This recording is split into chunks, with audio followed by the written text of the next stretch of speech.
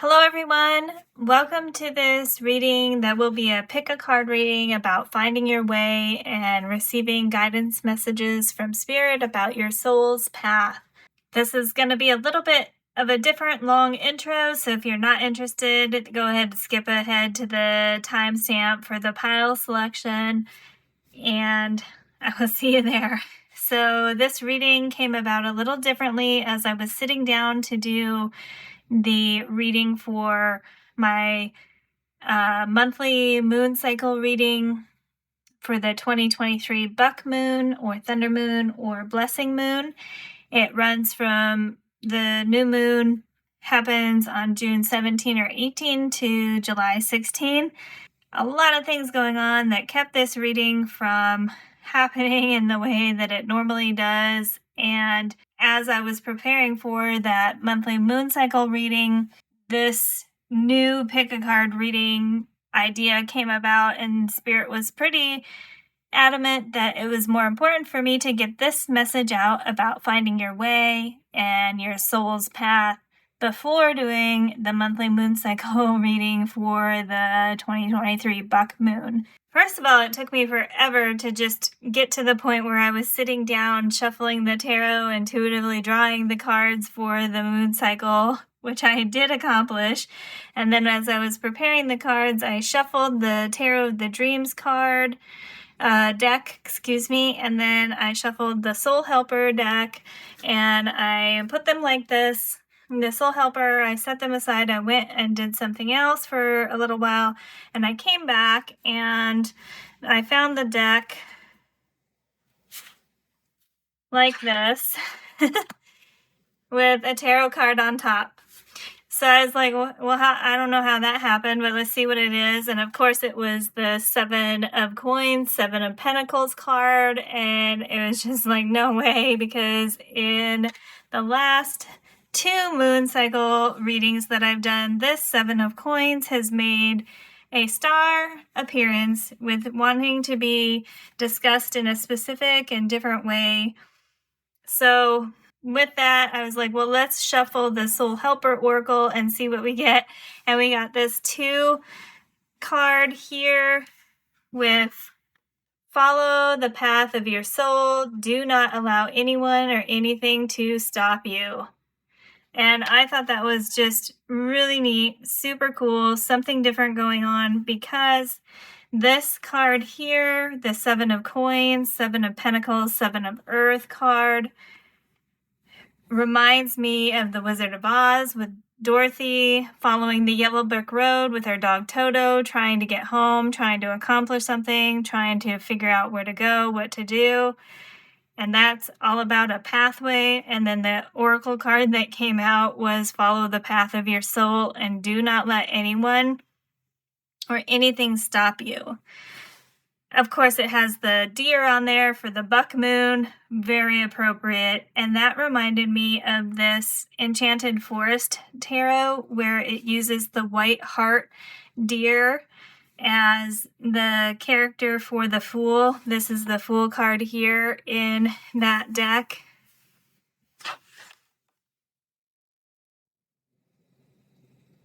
And talks about having faith in yourself, having faith in Spirit, and having the courage to take those first couple steps into the forest, to start something new, to go on an adventure, follow your heart.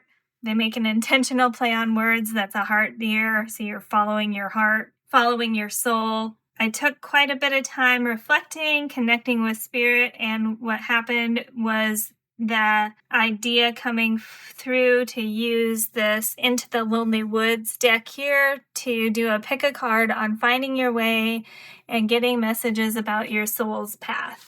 So I will show you those cards that came out when I intuitively drew them for the pick a card in just a second. If you are interested in what the standard cards for the monthly moon cycle for the Buck Moon, Blessing Moon, Thunder Moon look like from the Queen of the Moon Oracle, it's number 35, Thunder Moon with Change. This card is a little bit hard to tell what's going on, but you've got some seagulls there. A lady kind of on the side of the moon there, and this red is her dress, but I love how that dress looks like a flower. And then there's lightning all through that, giving reminders of the Tower card and tarot. So a time of change. And then from the Witching Hour Oracle for the waxing or maiden phase of the moon cycle, it's number 19 with relaxed energy. It talks about how it's important to take some time to sit with the energy that you have going on.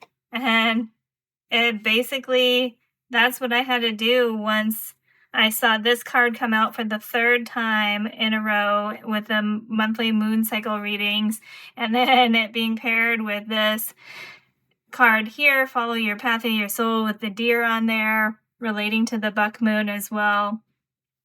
Had to sit with that energy, figure out what was going on, and guess what? It's different than what I planned. No surprise there. Seems to be the way life is going for me, but I'm okay with it. Co-creating with spirit is pretty awesome, and I'm just doing it. So for the full moon, which for this moon cycle will be July 3rd, or the mother phase of the moon, it is number 20 with prepare. It's all about strategizing, planning, taking stock of what you have going on, and then figuring out what you're going to do with that plan and that strategy. I find that to be very funny, since my plans always are changing once I actually sit down and connect with spirit. And then for the waning phase of the moon, or the crone phase of the cycle, you have number 21 with dream work. It talks about specific dream work, literal dream work, in terms of paying attention to what you're dreaming. It talks about the shamanic journey of doing dream work that way. You have the butterflies on here indicating transformation, which is taking this reflective energy cuddled by the deer spirit there. The deer spirit, very much a leadership guiding energy, helping you do the reflection. We have the crow spirit there sitting with the mother card about preparing, planning, strategizing, and then the butterfly transforming those reflections and plans into action, dreaming them into being. And then the Spirit de la Lune Oracle refers to this moon as the blessing moon cycle, and we have the keyword contentment there with number 5. All about connecting to spirit, being content with where you are. Obviously, it has the word content there. The really neat thing about this blessing moon card from Spirit de la Lune is it specifically says to pay attention to your dreams, which I think matches nicely with the Witching Hour Oracle crone phase, or waiting phase for dream work. And it talks about how this mudra here that's being depicted with the hand symbol there, touching your ring finger to your thumb, like this. I don't know the best way to show you, probably just to show you the picture on the card, but that's what it looks like. It is a mudra called Surya Mudra to increase your Agni, or fire, and that helps you get over feeling sluggish or lazy. And that is coming through where it's talking about that mudra, is talking about the shadow aspect of the moon cycle, but it is pretty prominently featured in that card there, how you can see it there. So increasing your fire, whether it's a shadow aspect or not, is not so relevant to me right now, because the idea that I got with these two cards coming out is that how do we stay the course? How do we be confident in our path? How do we stay true to the path that we are on? How do we know the path that we're on? How do we do what we should be doing, need to be doing, and want to be doing to walk in alignment with our soul's path? We need confidence in that. We need faith. We need strength. And I think that with that mudra helping tap into your inner fire and calling upon spirit to help you be content with what you've accomplished, I think that's really relevant to the overall cycle, not just the shadow aspect. So once we get into the pick a card reading for the Finding Your Way advice for your soul's path, we will not be using these moon cycle oracles here. They will actually be when I get to the buck moon cycle reading, which I hopefully will be doing soon after I do this other pick a card, but we will be using the Forest of Enchantment Tarot for the pick a card for Finding Your Way. Let me clear this so I can show you the cards for the pick a card for Finding Your Way and your soul's path. For this reading on Finding Your Way and receiving guidance and messages from Spirit about your soul's path, we have 5 cards to choose from. Pile 1 is this card that says number 15, your inner light will guide you.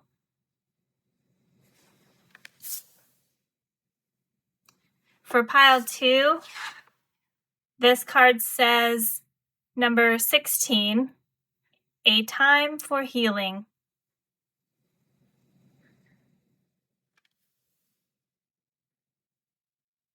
For pile 3, we have number 8, and it says to watch over you.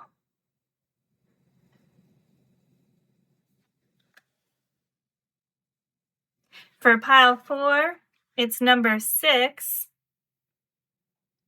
and it says drink from your own well, water your own garden.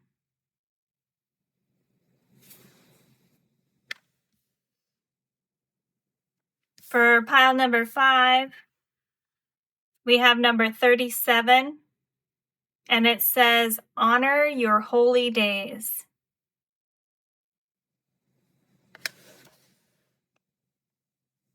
I also found it very interesting when I drew these 5 cards that they can all be associated with the elements. If you feel like you would like something else to help you make your decision, I at least associated the cards with the different elements, and I'm not sure if that'll be relevant when we get to the pick a card or not, but at least when I drew them and laid them out, I noticed that they align nicely with the different elements. So for pile 1, we would have fire because it's your inner light. For pile 2, we would have the air element because we have this little dove spirit there in the middle. For pile 3, we would have the earth element with this tree. For pile 4, we would have the water element here with the water down here and how it says water your own garden. And then for pile 5, it would be the 5th element, which is love, universal love, spirit, ether. A lot of people refer to it as something differently, if they even acknowledge a 5th element, but it says honor your holy days, HOLY, there in terms of things that we consider to be sacred. So those are some other associations that I noticed when I drew the cards. Take your time to decide which reading or readings you will go to, and I will see you there. Hello, Pile 1. Thank you for being here, and welcome to this reading about finding your way and asking Spirit for advice about your soul's path. The path of your soul's journey, life purpose, all those kind of things can be rolled into this reading. We're leaving it open in terms of letting Spirit come through to help people find their way. You've come to the reading with this card here, which is number 15. And it says, your inner light will guide you.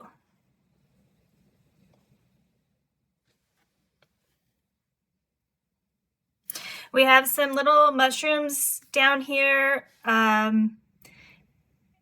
that signify the darkness that's around this person in the card, and a reminder to you that mushrooms do grow in the dark, so even in dark times, there is a possibility for growth. This card in the guidebook really speaks about you being the way shower, not only for yourself, but for others. It says your inner light is what is going to guide you, and that comes from your heart. It says, when all else fails and darkness settles in around you, trust your heart.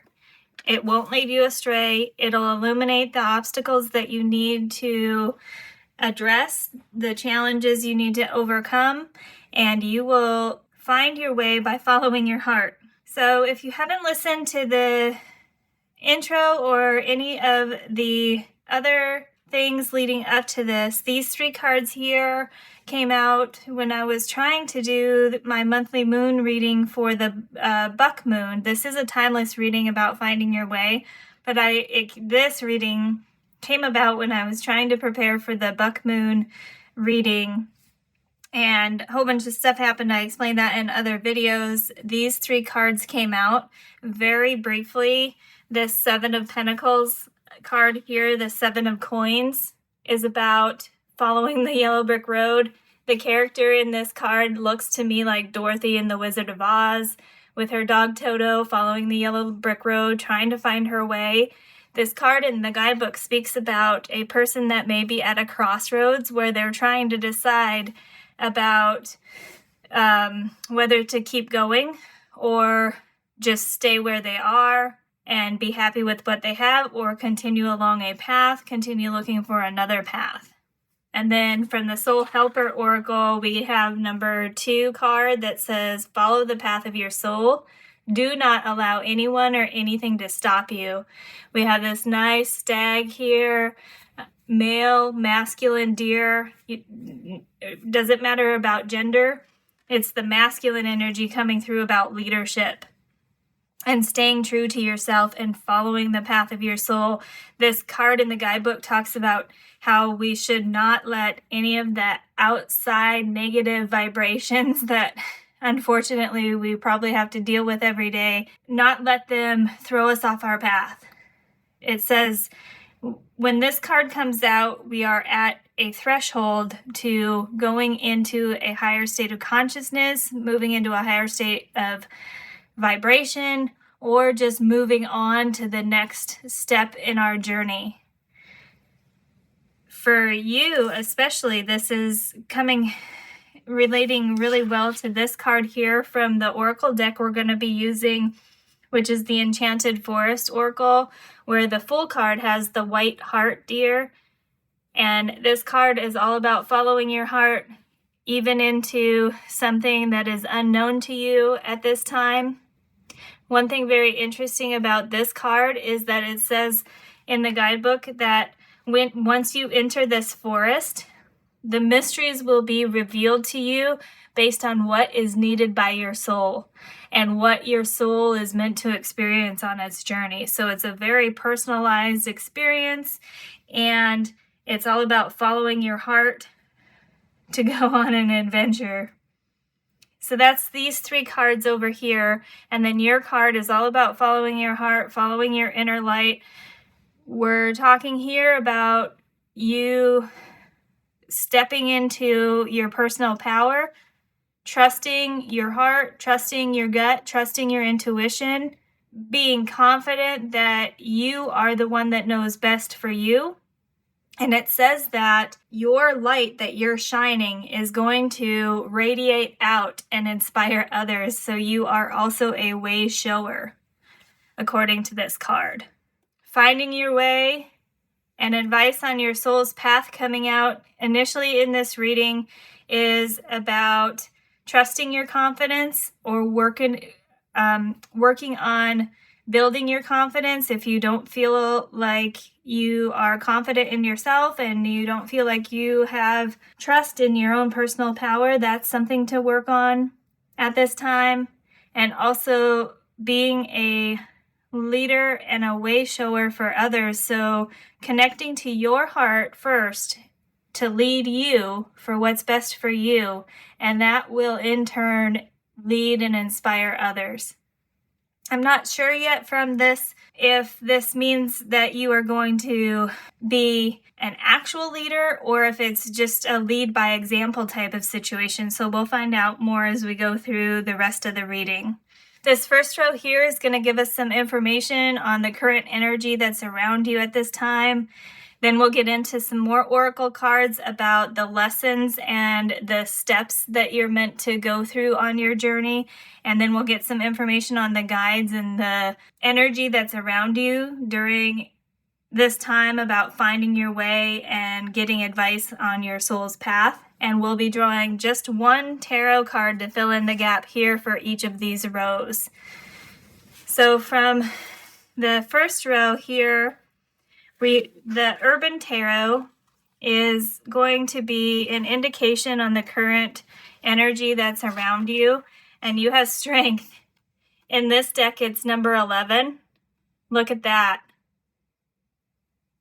The gentle strength here shown by the lady where she is a leader. She's trusted by this lion to hold its mouth. The lion is opening its mouth, but it's not attacking. So, strength card. This is telling you that you are strong, pile one. All about that personal power and gaining confidence in yourself. You do have the strength. For foundational energy around you, we have the nonogram. Sacred geometry coming into play here. This card is a star symbol with the nonogram there indicating the 9-pointed star. A lot of times people are familiar with the pentagram, which is the 5-pointed star. This one has 9 points, and it's very significant with 9 in numerology being the completion or the excelling of a period of time.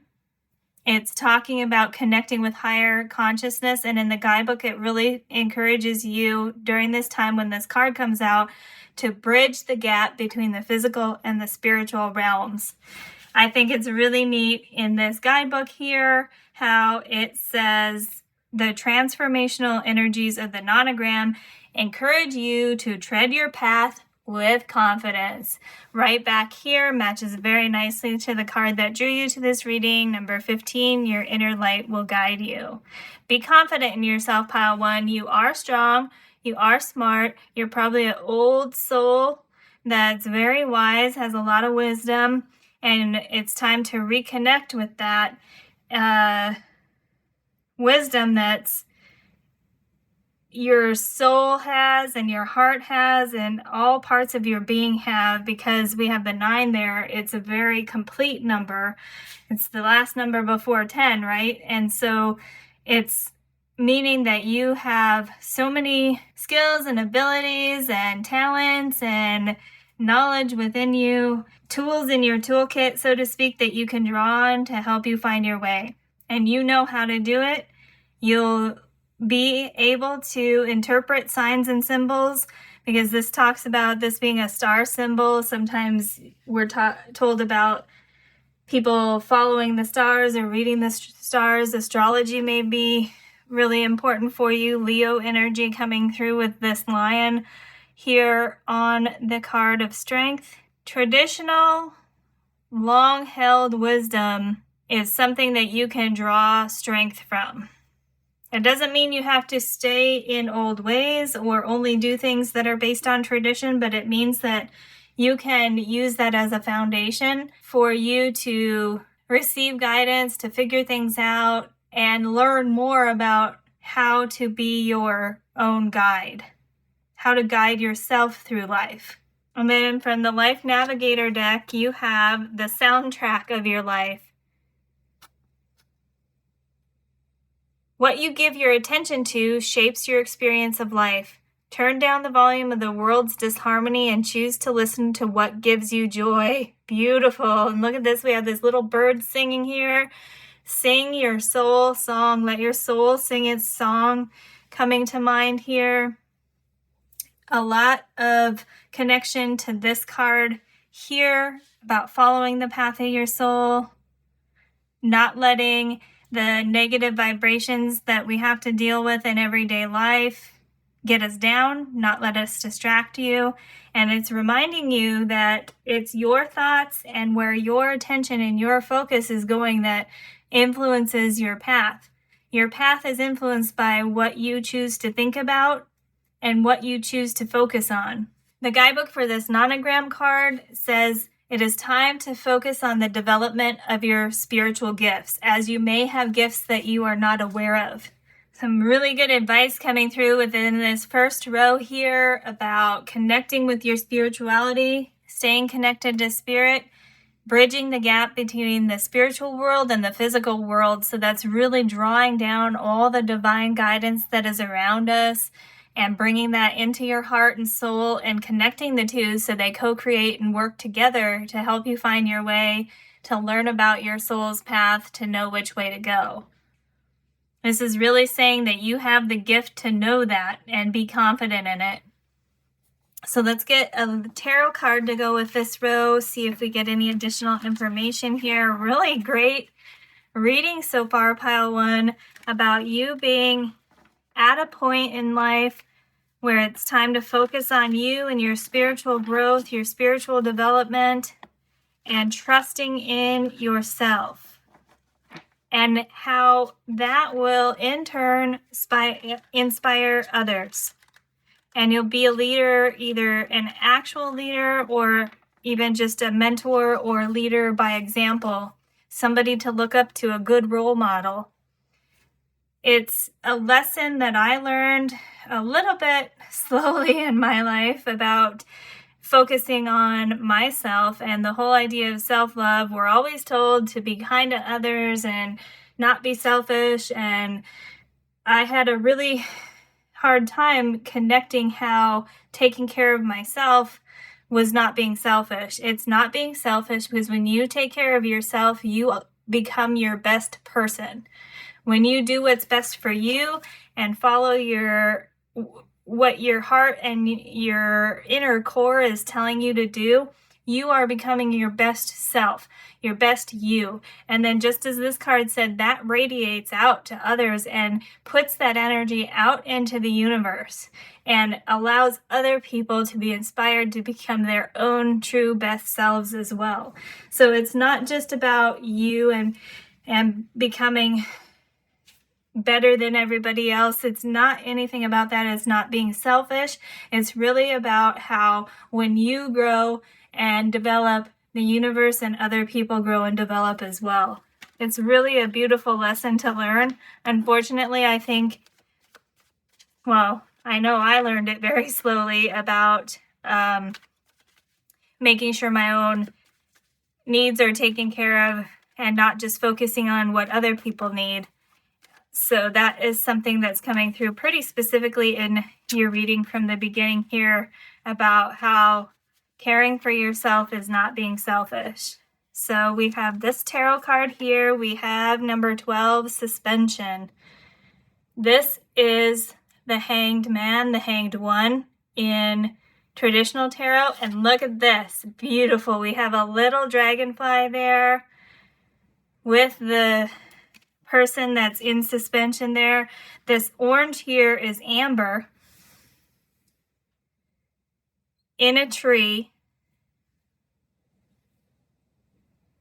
Look how that orange matches nicely with the flame there, indicating your inner light. Beautiful. The traditional hanged man talks about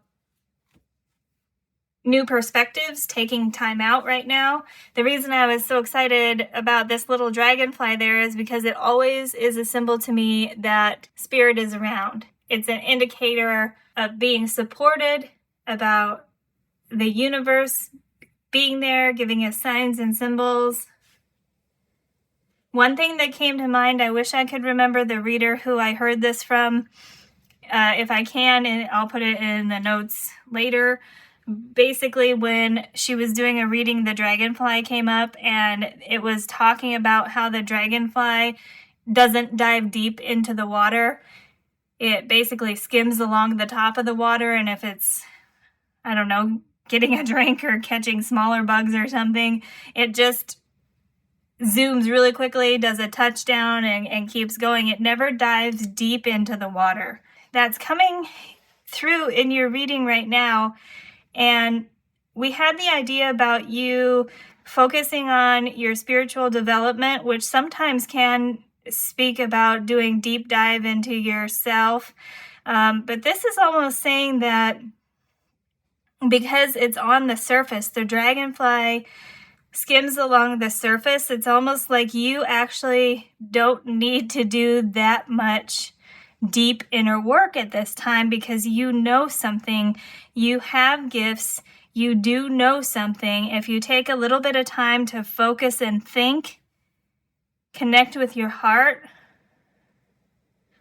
the way will be shown to you without having to dive too deeply. But because we have suspension there, it's almost like you do need to take a moment of pause. This isn't telling you to go into the hermit cave for a long period of deep self-reflection and shadow work. It's not coming through like that right now. It's almost like small, short pauses for reflection, and then take your next step. You're being encouraged to move forward.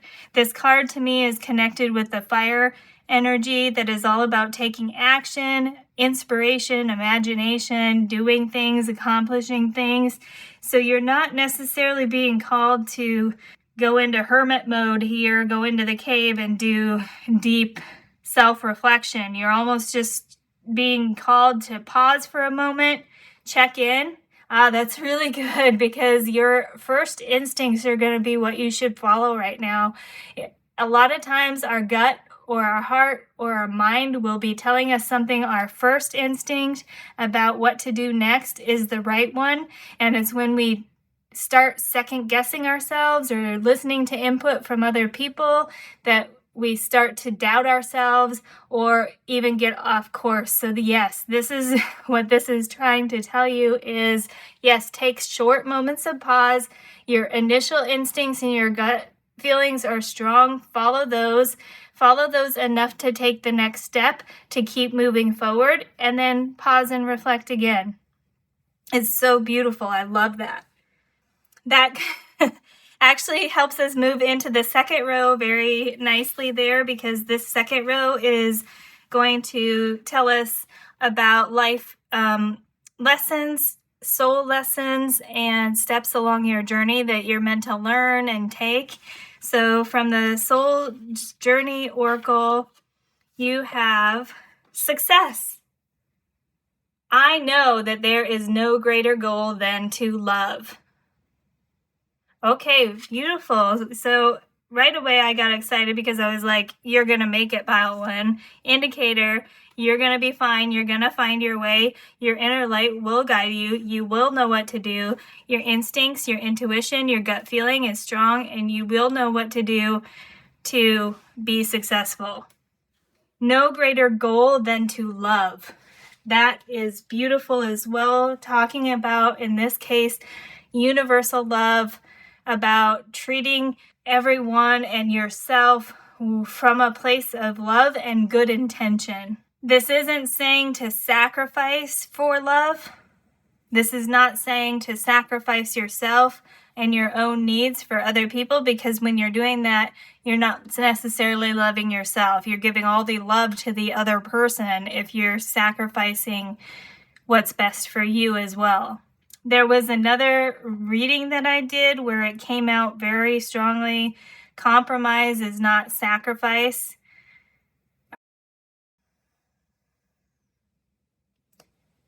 Meaning a true compromise is when everybody involved gives up something a little bit and contributes a little bit for the greater good, for the best thing for everybody involved, not just one person giving things up for the greater good, because that is then a sacrifice. This is about compromise here. Universal love is compromising. It's not about sacrificing. Good indication here for success for you, that you will find your way. Your soul's path in life is meant to be successful.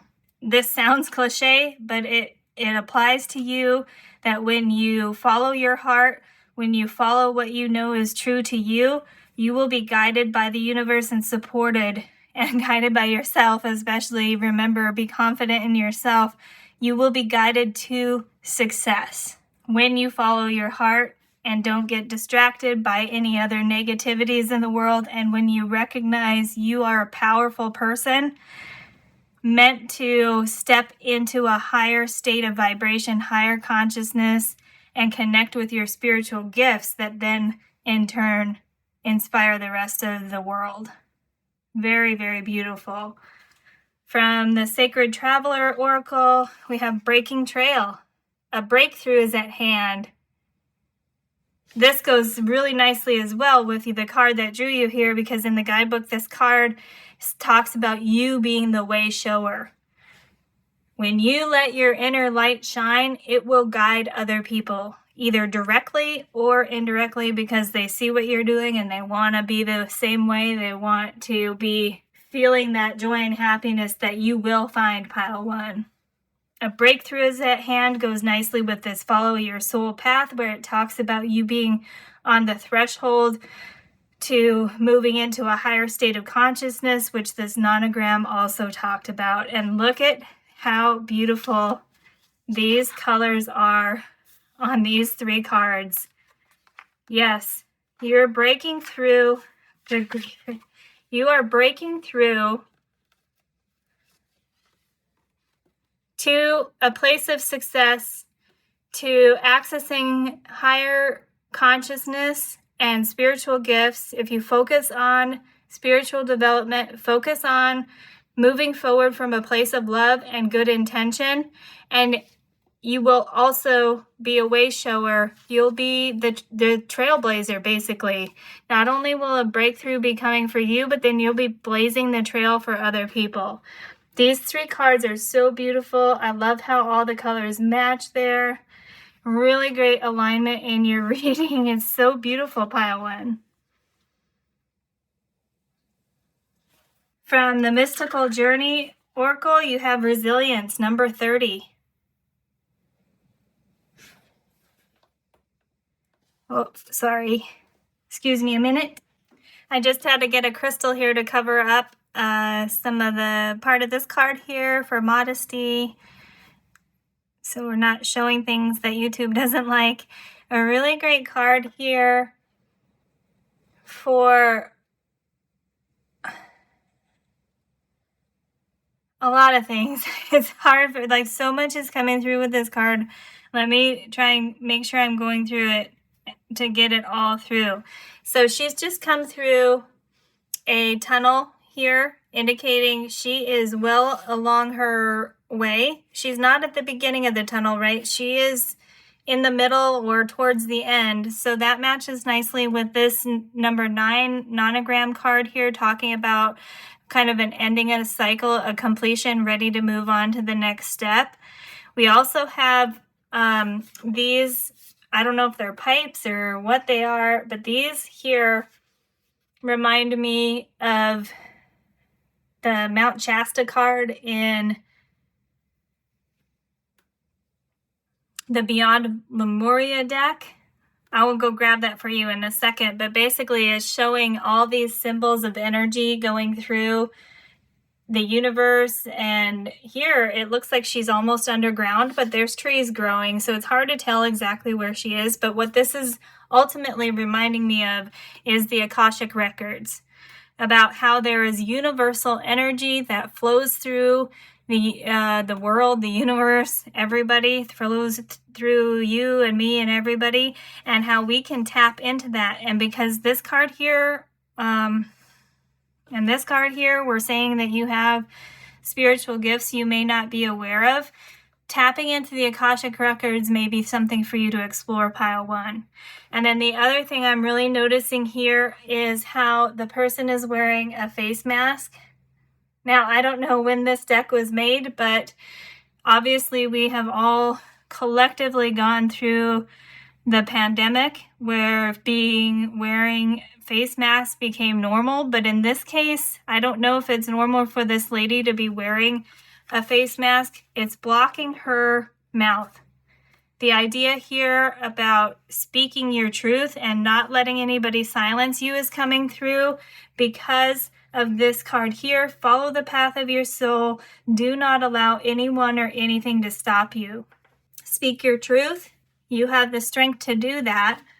So speaking also may have something to do with some of your gifts that you haven't tapped into yet. Or if you do know that you're good at speaking, then you're encouraged to be confident in yourself as a speaker and a communicator and keep doing it.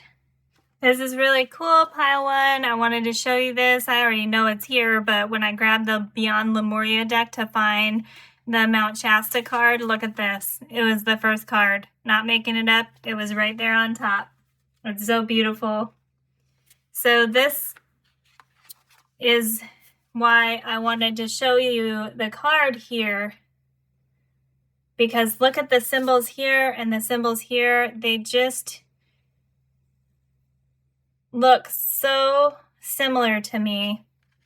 And the guidebook for this Mount Shasta card talks about how when the creator of the deck visited Mount Shasta, she took part in a channeling session.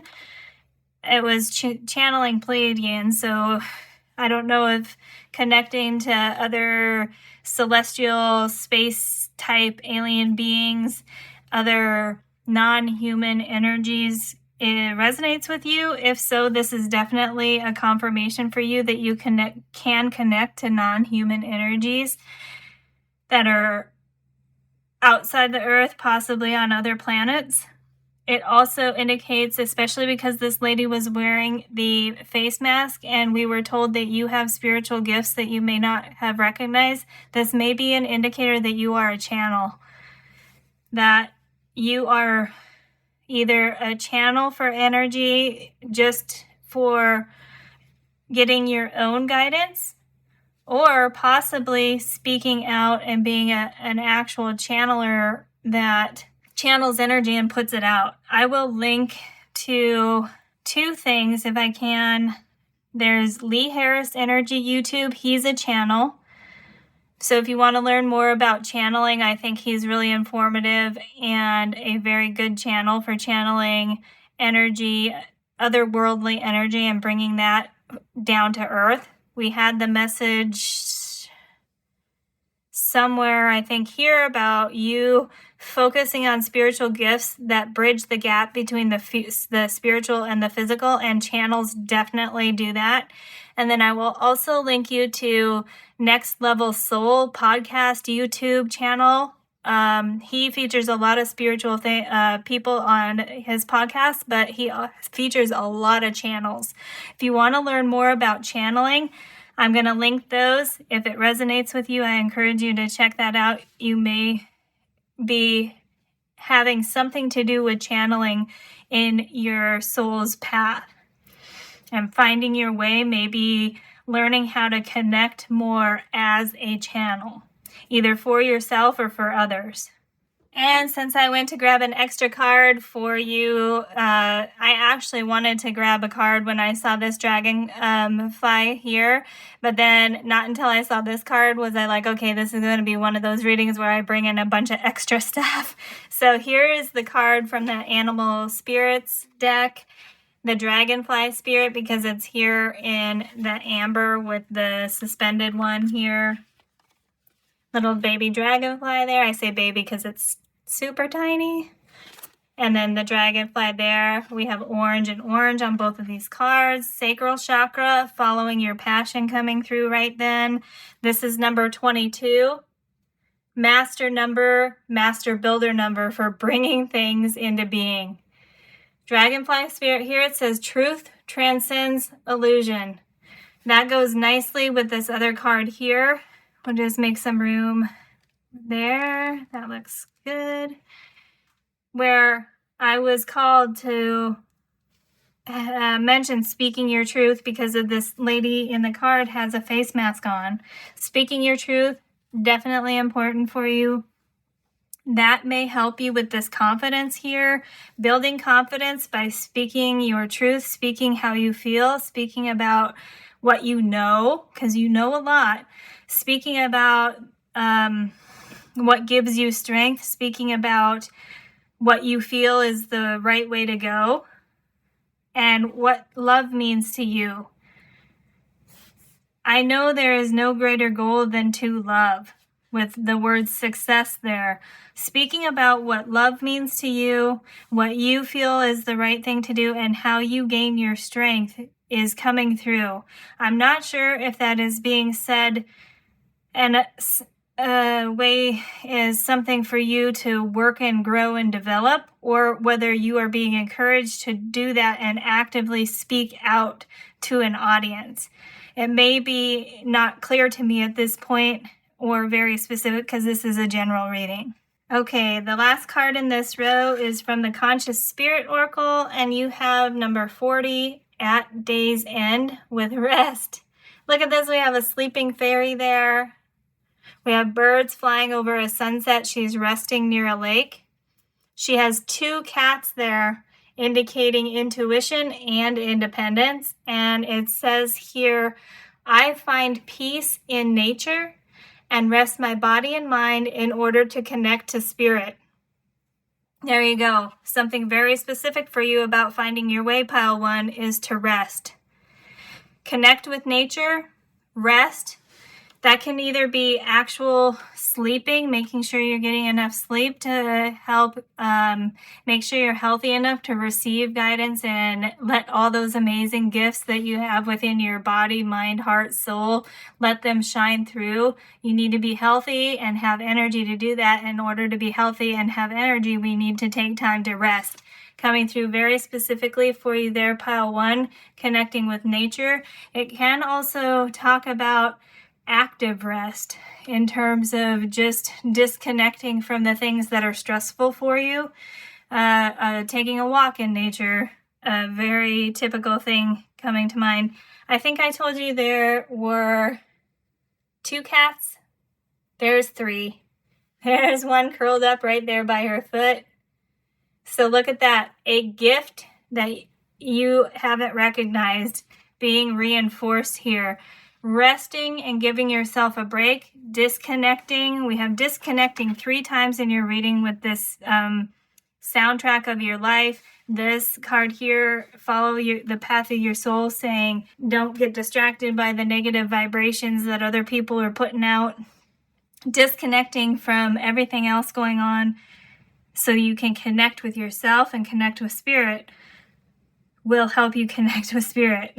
So you can connect with your inner core, your inner knowing, your inner truth, what your heart feels, what your soul knows, and what just connecting with you, basically resting and disconnecting from the rest of the world.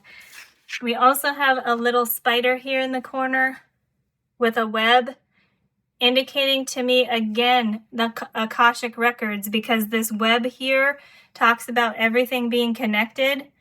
And I had the feeling about Akashic records when this came through.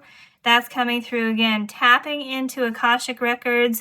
Very specifically, you may be on a path to become a channel for tapping into the Akashic records. There's specific readings out there for tapping into Akashic records. I mentioned I will link to the Next Level Soul podcast. There is an episode on his where he interviews a lady who does Akashic record readings. I'm not sure if she considers herself a channel, but it's kind of relevant coming through here. At Day's End, rest. So, of course, I'm running out of room because I always try and use tons of cards, and then when extra cards comes out, beautiful. We'll put that right here, and you can still see it.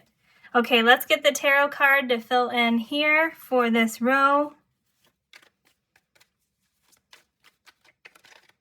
We have 8 of Spells. This is the 8 of Fire, 8 of Wands. Speed and action. It's beautiful. And look at all of those owls indicating wisdom. Yeah, you have inner wisdom. I don't know which card made me think about that you have inner wisdom within you. This is reinforcing it. It's reinforcing that you will know what actions to take. There's a little tiny feather coming off on multiple places in this card. Spirit may communicate with you through feathers as a sign and symbol to help you find your way. Remember this, your inner light. Be guided by your inner light. You'll find the way. You'll know what to do. That doesn't mean you're alone. It doesn't mean you're on your own. It just means that you should be confident in yourself and what you feel in your heart about what to do, because some of that may be trusting what you are receiving from Spirit, from the divine, from Source, from the Akashic Records probably. That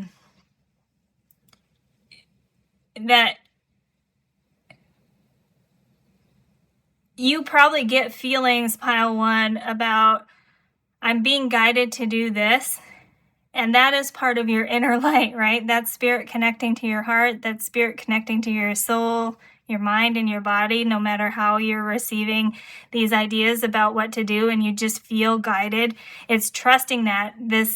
It doesn't mean you have to have your own ideas and not follow things that aren't your idea. It just means that you need to learn how to trust those feelings about when you just feel guided, because Spirit may be guiding you. Spirit is guiding you always. It's up to us to connect to that and recognize the guidance. So this is, again, asking you to be confident in your spiritual gifts, in your ability to interpret signs and symbols and feelings and intuition that you're getting, because that is all information coming in through Spirit, through universal love to help guide you. It doesn't mean it has to come from within you, be your own idea in order to do it. Feathers, signs and symbols here.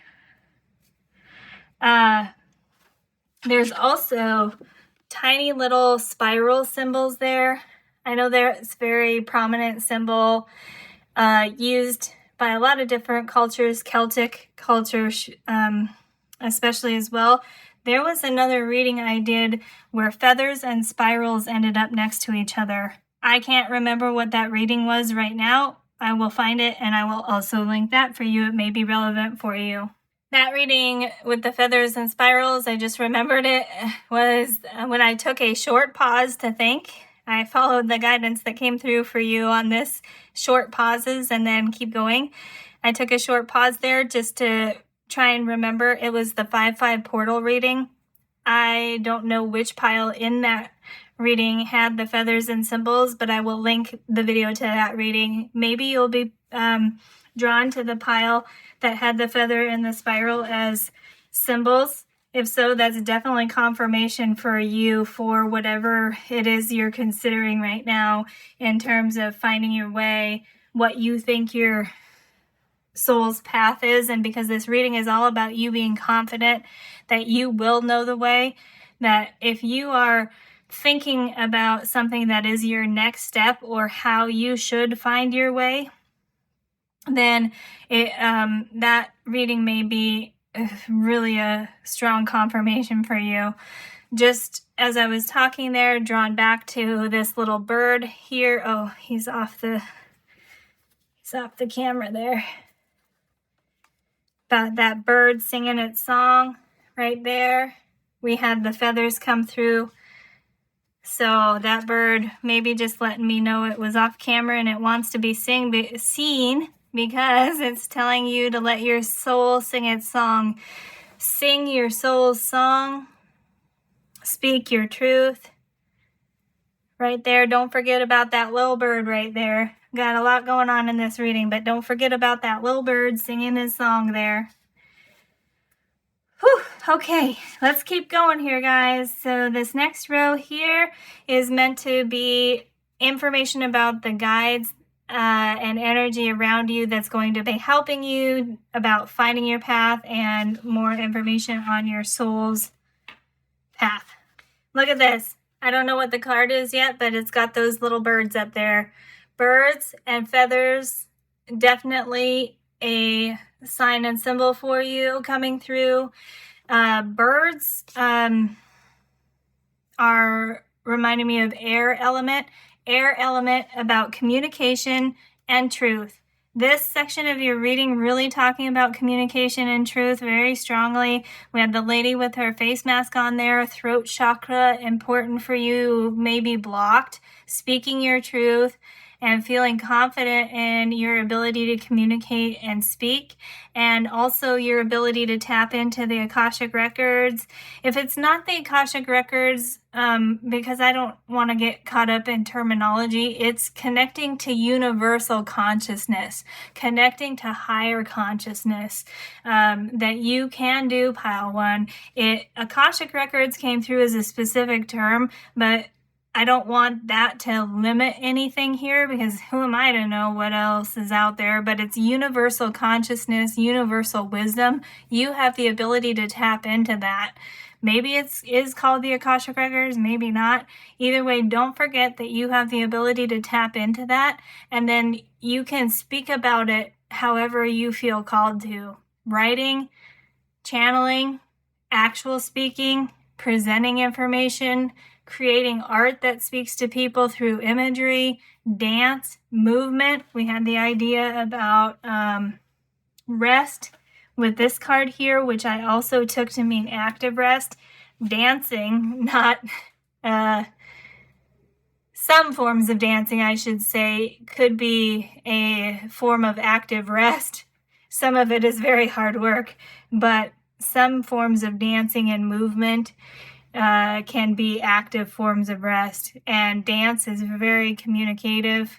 Okay, let's keep going. So this card here from the Intuition Oracle, this is meant to be like an archetype for the main guides and divine energy that's around you at this time. And look at that. Oh my gosh, you have the storyteller, number 3. The affirmation says, I have the right to speak because I listen when others speak. Storyteller, tell your story, Pile 1, no matter how you choose to do so. Make sure people are learning about your story. Make sure you're sharing your story in some way. I don't know the size of the audience. It could just be friends and family and people close to you. It could be a wider audience on social media. It could be making public appearances. Either way, tell your story, Pile 1. Tell your story. And listen, look at this. It says, I have the right to speak. We've been trying to encourage you this whole time to be confident in speaking your truth.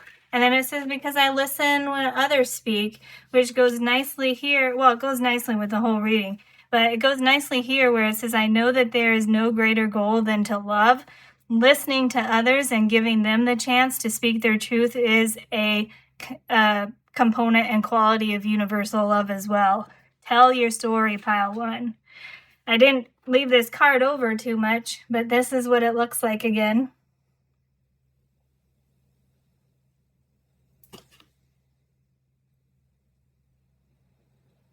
Partnership and leadership coming through again with this card, because we had the 2 birds on there, and then like a younger figure and an older figure, tying back to the idea of leadership and mentorship and being a role model. Tons of flowers here as well on this card. Certain flowers may speak to you, or you may see certain flowers as a sign or a symbol to help guide you. On this card, we have pink, yellow, red, and blue flowers, and white. So I was going to try and help you figure out what color, but that's going to be up to you to know which color flower, Pile 1. Trust yourself, you'll know. So I'm going to show you the picture there, and then the affirmation again. Tell your story. This was meant to be an archetype of the guides that are around you. Messenger angels coming through. The messenger angels that help us find our way is what's coming through strongly here. Any form of guide that is seen as a messenger. The messengers are strong guides for you. It could be angels, it could be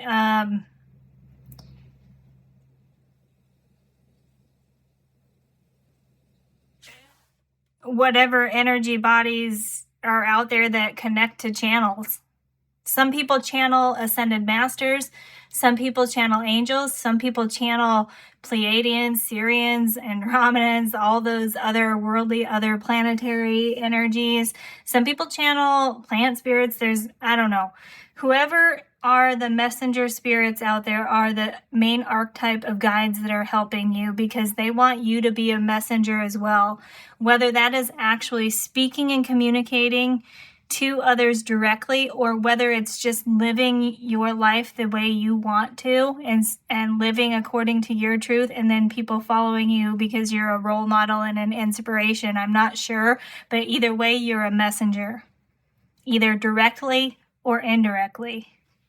From animal spirits, this is the messages from your animal spirit guides deck. You have the gorilla.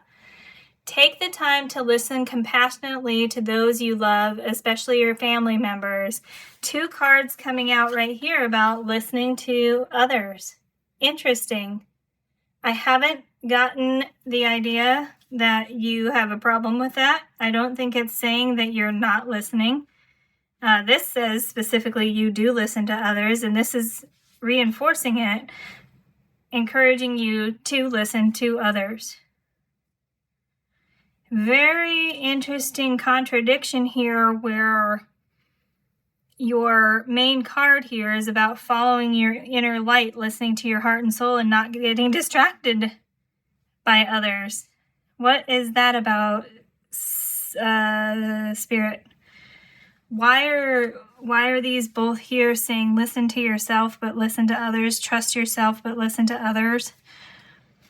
It's going back to the idea that it's not selfish, that we're not my way or the highway, or it has to be my idea. We're still remembering there's other people and other guides out there to help us. But the main thing for you is to be confident in your own inner light, because you are strong. You are connected to higher consciousness. If you don't feel connected to higher consciousness, that's the next step in your journey. And you are meant to be a guide, a leader, a way shower, a mentor, a role model, an inspiration for others, because you are connecting to spirit. You're listening to spirit. You're listening to your intuition. You're listening to your heart, your soul.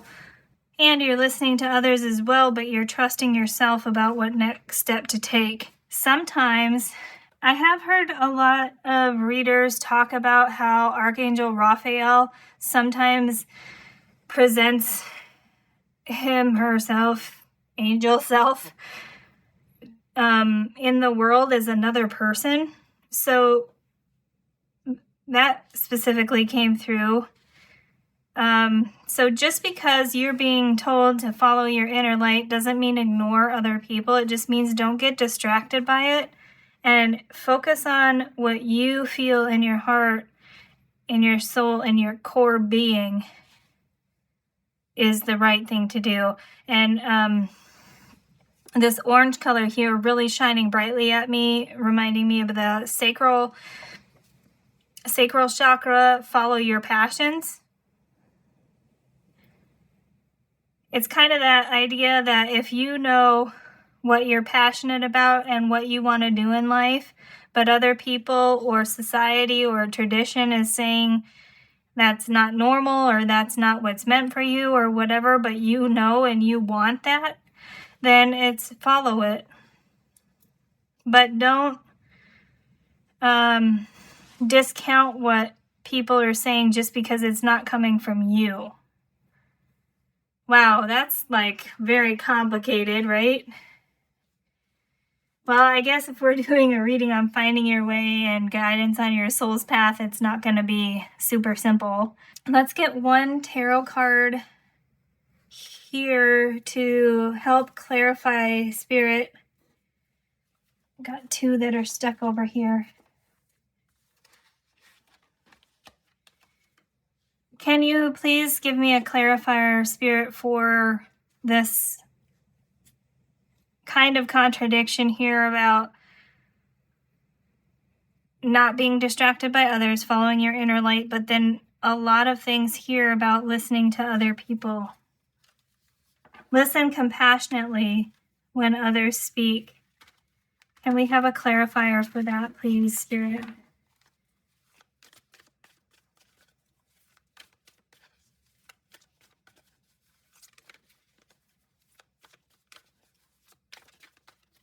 Please don't take what I'm about to say.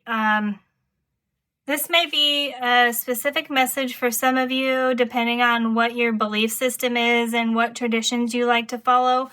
When I was asking for clarification, instead of Spirit, I was really hearing Lord, which is, I grew up in a Christian tradition, and that's how I was basically taught to pray, was speaking to the Lord. So actually, let me mention this real quick. Last night, I was just thinking about the idea of worship, and it came to me like almost all religions out there present the Lord or the God as somebody who wants to be worshipped. And I was really like, why is that? But it's really the idea of universal love and wisdom and how we're all connected is what should be respected. I think that is the message that God, Source, Spirit wants people to respect. Gets mistranslated into worship some great being. I don't think that's it. I think it's respect the idea that we're all connected and that there's universal love out there. And there is a higher consciousness guiding us, and respect that, connect to that, love that, respect it.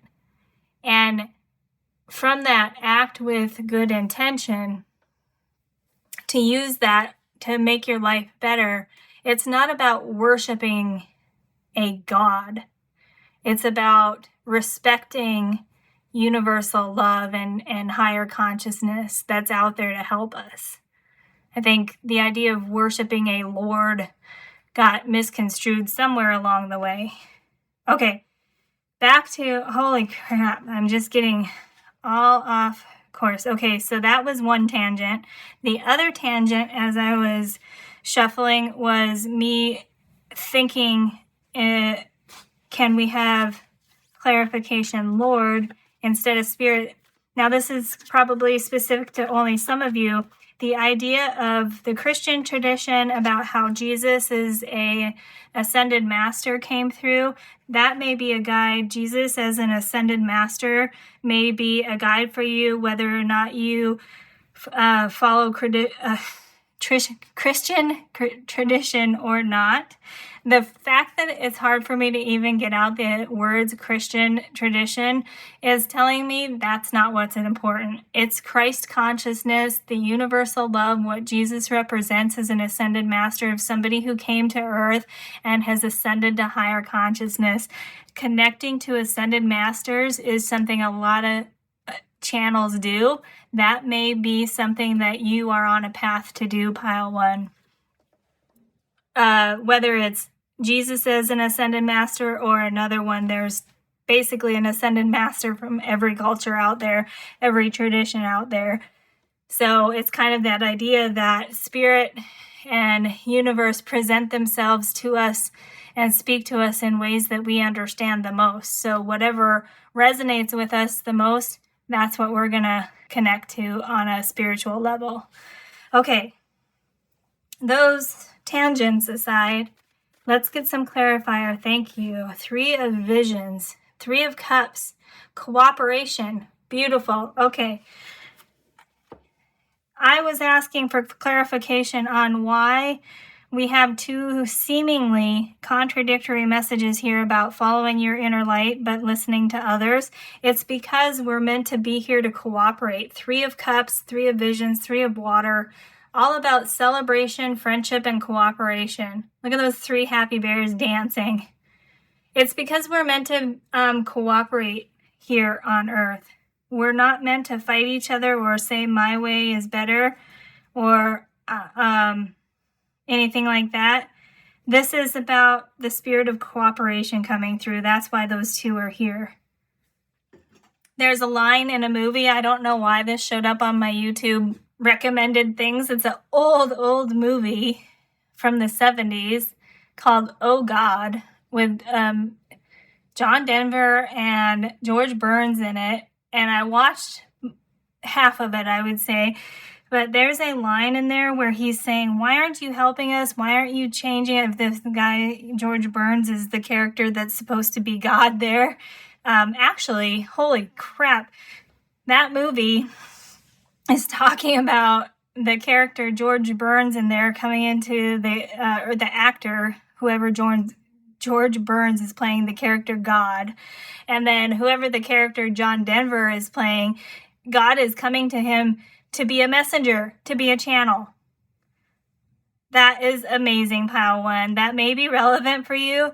The main point from that movie and the line in the movie, though, was how God in that movie, so spirit, Lord, higher consciousness, source, however divine, however you resonate, wants us to know that we can make it work, cooperation coming through here, and that the God, I say he because it's a male figure actor in the movie, wants them to be a messenger saying we can work, and the guy is getting angry at the God character saying, well, why do you let us suffer? Why do you let bad things happen? Why don't you just help us and fix things? And the message was that I've given you everything you need. I've given you each other. We're supposed to help each other. We're supposed to cooperate. That is a message that you can help spread too. I try to spread that message here. I am really, really heavily affected by when I see people treating others badly. That affects me very deeply and emotionally. And I'm one of those people that's always saying, why can't we just get along? We're meant to be here to help. And that's a message you can help spread as well. Pile 1, my hand is going all over the place because like tons of energy is coming through. It's like just, whoo, lots of energy coming through. You're a messenger. You're a way shower. That is something very strong in your soul's path. Finding your way is connecting. How do you find your way? Is connecting to your ability to speak your truth and to respect yourself and respect others and know when to act. Know when to act coming through. Take short pauses to reflect and then take the next step, being reminded of that. You will know when to act. Trust your feeling, trust your instincts, trust that initial gut feeling, Pile 1. Being reinforced here. Okay, from the plant spirits guide, so earthly guides for us. Oh my gosh, you have the elk. Look at that. It's so similar to the deer, right? It's the elder tree and the elk of light. I think those are elderberries in the antlers there. Protection, refuge, and guardianship. Yeah, you're protected, Pile 1. You are protected. And when you speak your truth and let your inner light, soul's light shine and soul's song sing, other people feel protected too, because then they gain courage and they gain confidence to connect with their true selves as well. You are protected during this journey. Know that you will not be led astray. Spirit always speaks to us in a manner that is for our highest good. If it's something that feels not right, it's one of those distractions and negative vibrations that you're being called to block out and not listen to, because the guidance you should follow is always going to be presented to you in a compassionate manner. And that's how you know you are protected. Strong spirit guides around you at this time, pile 1. Okay, and the magic around you is number 29. Reduces to 11, another master number in your reading. You had 22 here on the Dragonfly Spirit, and now you have an 11 here. Drawing down the moon. Moon energy, divine feminine, source, channel, stillness. Look at that, pile 1. Channel and stillness coming through again in your reading. Moon energy, moon magic is something that is helpful for you. Another message about channeling. Don't need to repeat that, I don't think. And then another message about resting. Look at that. Stillness and rest in order to connect to spirit. Take time out to reflect, to be still, to listen, so that you can connect with spirit and be guided. Because you have the ability to tap into that higher consciousness, to get messages that are going to bridge the gap between the spiritual and the physical and help the world become a better place, help us treat each other better, help us learn how to cooperate better with each other.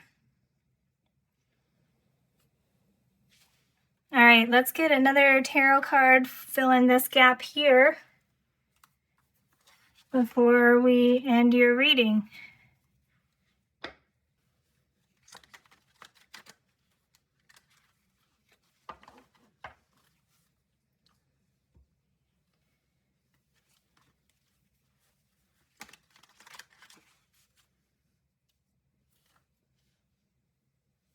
Actually wants this one.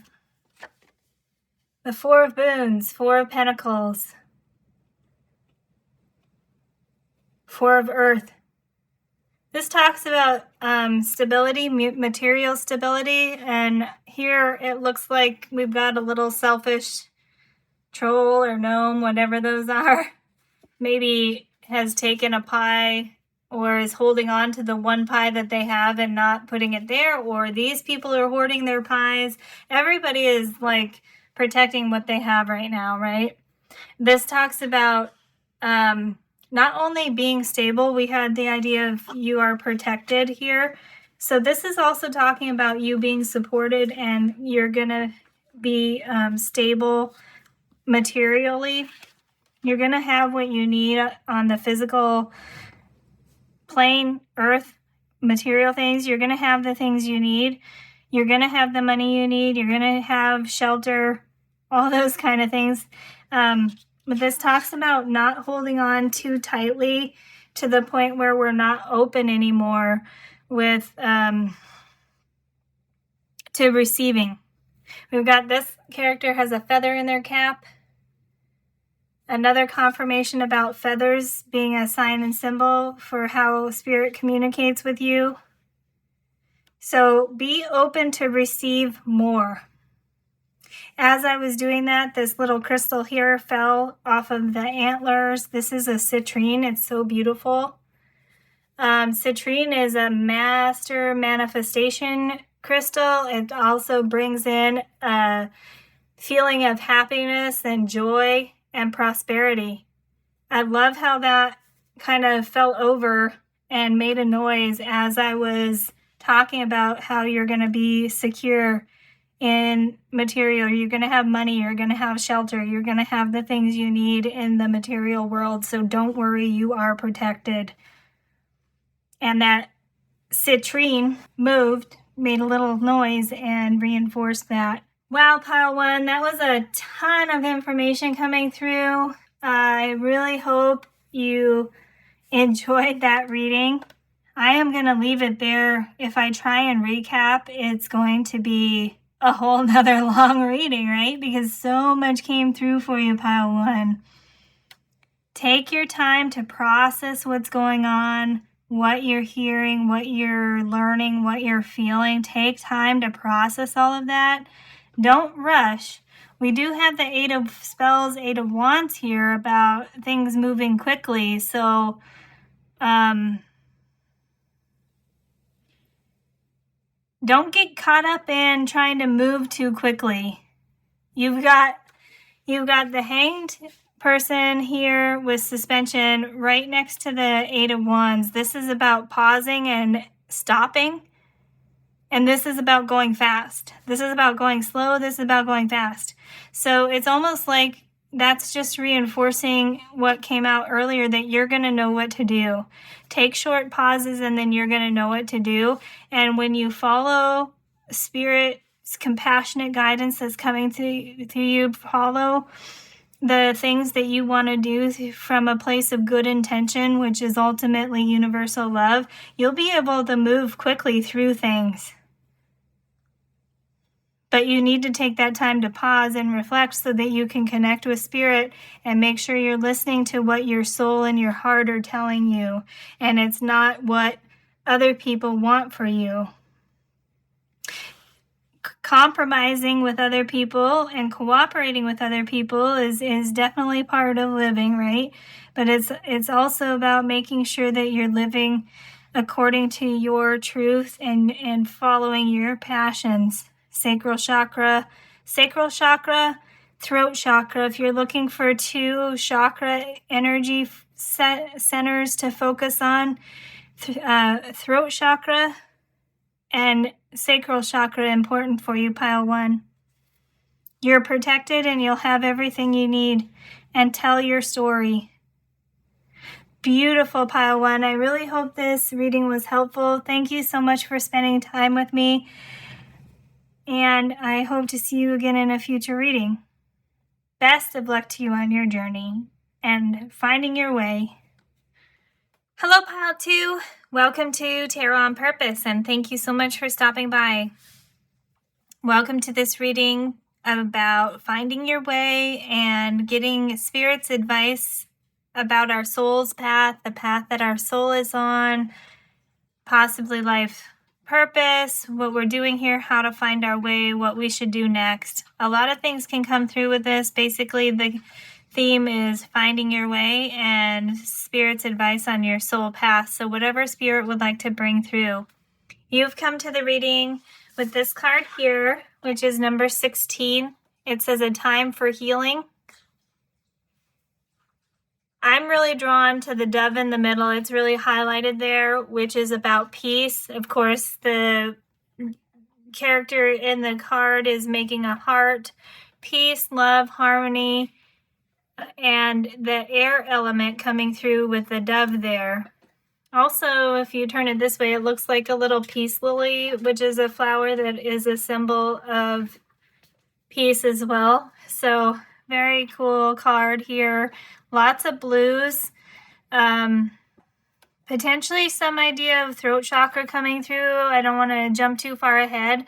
In the guidebook for your card, it talks about how we yearn for something. We seek something when we feel like our soul's light is dimming. The light of our soul is starting to dim, and it makes us yearn for something.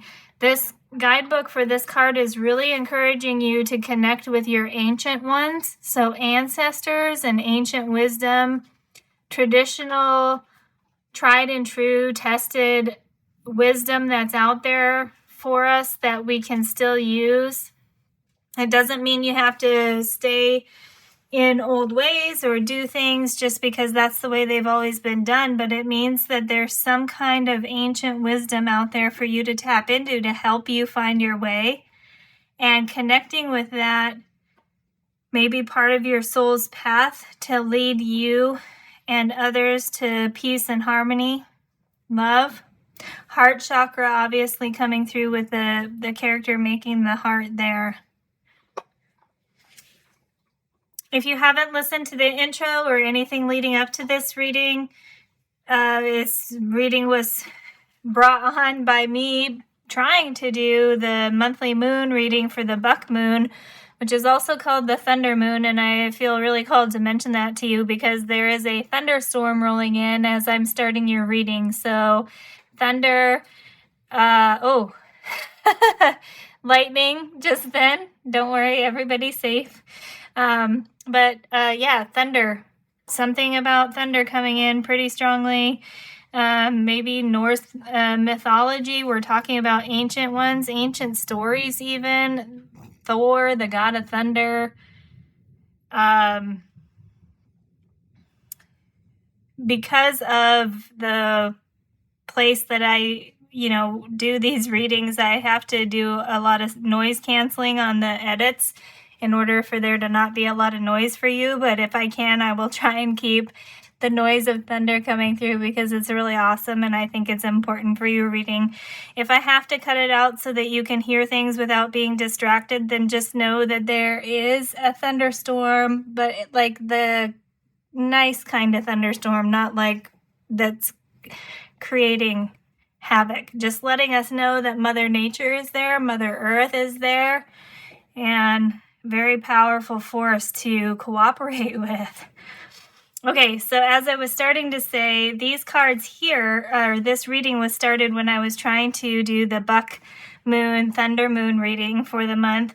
And these 3 cards came out. Of course, all this weird stuff happened, but just briefly for the reading, I want to show you these 3 cards as they led up to this. So we have the 7 of Coins, we have Saturn and Taurus energy on there.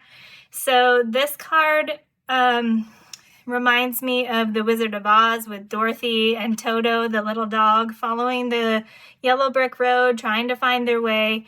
The card in the guidebook specifically talks about this person maybe at a crossroads where they're trying to decide whether to be patient and wait for the fruit or the pentacles on this tree to keep growing, or whether they should pick it and enjoy it now and just be happy with what they have. So you may be at a time of making decisions, but basically that led me to trying to do this reading about finding your way, whether to know to stay on the path, to be happy where you are, to go off on another path or not.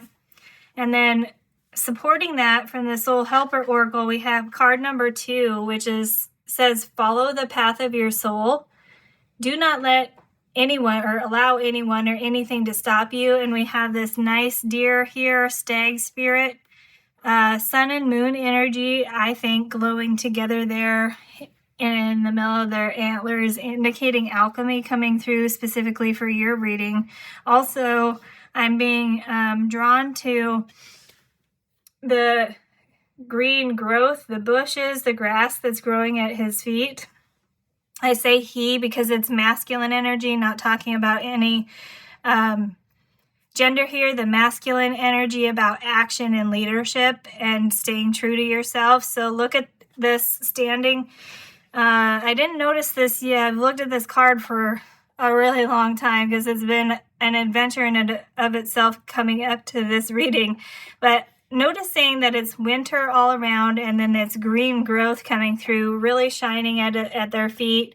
So that is letting me know Mother Earth, nature is important for you, especially because we have the thunderstorm coming in, Mother Nature making a appearance in your reading, excuse me. And then the other card, because this card came out after that one and it had a deer on it, it reminded me of the Enchanted Forest Tarot, which we'll be using for this reading, and the full card in it is called the White Hart.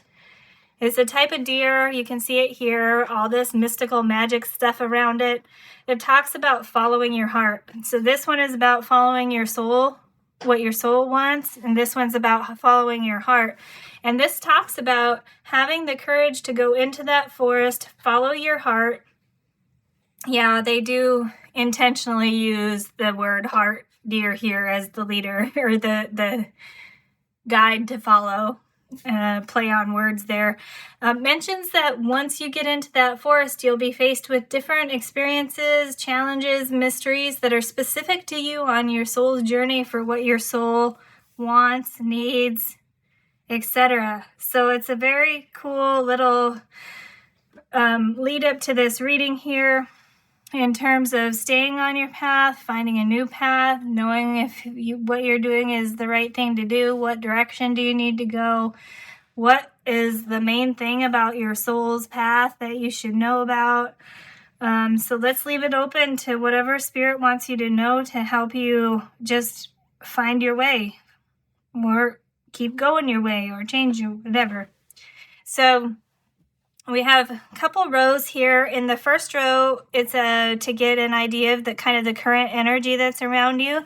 Then the second row, it'll be about the lessons that you're here to learn and steps that you'll probably have to go through along your path and along your journey. And then this other row here is going to be about guides and energy that's around to help you and support you. And then we'll be getting just one tarot card for each row. So pretty oracle card heavy here, but that's, what it is. I am using one of the tarot decks called the Urban Tarot as an oracle to kind of talk about the main phase of your energy right now. And you have number 5 of wands with the word strife here. This is about competition.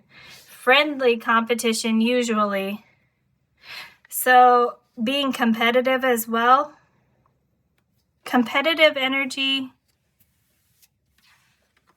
Sorry, I just noticed there's like a weird line on this card and I never noticed it before.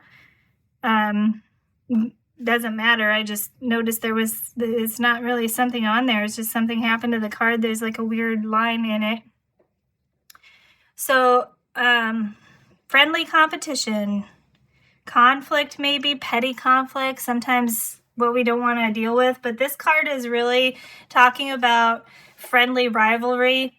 If you're a baseball fan, this is showing a New York Yankee and a Boston Red Sox fan, and they're arm wrestling here. The Red Sox versus the Yankees is a classic rivalry in baseball, American baseball anyway. And these two fans have decided to have an arm wrestling contest, and they don't seem truly mad at each other, right? So something about competition here. This card here talked about how we start seeking something when we feel like the light of our soul is being dimmed. Potentially some kind of situation that started out as friendly competition is getting out of hand. And we need to rein that in a little bit. Either, not saying you do, but something about making sure that the situation stays as a friendly competition and doesn't turn into some kind of conflict where people are starting to get angry. The idea of people joking at first and then somebody not finding it funny is coming through specifically. That's pretty specific for current energy around you if this was like a current situation reading. But, right, so take that if that's advice that you need for right now. Finding your way coming through right away may be just making sure that things stay friendly, things stay in a friendly competition area instead of turning into something where people are feeling hurt or offended or they don't think it's funny anymore, basically coming through. Using a sense of humor, finding the humor in things, maybe a piece of advice for helping you find your way. And something about your soul's path is something about you being able to use humor or bring a sense of playfulness into situations to help resolve things when other people may only see conflict as the way or arguments or something like that as the way to solve things, but you find another way to do it that is more beneficial for everybody and not hurtful. That may be something along your soul's path, a gift that you have. From the Oracle of Ascendance, this is meant to be kind of the foundational energy that's around you at this time, and you have solar plexus chakra with number 3. Confidence, personal power, action, energy. Yep. Okay. We're going to keep going, I think, instead of trying to read too much into that one at the moment, although I'm noticing all these little bubbles. Maybe, yeah, because we had the dove here symbolizing air, and then these are either air or water bubbles coming through as a symbol that may be relevant for somebody with how spirit communicates to let you know you're on the right path. Interesting. Also looks a little bit like Swiss cheese. Just saying. Some people say the moon is made out of Swiss cheese. So those are some random tangents that I almost am going down. We'll keep it at that. Relevant to mention, though, because sometimes I'm like, should I really say that? And it's like, yeah, say it. So I do. Maybe it's relevant for some of you. Okay, from the Life Navigator Oracle, you have open to miracles. When your hands, your mind, and your heart are completely open, this is when magic begins to happen. Drop all presumptions and be open to miracles. That's beautiful. Be open to receive pile 2. Spirit wants to bring things into you to help you, so be open to receive guidance when you're trying to find your way. Yellow definitely coming through on this card, and blue. So solar plexus chakra obviously coming through in your reading here with the number 3. And then the blue, I thought throat chakra, so about speaking and communicating and truth. Came through right away, and then it's reinforced here by the blue on that card. So be open to receive so that magic can happen. Spirit can bring miracles into you. And we had the idea here about you being somebody who can find unique, creative, playful ways to help people resolve disagreements, maybe. And dropping presumptions is really a good piece of advice for making sure people can communicate openly and honestly, is not judging people before you actually listen to them. I mean, we're never supposed to judge people, right? But it's not like giving people a chance to tell their story, especially because we have throat chakra here. Not assuming things about people and not thinking we know something about a situation before we get all the information, all that kind of thing about assuming and making presumptions coming through here. Maybe something that you're really good at in terms of helping people get away from assumptions that they make so that they can understand and communicate. That's also a piece of advice for finding your way, is if there's something that you've always thought just because it's been what everybody else does and everybody always assumes, like everybody assumes that when New York and Boston play in baseball that people are going to get in fights, the fans are going to fight. But these people are not fighting, right? They're having a friendly arm wrestling competition there. So unique, creative, playful ways for resolving disagreements and conflict resolution coming through pretty strongly in your reading. Your soul path may involve negotiating, conflict resolution, mediation, and counseling coming through as well. So let's get a tarot card to go with this first row here to get additional information. Don't assume things is the first piece of advice for finding your way. Be open to new ideas and be open to receive is how you will be successful in finding your way.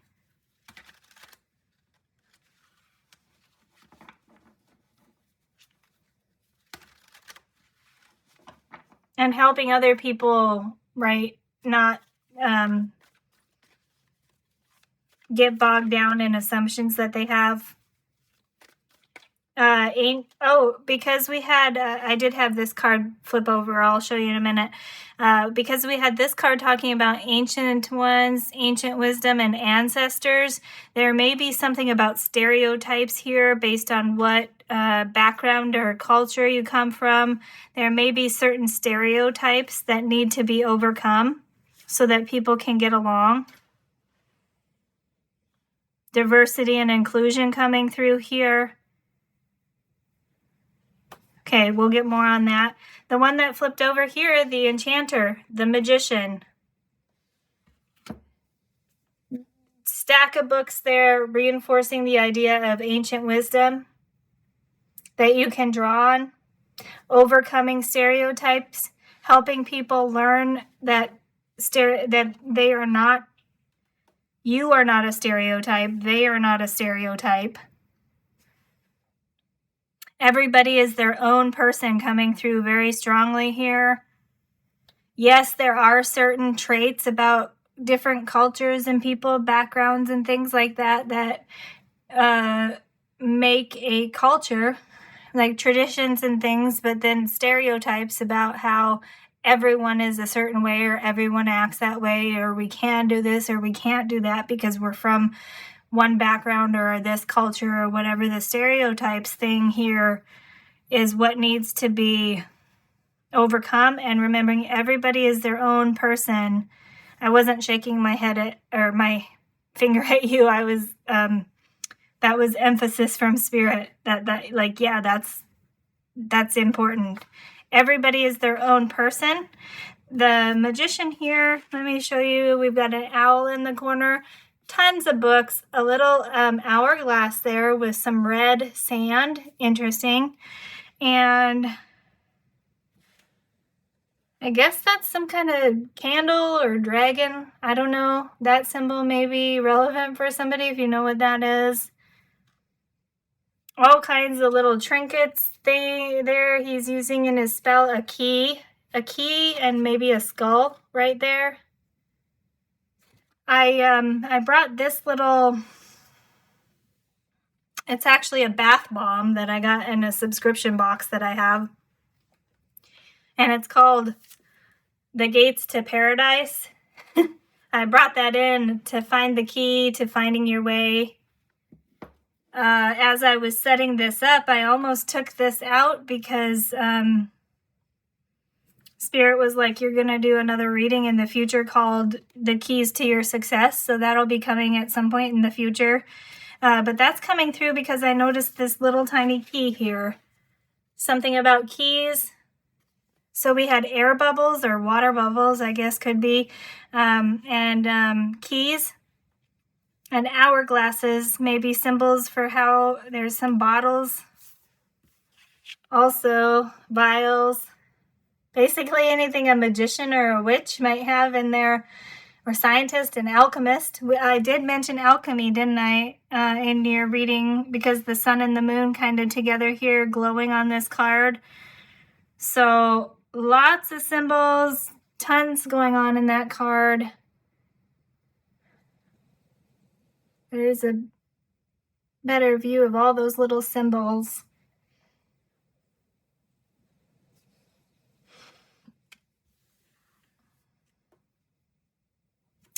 This means that you have the ability to make things happen.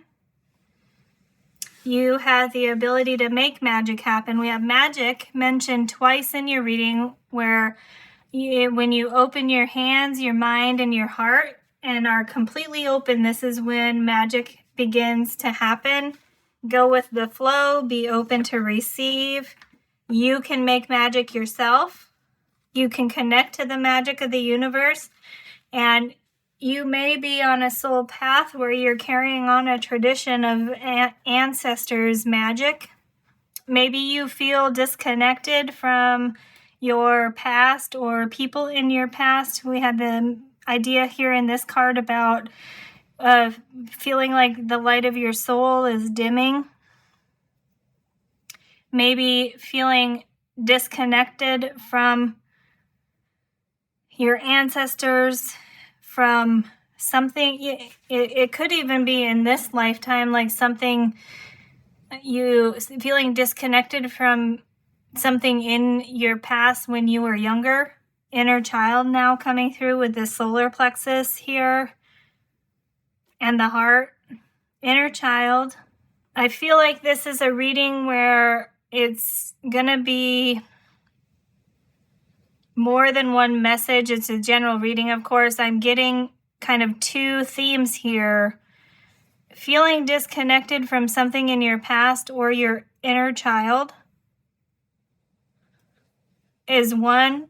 And the second one is starting to feel like you no longer fit where you are, and you may be ready for a new part of your journey, which would definitely explain coming to a reading about finding your way, right?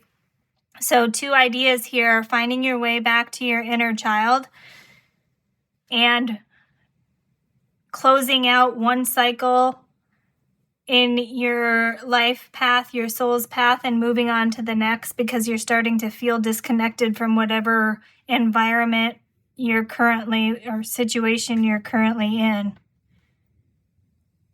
All right, let's get some more information from the second row here. Okay, from the Soul Journey Oracle, this row is going to be about lessons to learn and steps you're going to go through. So from the Soul's Journey Oracle, you have surrender. We said go with the flow. I almost said surrender.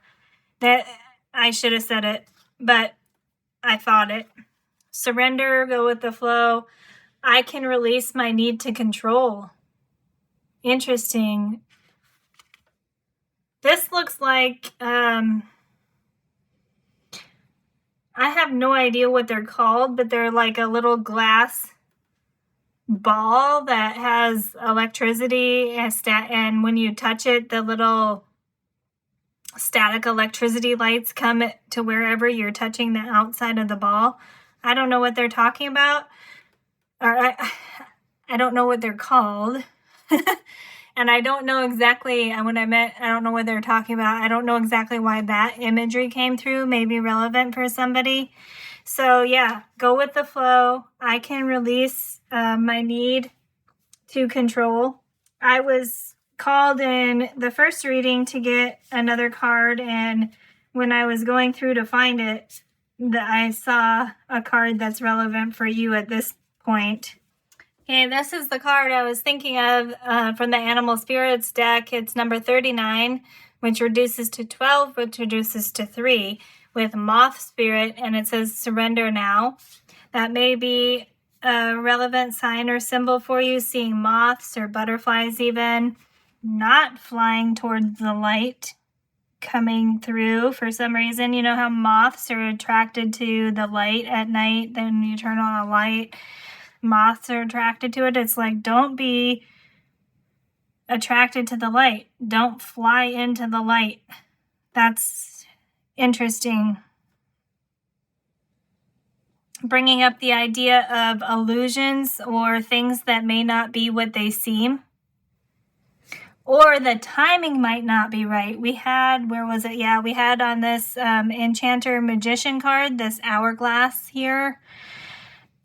Indicating divine timing may be at play here. So don't act too quickly on something at this point, pile 2, because there may be something with divine timing going on where they don't want you rushing into something, that something more is being put in place. The universe is, working its magic. Magic here twice. Be open to receive, go with the flow, and surrender. Give universe time to put things in place for you. If you feel like you need to act and it feels a little bit rushed, but there's something inside of you that's telling you to wait, do wait.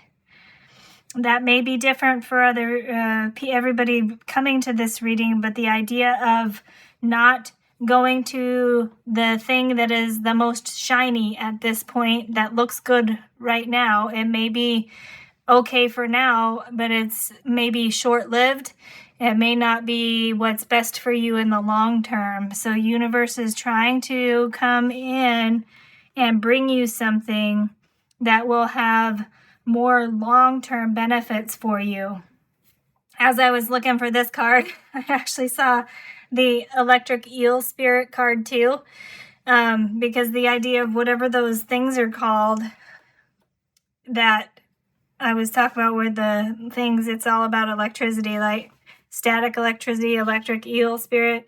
Bring your ideas to life. It's number 24 and it reduces to 6. So that's relevant for you too. I love how it matches the card that brought you here, and look at how the magician or the enchanter here is dressed in blue. Throat chakra, very significant for you.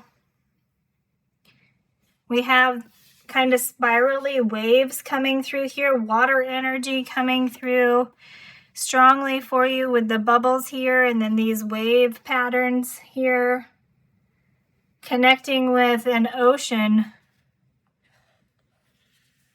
or something related to the ocean or sea life, maybe a sign or symbol for you for figuring out the next step on your path for finding your way, connecting with the ocean, connecting with water.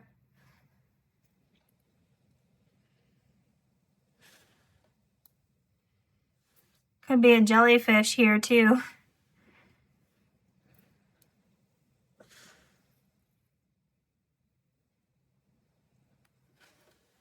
All right, let's keep going from the Sacred Traveler Oracle.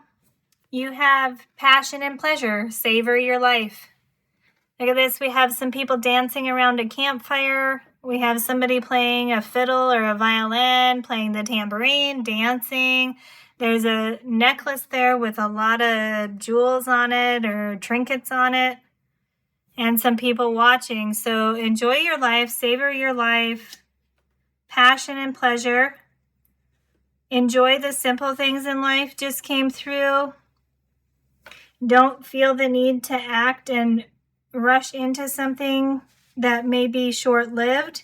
However, follow something that is a passion of yours, that is enduring passion, not just something that is impulsive coming through. Something that you have been passionate about for a long time.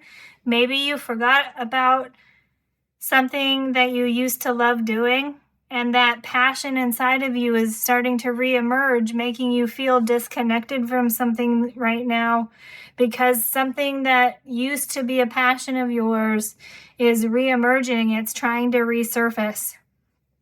Yeah, where was that? Yeah, bring your ideas to life. Yeah, there's something inside of you, pile 2, that's trying to come out. Some kind of love or passion that you have inside of you, some kind of idea, something you've wanted to do for a long time, something you used to do that you really enjoyed, that Spirit wants you to get back to doing. So that's 2 things. Get back to something we had in terms of advice for finding your way. Spirit saying connect to ancestors and ancient knowledge and go back to something you used to enjoy. Some kind of passion that maybe you suppressed, maybe you had to ignore for a while because life, just life, we got to deal with stuff sometimes and we can't always do everything that we enjoy. So yeah, something resurfacing within you. Solar plexus chakra, something inside of you reemerging, pile 2.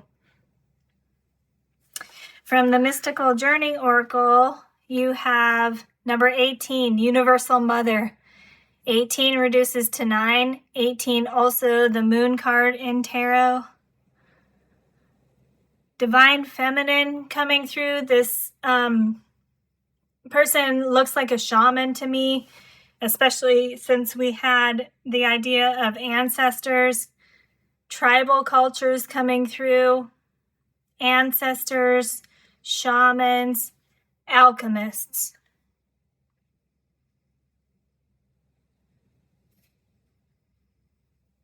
And look at this. You can see these little lines here. Those are like inspiration from Spirit, knowledge from Spirit coming down.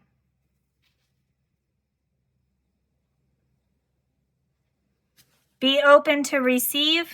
This, ooh, look at that. That's a hawk or an eagle spirit.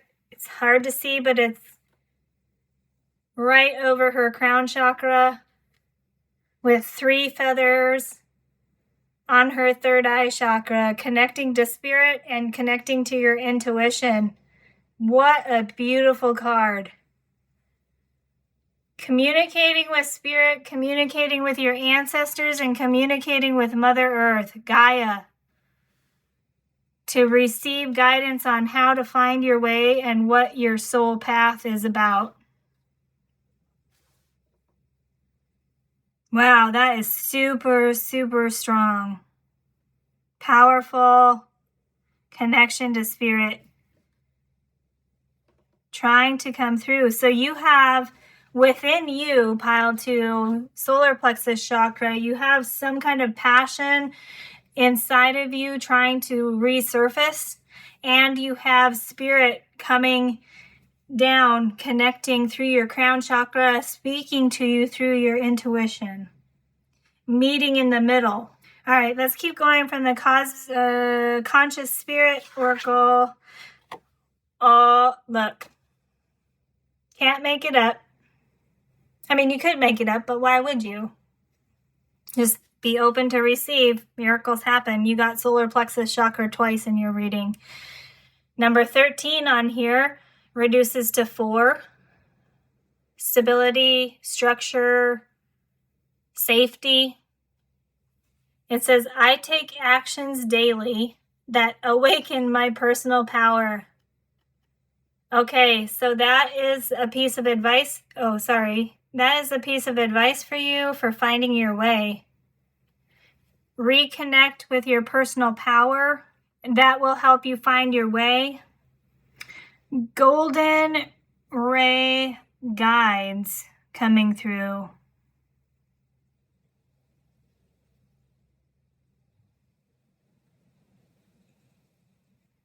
I don't know exactly what that means at this point. Let's keep going, and I will remember the golden ray guides idea came through. I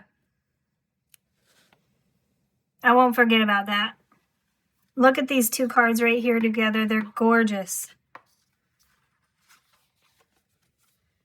When I put these 2 together, I mean, they're gorgeous by themselves, but when I put them 2 together, they're looking at each other. They're focusing their energy inward towards the middle. 2 very powerful divine feminine guides coming in to help you. Ancestor to connect you to the earthly plane, and some kind of golden ray, golden light energy to connect you to the spiritual realm. These 2, I need to rearrange this because these 2 need to be together and be more prominent in the reading.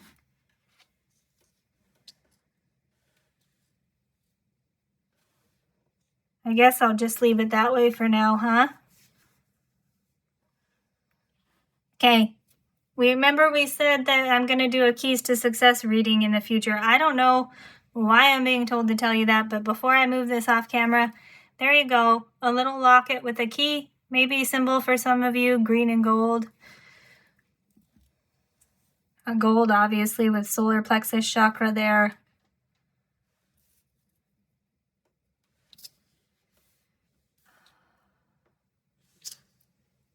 You basically got every chakra coming through, but with the red root chakra, purple crown, purple indigo third eye, blue throat, solar plexus chakra, obviously. We're kind of missing, no, we're not missing the sacral chakra because you have passion here. So, balancing all of your energy centers, not focusing on one over the other, will help you connect to your personal power. I'm just being guided to say, working through each chakra and considering what aspect those chakras deal with will be helpful in finding your path. So just briefly, like root chakra is foundation, stability, and safety, security. Sacral chakra, all about your passions. Solar plexus chakra, confidence and personal power. Heart chakra, love and your true self. Throat chakra, speaking your truth, communicating. Third eye chakra, intuition. Crown chakra, connection to spirit. Those are the main ones, and then there's tons more, but those are the main ones. The other two are earth and soul star chakra. There you go. That's connected. The going through what each one of those kind of categories means is going to be helpful for you in finding your way and learning more about your soul's path. Okay, let's get that tarot card to go with this row. Solar plexus chakra being highlighted here because Spirit wants you to step into your personal power and be confident in yourself. That's why solar plexus chakra is being highlighted here, also letting us know golden light, golden ray, energy, guides. Look at this. Come here. I hate it when I can't pick up the cards as fast as my brain wants me to. Look. This says open to miracles when your hands, your mind, and your heart are completely open. This is when magic happens. And this is like the divine golden light being. Look at when I put them like that. It's like she is shining her light down to you. Look at that. Beautiful. Yeah, be open to receive, pile 2. Super important for you. Spirit's trying to bring something in for you. Something's trying to resurface within you, and Spirit is trying to bring something to you, and it's going to meet in the middle and make magic. Wow. 13 on this card is also the death transformation card in tarot.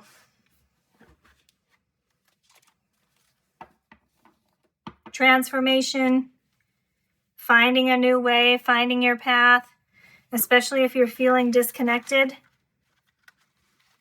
If somebody has made you dim your light, this is coming through pretty specifically. If somebody has made you dim your light, it's time to cut them out of your lives, pile 2. And let your light shine. Speak your truth and let your light shine. Whoever's dimming your light, pile 2, it's time to cut them out of your life. That's coming through super quickly, super strongly. It may be a person, it may be a situation, it may be a feeling, it may be a mindset. Whatever is making you dim your light, time to cut it out. Wow. That was, wow. These two guides are not messing around. Mama Earth, remember I said that thunderstorm was coming in as I started this reading. Mama Earth and this golden light energy being, not messing around. They are here to help you, and they want to get rid of what is not serving you anymore. Because you're a powerful shaman, you're a powerful alchemist. That's in your blood. Yep. Alchemy, shaman, in your blood, pile 2.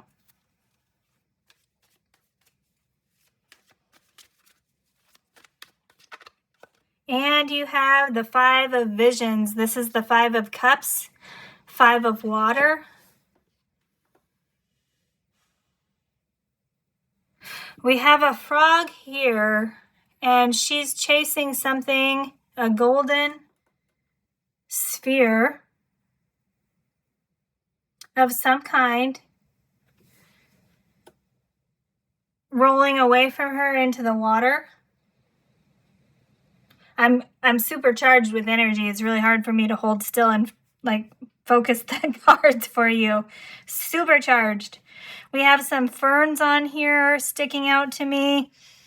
A a water splash of water bubbles, water waves, and water splashes. Here, a frog.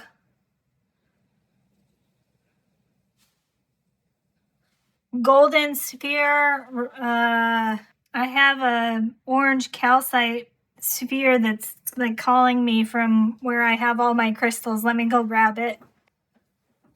Okay, pile 2. This is the orange calcite sphere I was talking about.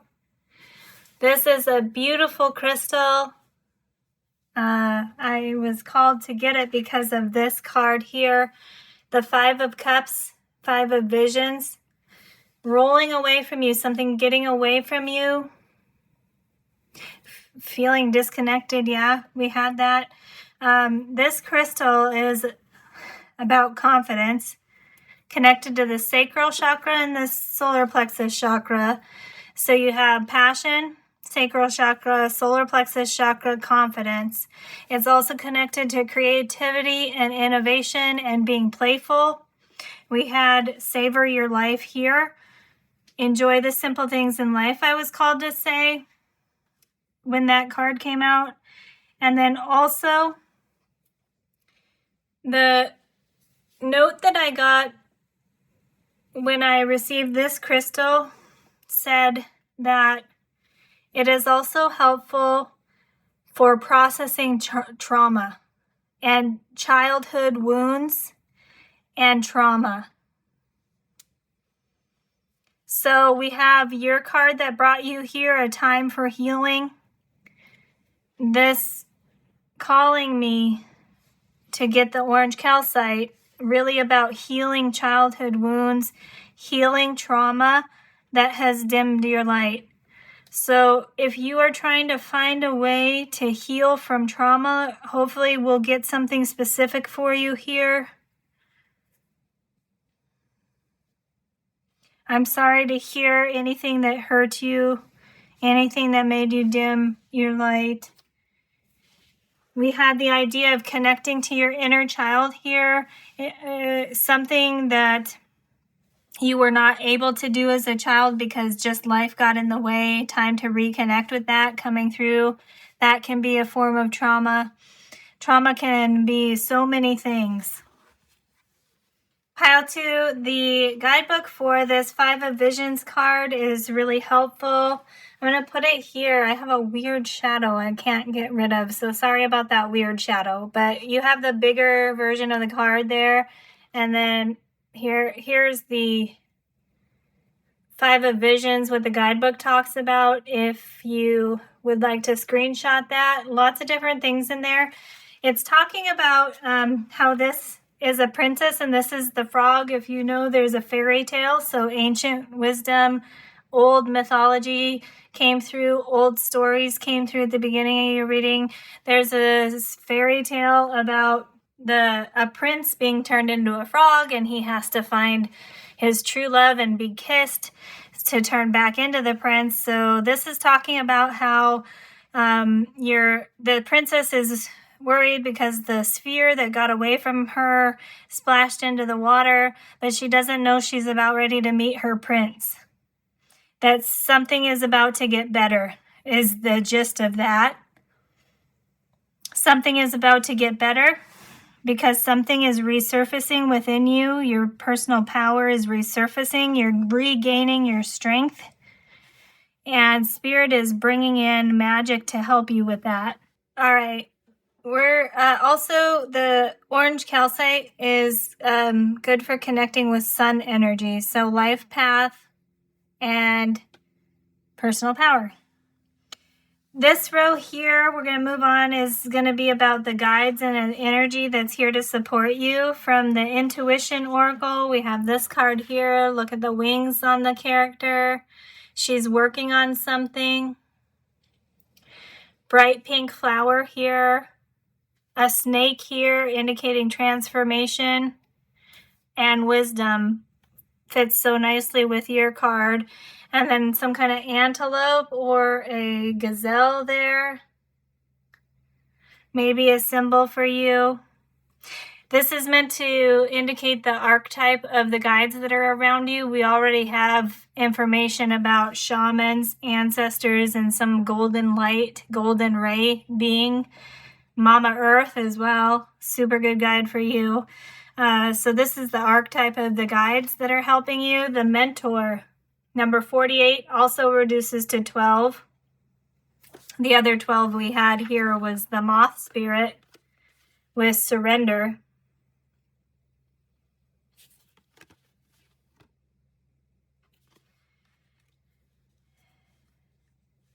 And it says, the affirmation, I respect and learn wisdom from my elders. There you go. Confirmation, the ancestors are here for you. The ancient wisdom is here for you. Guidance for connecting to your soul's path and finding your way is to connect to ancestors, to connect to ancient wisdom, connect to something in your life that used to bring you joy that you haven't been experiencing lately, getting rid of things that are dimming your light and following your true joy, sun energy. Look at that. 2 orange spheres there. Another one there. All through your reading. I mean, I was going to say orange sphere, gold sphere may be relevant for you as a sign from spirit, but it's like every time you look at the sun then, basically, well, you're not supposed to look at the sun. Hurt your eyes, don't do it.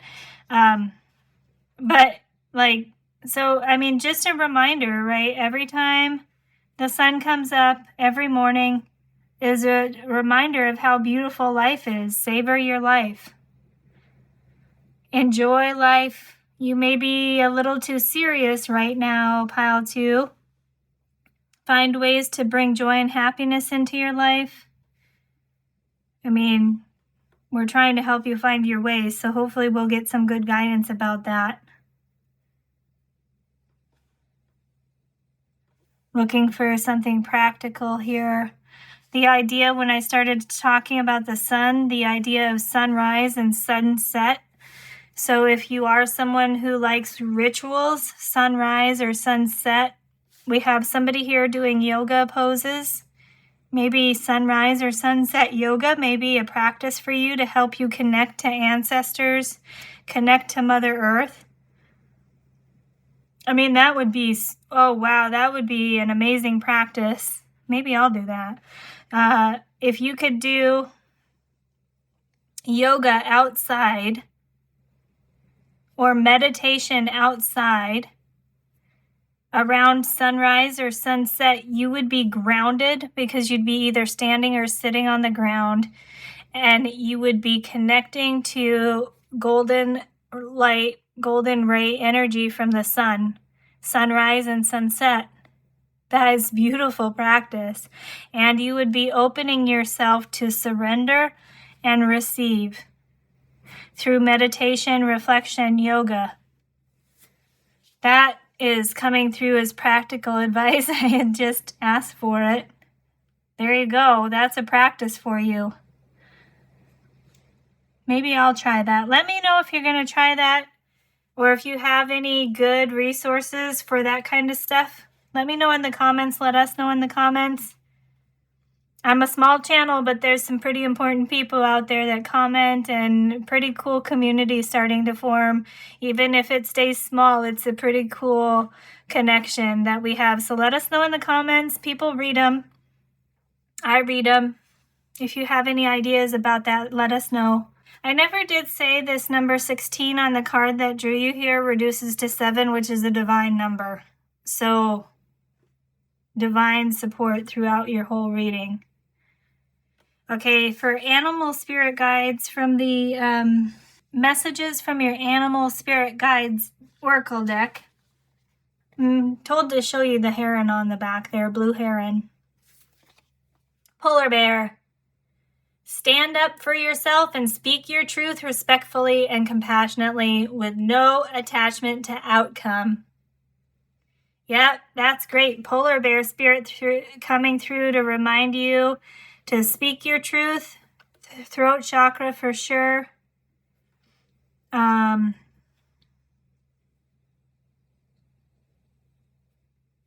and stand up for yourself.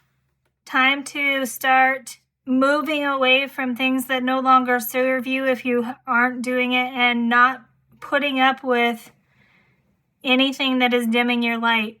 It's very clear that it's time to cut that out of your life. However you do that, like the degree to which you do that is going to be different for everybody, but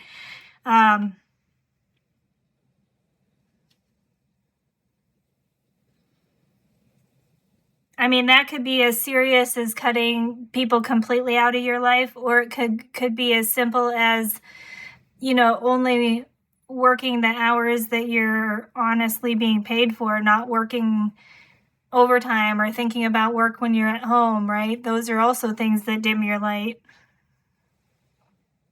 It's going to be different for everybody.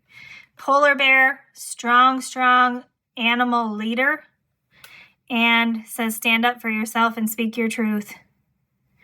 No attachment to outcome. That's where the surrendering comes in. Trusting spirit, trusting yourself, self-confidence, and personal power. I was just reminded when we were talking about some kind of practice to do. It's funny, I read the cards and sometimes like what they say goes away really quickly, but when I looked at these again, these 2 solar plexus chakras, which is amazing that you got both, 2 in one reading. I take actions daily that awaken my personal power. Polar bear wants you to reconnect with your personal power and stand up to yourself. And the solar plexus chakra card here and here are telling you the daily practice to do so. Morning or evening, sunrise, sunset, yoga, meditation, reflection, outside if you can, or something that's a nature-based meditation practice. Just sitting in nature, walking in nature, looking at nature videos. A time where you are open to receive, you're quieting your mind. Look at the figure in this card is quiet. Hands open to receive. Open to receive miracles. I mean, how beautiful is that? Those 2 hands. I wish I could cut that corner off the card so the hands can touch, but look at that energy coming through, right? Open to receive miracles. Quiet the mind. Haven't forgot about you, powerful shaman mama.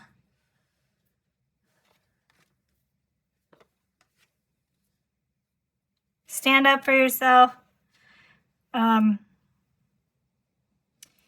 You're going to have to take this next thing based on your health situation and what makes sense for you. I'm not a doctor. I don't give out medical advice, but with this polar bear here and the snowflakes, the idea of cold water therapy coming through. Again, check with a doctor or a professional before you try anything like that. Or if that's a practice that you're already doing, confirmation to continue it. Remember, we had the water coming through, bubbles, waves, splashes, water healing, swimming, showering, taking a bath.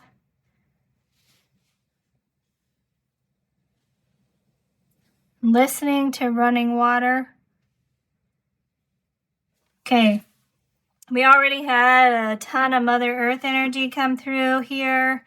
But this next card from the Plant Spirit Oracle is for earthly guides that are helping you.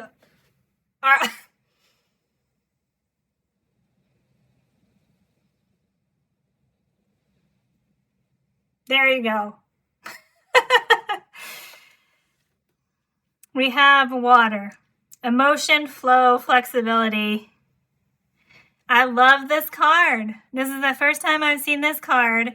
We've got the plant growing there, surrounded by yellow, solar plexus chakra, deeply rooted, root chakra, surrender, infinity sign here, talking about universal love, universal knowledge, universal energy we can connect to, the infinity sign. It's also the number 8.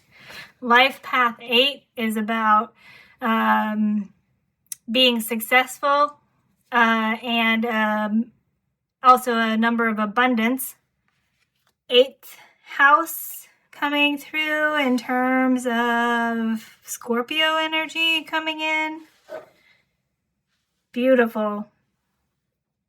Yeah, water is important for you. Drink water. That's a simple piece of advice, which I need to do right now. Excuse me. I'm a pretty quiet person that doesn't talk very much every day, and I haven't done these readings for quite some time just because of some stuff going on.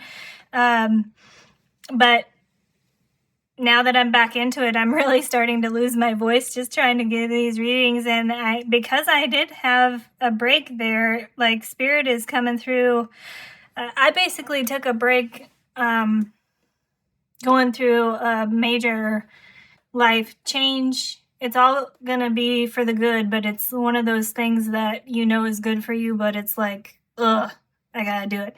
So anyway, going through that, and it's one of those things where it was like Spirit was making me rest, and grateful for that, right? But I still felt like I want to be doing readings. I want to be putting out messages for people, but now that I had that rest period, like Spirit is coming through super strongly and really enjoying these readings. And I'm talking louder than I normally do, and I'm talking faster, and it's just really great energy. So that means I'm also losing my voice more quickly. So drinking water, relevant for me and you. Water, water, water. Water everywhere. Rest is important. Surrendering and being open to receive is important. Time for healing. Yeah, I don't really like to always bring my personal story into readings, but I'm being called by Spirit to tell you like the major life change without getting into too many specifics. Is I was in a situation that I just felt was killing my soul. I wasn't being hurt or anything like that. It was just one of those things. Wow, yeah, like disconnecting from a time in my life, moving on to the next cycle. And I really had to learn how to surrender and be open to receive and take time for healing. That's basically what I'm going through. And, you know, I guess why I'm being called to tell you that is because we had the idea of peace and harmony come through with your reading pile 2 here at the very beginning with that dove there and the peace lily. I really do feel more at peace when I recognize my personal power and I surrender to Spirit, because I know that I am capable of understanding what Spirit is trying to tell me. I no longer really I can't say no longer because we're always worry. But I am much better now at trusting that I can do what Spirit is telling me to do, including taking time off, taking time to rest, and walking away from something that just feels like it's killing your soul, dimming your light. Maybe time to walk away from something there, pile 2, in your own time.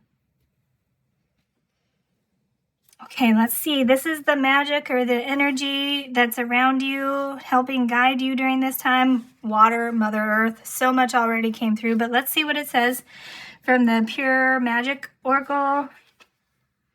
Number 9, Vervain Everlasting. Spellbound, soul alignment, release, protection. Beautiful. So soul alignment, that's nice for a soul path reading, right? Release matches nicely with your idea of going with the flow, surrendering, being open to miracles.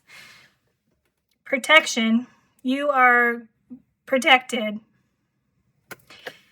Polar bear, standing up for you when you need to stand up for yourself, pile 2. Imagine that polar bear right behind you, got your back, ready to help you growl at people when you need to. Sometimes we have to. I know we're supposed to, always be nice to each other in these spiritual things, but sometimes you gotta growl to stand up for yourself without starting a serious fight, in a way that is productive at resolving conflict without creating more chaos.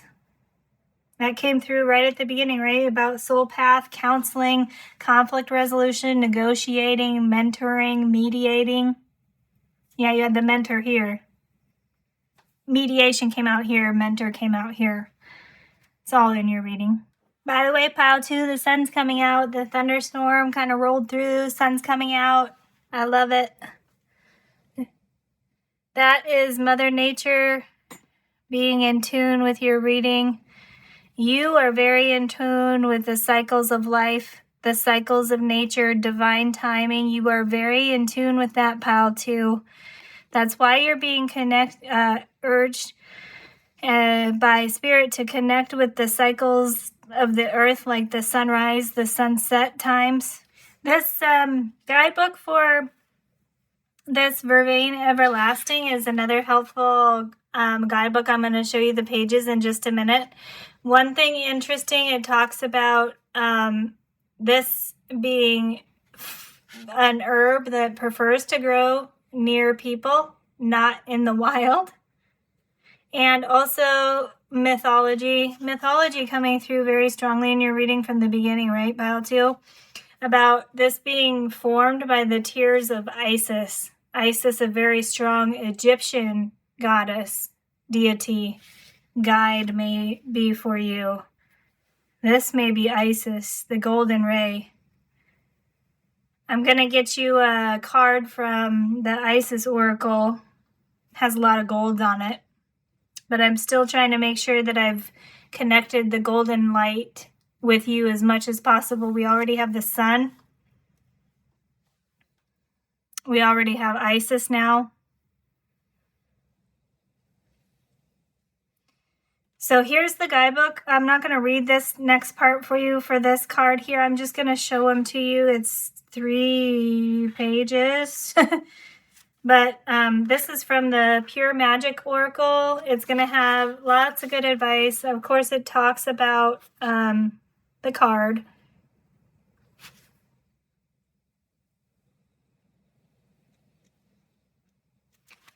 And then it also, if you're into rituals and spell work, it has a spell ritual there for you if you'd like to try it.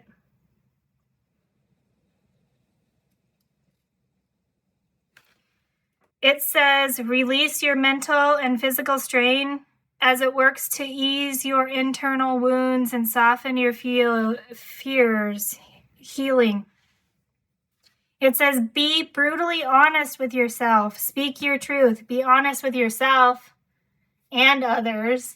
This herb, Vervain, calls you to be brutally honest with yourself and to remember to stay in alignment with your heart's calling in life.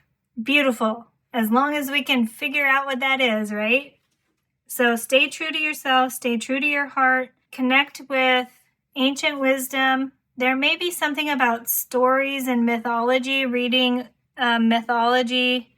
If you don't have specific ancestral culture or ancient wisdom tradition that you feel connected to, maybe just explore what's out there in terms of ancient wisdom, ancient knowledge, esoteric things come to mind. Kabbalah comes to mind. Chakra, like yogic practices come to mind. Those are all ancient. Astrology, also alchemy. Maybe just learning and exploring about some of those may be helpful for you. I think I lost track of what I was trying to say there, but we'll just keep moving on, okay? We had one more card here. 1, No, okay. We gotta get the tarot for you, and then I'm gonna get the other extra oracle cards for you. Let's get a tarot to finish out these kind of guides and energies that are here to help and support you.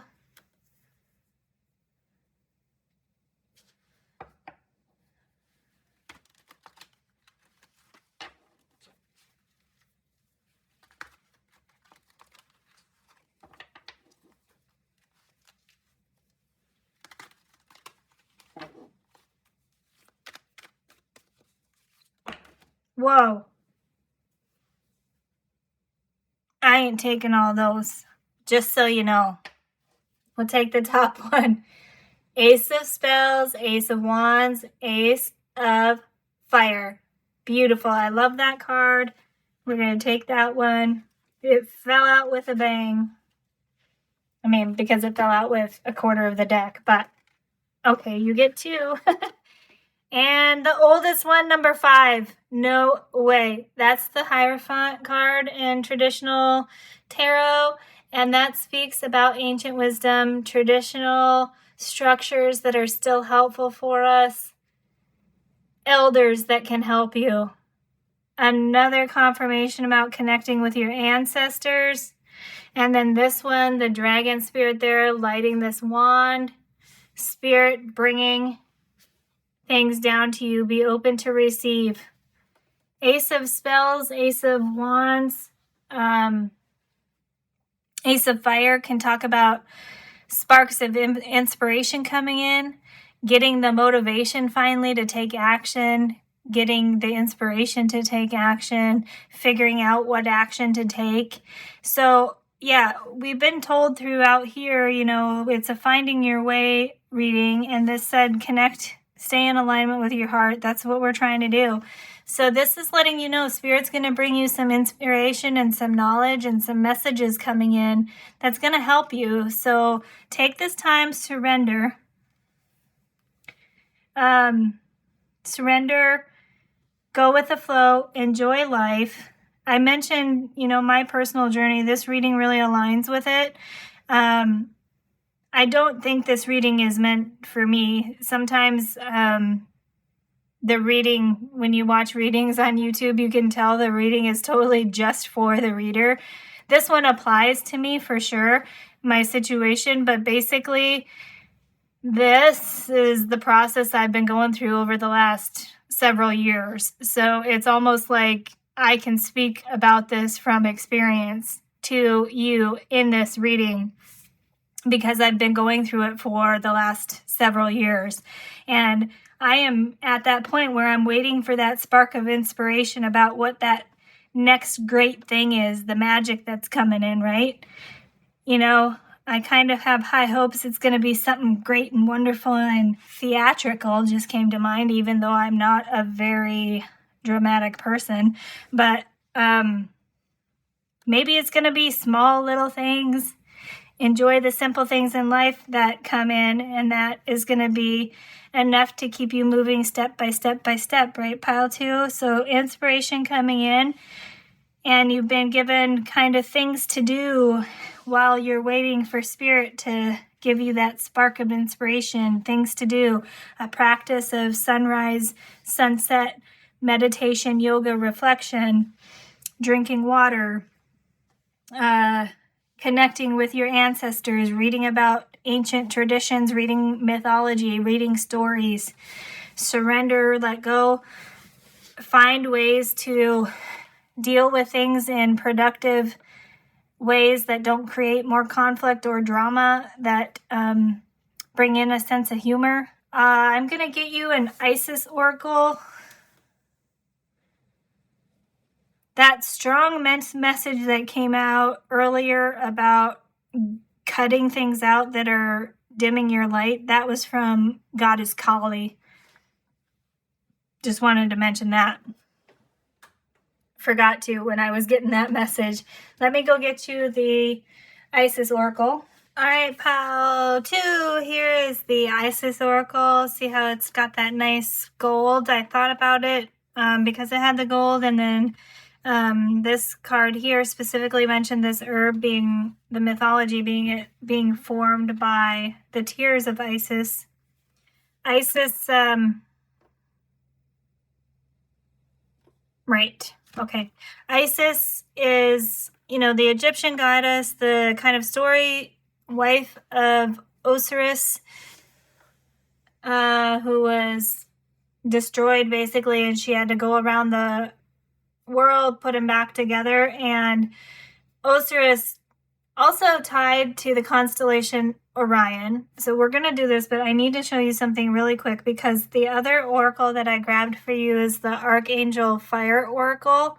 And as I was starting to tell the story about Isis, I just remembered what I just read in here. So the only other oracle that I have that I know of that mentions like golden light, golden ray, is this Archangel Fire Oracle. And they have the archangels of the gold ray. And look at what it says down here. The star or constellation associated with it is Orion's belt. So, wow.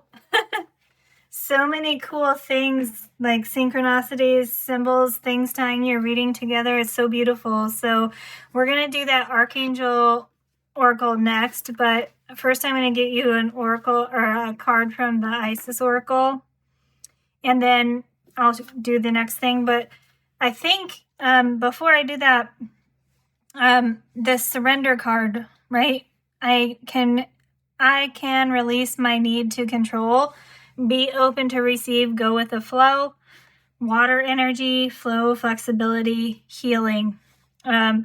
You are kind of, I mentioned it before, like being told to rest, relax, enjoy the simple things in life, surrender to spirit, trust that something's coming in for you, be open to receive it. And as you're waiting for that spark of inspiration or whatever that message is that's going to be coming in from spirit, these are things to do. So in your reading, I've been called to show you tons of guidebooks, right? So it's almost like you're being encouraged to learn more. Take some time to study, learn about things either that you used to be passionate about, learn about your ancestors' ancient traditions. You're being given a time of study and reflection that's going to help prepare you for whatever spirit wants to bring in. I hear a lot of readings where the readers talk about how the things you're going through now are preparing you to get ready to receive something, and how your energy needs to be at the right vibration to match whatever it is that spirit's trying to bring in. So that's why we're being encouraged to take care of ourselves, reflect, meditate, drink water, surrender, be open to receive and enjoy the simple things in life, connect with Mother Nature. So, I'm getting a little long-winded, but basically that's like you're being given a time to kind of study, reflect, and learn right now. So that's why I'm showing you all the guidebooks. So let's get you a card from Isis.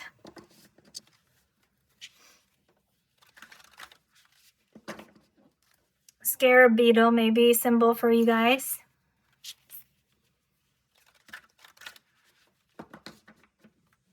This is the pile where I'm being called always to tell you personal things that are going on with me. I drew a card from this oracle when I was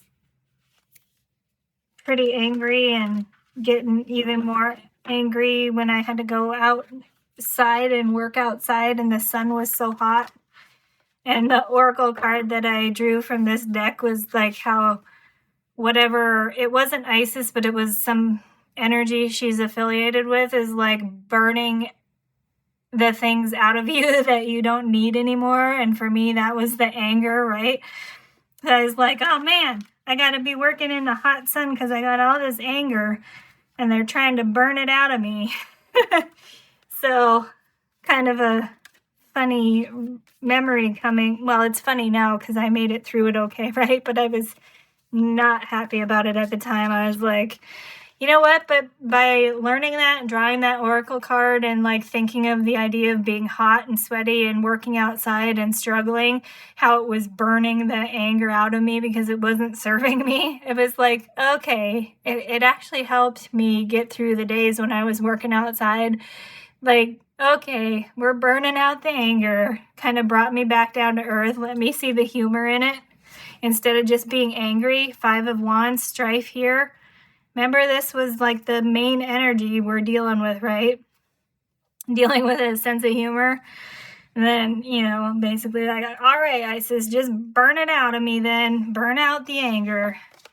You get Serpent of Fire, Priestess of the Serpent Sisterhood. Second snake for you. Where was your other snake? This one, right? Yeah, there you go. 2 snakes now in your reading. Transformation, shedding your skin to grow, getting rid of things that don't serve you anymore. Ancient wisdom. Being reinforced with that serpent symbol there. And I'm going to look up the guidebook just to make sure I get the proper message for you, but we already got it kind of with the serpent there, with how it came out in your reading earlier. Did I show you the card? Don't remember. There you go. This card, I don't remember if it's the same oracle card I got when I was telling you that, but it's basically talking about making your energy field grow stronger as you go through some kind of transformation. Snake, right? 13 card on here, solar plexus chakra, death and transformation card in tarot. Your energy, you're going through a transformation where your energy is growing stronger and it's burning away old energies during this process of growth. It also says, remember here we had this drop all presumptions and be open to miracles. This guidebook says, do not assess your current ability based on past standards as they no longer apply to you. Whatever applied to you in the past, don't assume that's going to always apply to you. Change and transformation means that some things in our life go away, some things in our life stay, some things come back, something in you resurfacing, right? This is an Alana Fairchild oracle. If you're familiar with her, you know that you always get a ton of information in the guidebook. So I will show you however many pages she wrote about this. But that was the gist of it, right? Going through a transformation to grow into new energies and burn away the old. And don't assume what used to be good for you and used to apply to you is still what you need right now. So here are more things for you to study.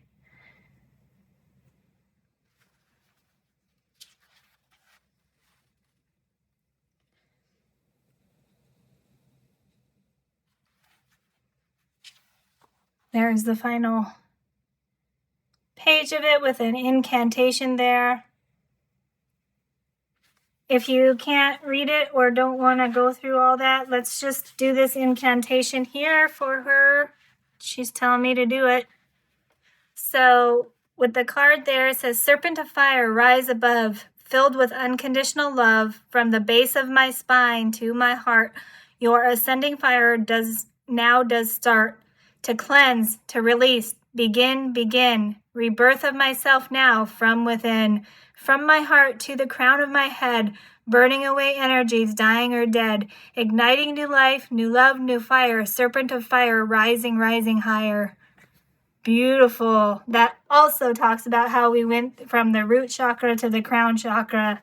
That is beautiful right there. I'll leave that for you.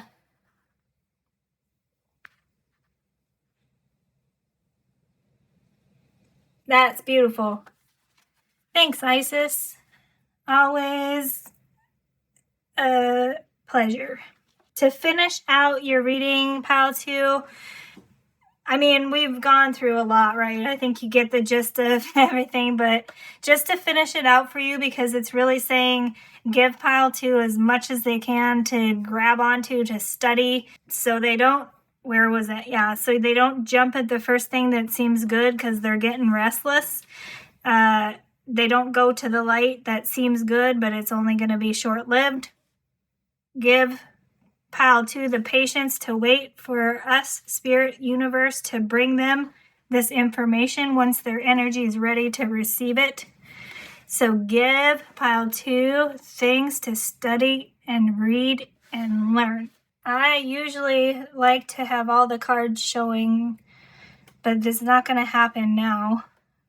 So in this Archangel Fire Oracle, there are 4 archangels that are part of the golden light, golden ray. The one you may be familiar with, number 31, Metatron, looks like this. And you're going to love this. Look at what the key words are for Metatron, ancient wisdom. So here's the golden ray archangels. This is what the page says. It's associated with direct access to source, understanding, infinite nature, infinity sign, limitlessness, divine insight, enlightenment, Christ light. Crystals may be good. Gold tektite, pyrite, citrine, gold topaz, and healer's gold. Essential oil, frankincense. And we had Orion's belt. There was also something called the Golden Council and the 3 Kings. If you're into sigils, that's what the creator of the deck says is affiliated with these angels. So for Metatron, ancient wisdom.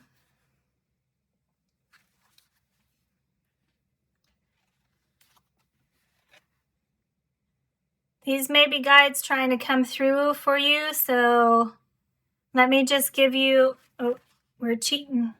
Don't skip ahead.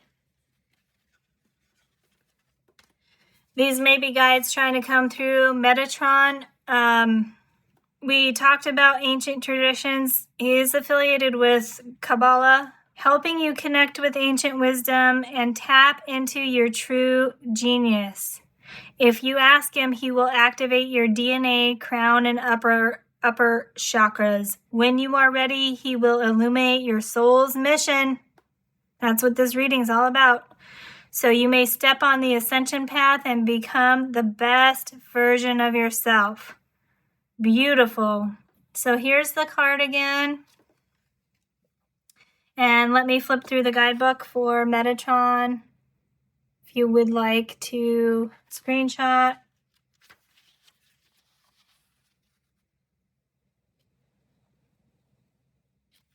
The next one is Jehudiel, leadership and endeavor.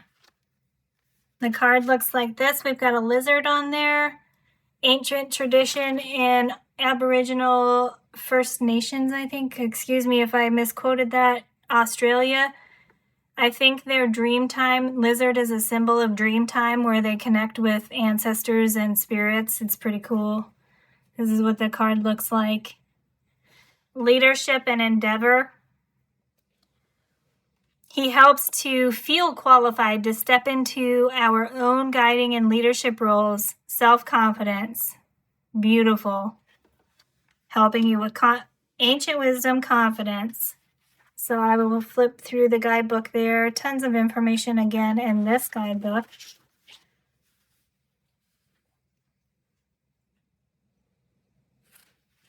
And before I pull the next one, this tarot card fell over and wants to be with these two. 3 of spells, 3 of wands. Yeah, helping you set out. That's beautiful. Helping you set out on a journey, stepping into your personal power, and setting out on an adventure, setting out on the next stage of your life, finding your way. This is just confirmation that these two can help with that. And the third one is Cerubial.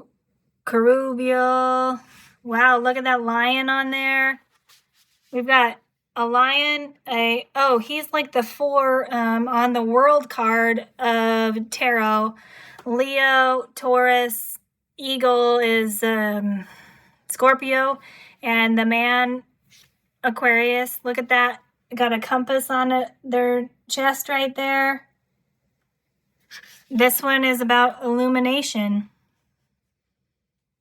So, yeah, that's what illumination. We'll just leave it at that, but I'll show you the guidebook. I wasn't seeing anything jump out at me at the guidebook, so I'll just show it to you there.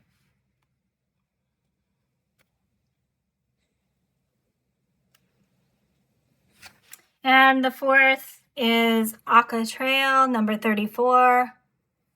We got a llama there, a vulture.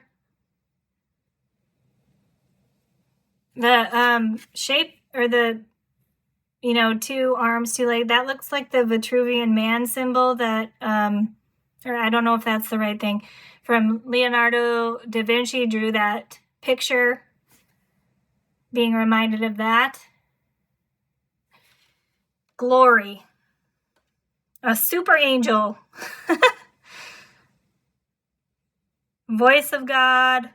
The angel of justice, authority, and direction can help you see your own greatness. Another one about confidence. Beautiful. And then the shaman here. She's so beautiful. Look at all these guides coming through for you, pile 2. Let's do that guidebook real quick.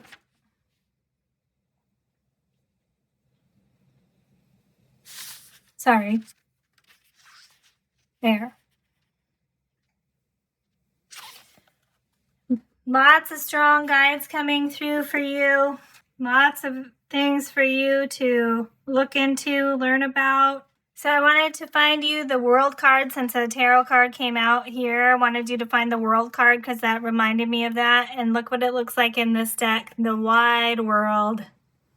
The heart deer has made it through the forest and continuing on their adventure. So from the Fool to the wide world, this is a journey for you, pile 2.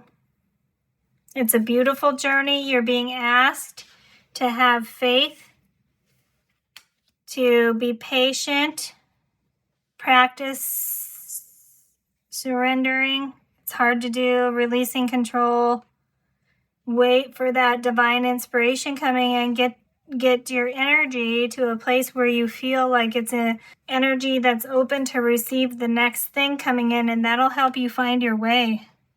It's almost like, yeah, you're being asked to take some time to pause, reflect, heal. Healing can just be processing everything you've been through sometimes too, right? And then know that spirit is trying to bring something in for you. And when divine timing is right, remember we had that hourglass on here? When divine timing is right, you're going to be hit, not in a painful way, with this spark of inspiration or message from spirit. It's going to be magical.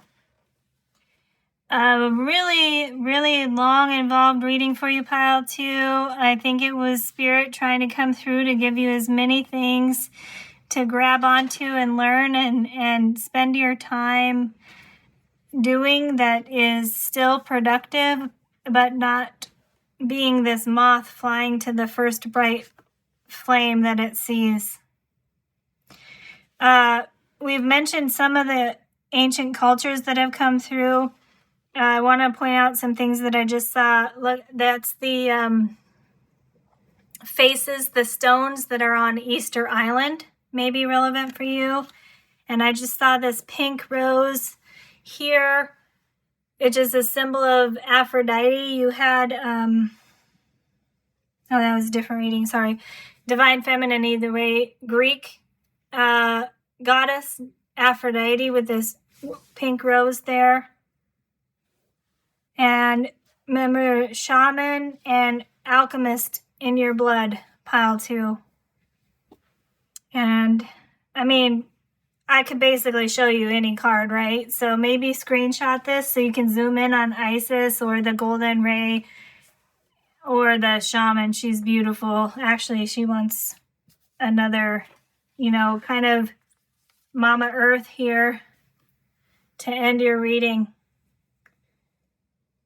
When that divine inspiration comes in, that's going to be you. That's what you're stepping into.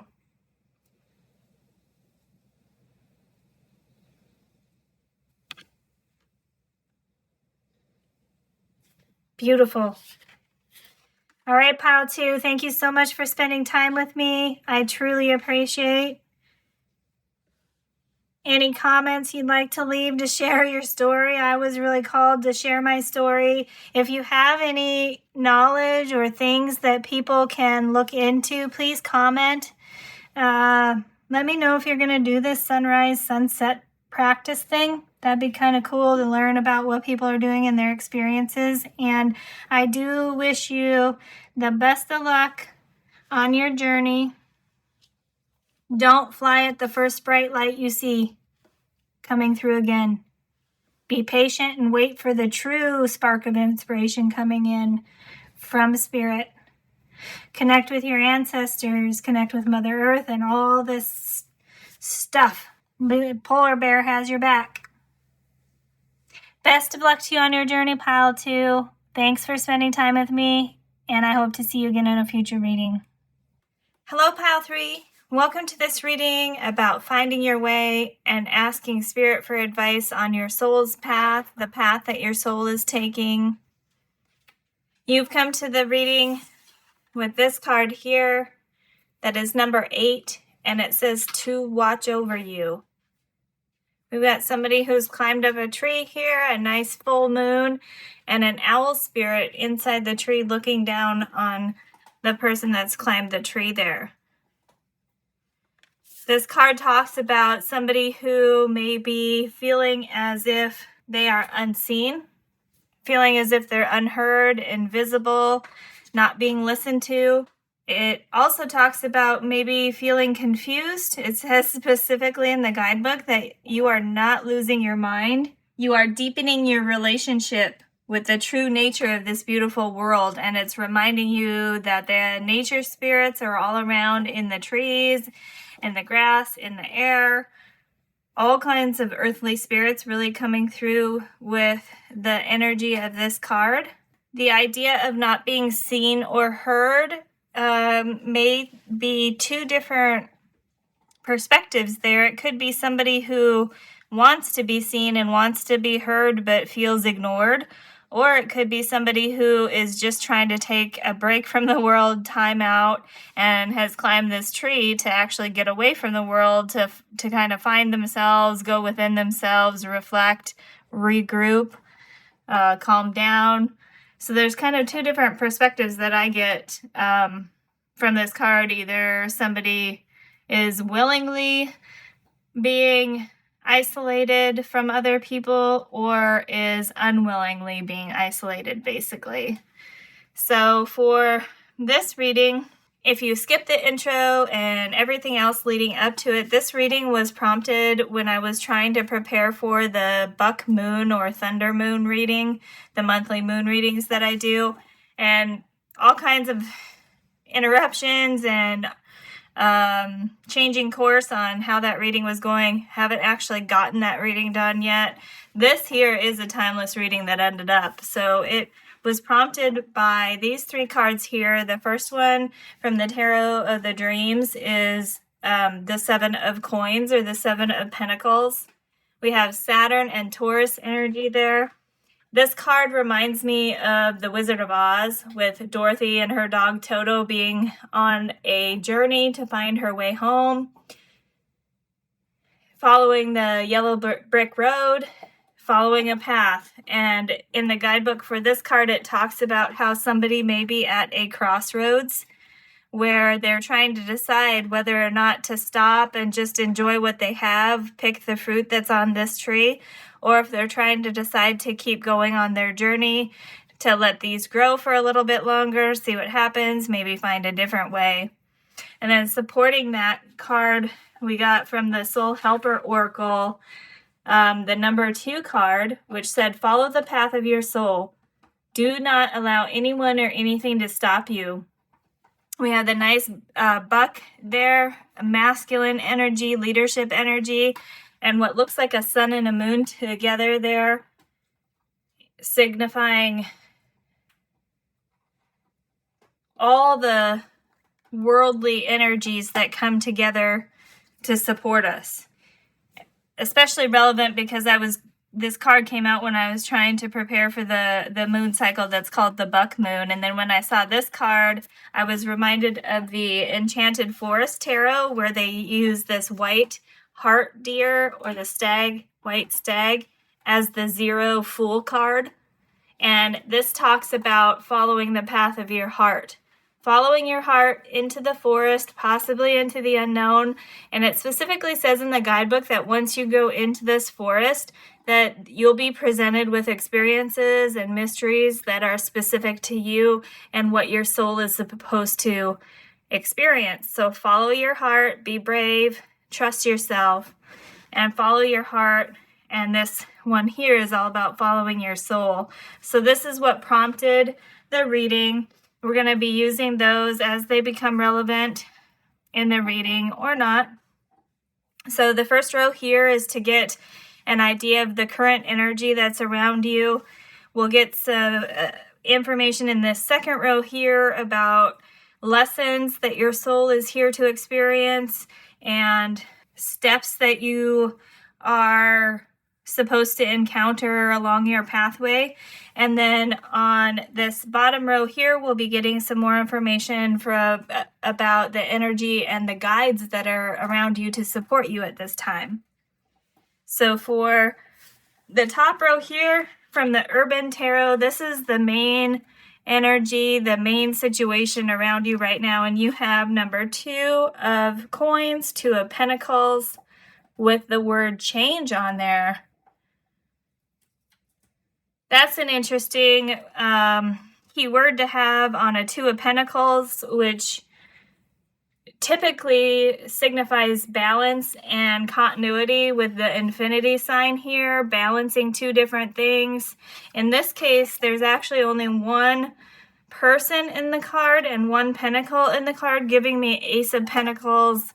Ace of Earth energy goes nicely with this card here, about trusting in the new, trusting in the unseen. There's actually 1 person because this is a mirror and it's a reflection. So definitely if you're in that category of somebody who has climbed this tree on purpose to get away from the world, then this is confirming that yes, you should take that time for reflection. Okay, so I checked the guidebook because the word change on here was so different than the classic interpretation of the card, which is why, of course, I love using different decks. They refer to these as discs. So it's really talking about how this is the first step in some kind of material journey where if, for example, if you're working with clay, you start molding it into a vase or a sculpture. You're taking the raw materials that you have, the resources that are available to you, and you're starting to put it into a form of something that you're trying to accomplish. You're trying to work towards a goal. So definitely the idea that I was getting from what is traditionally like an Ace of Pentacles energy coming through with this card here.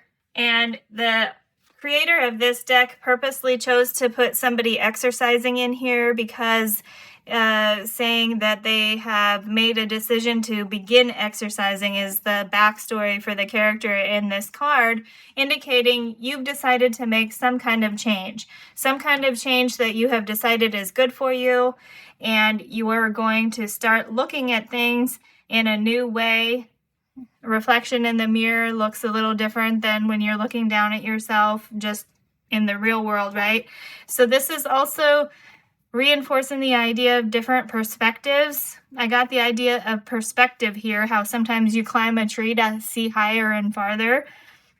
Got the idea of perspective there, looking at things from a new perspective. So that's the main energy. We're still kind of floating around main messages, right? They're kind of in the general same areas, but lots of different ways this reading could go at this time. So the main foundational energy that's around you at this moment is Cancer. Wow. Look at that. We have Cancer indicated there, all about the home, all about the emotions, all about water energy. And this is a timeless reading. However, we are in the middle of Cancer season. It is a timeless reading, but at the time I'm doing this, we are about halfway through Cancer season. So the idea of progression is coming to mind here, because this card was supposed to indicate new beginnings and the start of something, and then we have here an indication of being in the middle of a journey. So some kind of step-by-step process here, which if you're doing exercises or any kind of physical routine or starting a project, there's different steps involved, different steps to climb a tree. And then for additional information for current energy from the Life Navigator Oracle, you have Be Open to the Flow. No numbers on this deck, but it says life is always ready to pour good energy your way if you're open to being a channel, not a reservoir. Interesting here, the idea of being open to receive and not hold on to things longer than you should be, holding on to things only as long as they are there to serve you. Processing things and moving on step by step. Definitely keep moving forward, pile 3. This card right here really is tying into the energy that was presented in pile 2. So if you felt called to pile 2, you may check that out. If not, don't worry about it at all.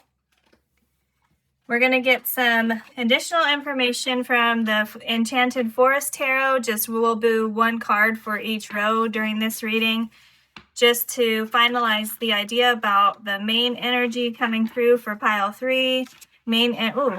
Okay. We've got the oldest one, number 5, the Hierophant. Traditional knowledge, traditional wisdom. Look at that tree spirit. Tree spirit's coming out twice in your reading, pile 3. I didn't get a really great shuffle before that one jumped out. I just was mentioning that pile 2 energy is kind of seeping into this one, and this card also came out in pile 2, not necessarily in this position, but the idea of ancient knowledge, ancestor wisdom, that was pile 2, and this one, like, kind of, if you saw, it flipped out in the deck while I was talking about pile 2, so this may be an indication for you that either if what I've said so far up until this reading hasn't made sense to you, then check out pile 2, or there may be additional messages for you in pile 2. Could also be an indication of collective energy that we're dealing with. So you also have the Seeker of Challenges. This is the Knight of Swords. You have a nice black knight there, sword down, not going forward, and he's off his horse. Interesting. And a white raven there on a black shield. Typically, the Knight of Swords is a fast knight in the tarot deck. This one has taken off his horse and is, I guess if you were walking this pathway, standing in the way. No longer moving forward.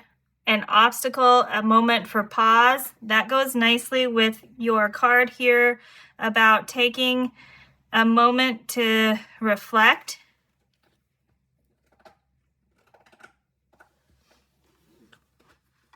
I also just got a random kind of message about how if you're in that category of feeling like you're not seen or not heard, then all of a sudden something very obvious is going to notice you. Someone, some kind of energy, all of a sudden is going to notice you and is going to be very obvious to you that you are now getting attention. People are now listening. People are now seeing. They're ready to listen.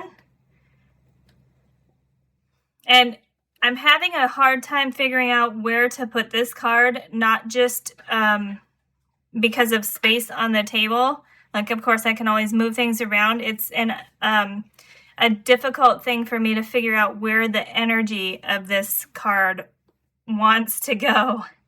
So I'm thinking that you are still being asked to have faith and trust in the universe and spirit, that you're on the right path and things are going according to plan.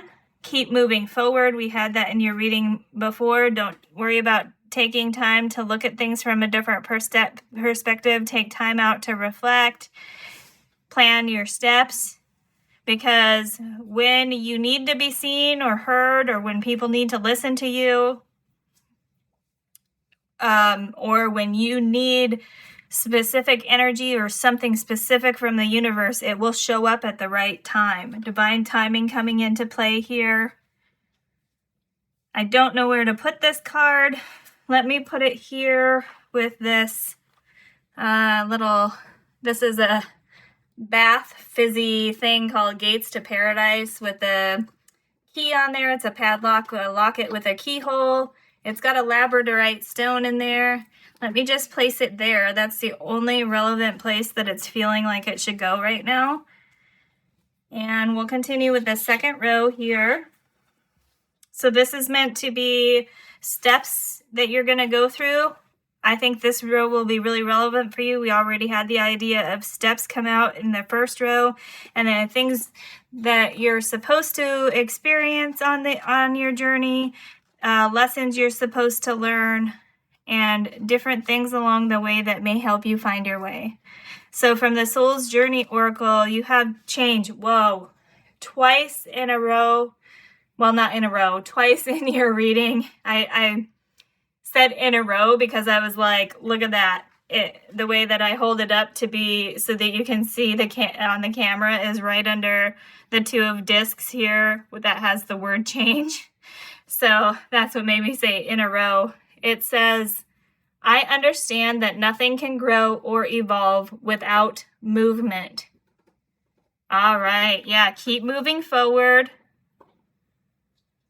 Yeah, this is confirmation for you to keep moving forward. We have blue and orange as prominent colors on here. Sacral chakra coming through. I got the idea of sacral chakra and what you're passionate about here on this card, about staying open to the flow. Life is ready to pour good energy your way as long as you're not going to hang on to it longer than you need to. You're a channel, go with the flow, balanced lifestyle coming to mind here. And then the blue is the throat chakra, so good communication. That fits in nicely with the idea of being seen and heard, good communication. It's almost saying it's okay to take this time right now because at some point what you need is going to be presented to you. But then you're going to be asked to move, not stay in one spot like a lake or a reservoir. Be like a river, keep flowing. Be like a channel, keep flowing. Once you get that spark of inspiration or that new perspective, or once somebody in your life is indicated they're willing to listen to you, willing to see you, then it's time for you to communicate to them what you have been holding on to, feelings, how you feel coming to mind, definitely with this Cancer card here. Eventually, the people in your life, the situation that you're in, will present a moment where you see that people are willing to listen to you, willing to see you, and you're being asked to have the courage to stand up and express your feelings, express your thoughts, so that you can have an open channel of communication. From the Sacred Traveler Oracle, you have Watching Clouds. Lie back, rest, and relax. Very nice alignment with your cards so far about taking time out. Watching Clouds, I like how that's kind of the second idea of seeing things in a different, actually third mention of seeing things in a different way. Climbing a tree to see higher and farther. Looking in a mirror to reflect. And this is, when you look up in the sky and watch the clouds, if you watch them, they're always changing. Always changing, always moving. You can see different shapes, different symbols in the clouds as you watch them. You can do it in a meditative way where you're not really thinking, you're just watching them, or you can be doing it as a creative activity where you're seeing how many different shapes and symbols and things you can see in the clouds when you're watching them. So change, new perspective, and practicing patience and going with the flow are 3 things really that you're supposed to experience along your journey. From the Mystical Journey Oracle, you have 32, Breaking Free. 32 reduces to 5, number of change. Wow, wow, wow. Yeah, some kind of change coming in. I almost feel like you're being asked to take this moment of pause because some kind of change and transition coming in for you, pile 3. And divine timing, we had the mention of that with this Seeker of Challenges, which is the Knight of Swords, Knight of Air card.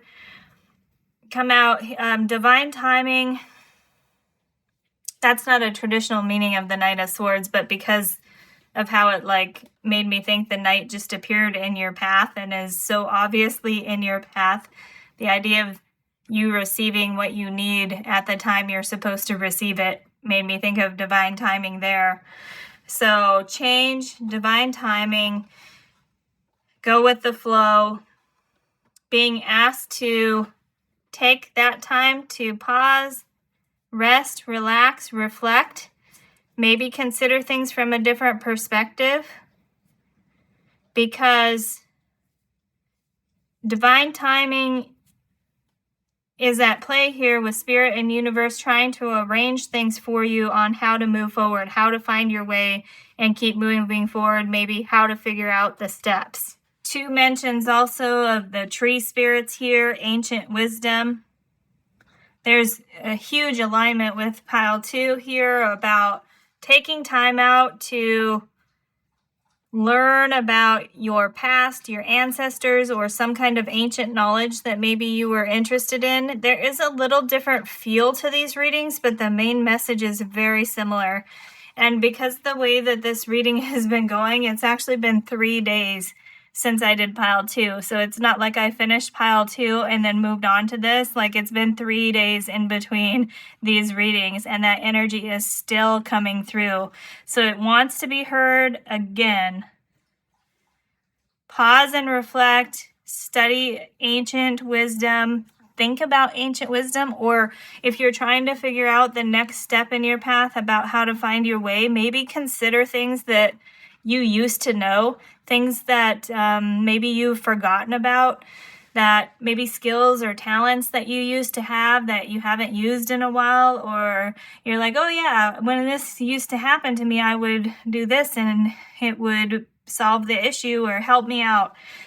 Sometimes we learn lessons and then we forget about them. So maybe you've actually learned something in the past that will be helpful for you in moving forward. Think back on lessons learned, lessons you've already learned, and maybe your situation that you're in right now is similar.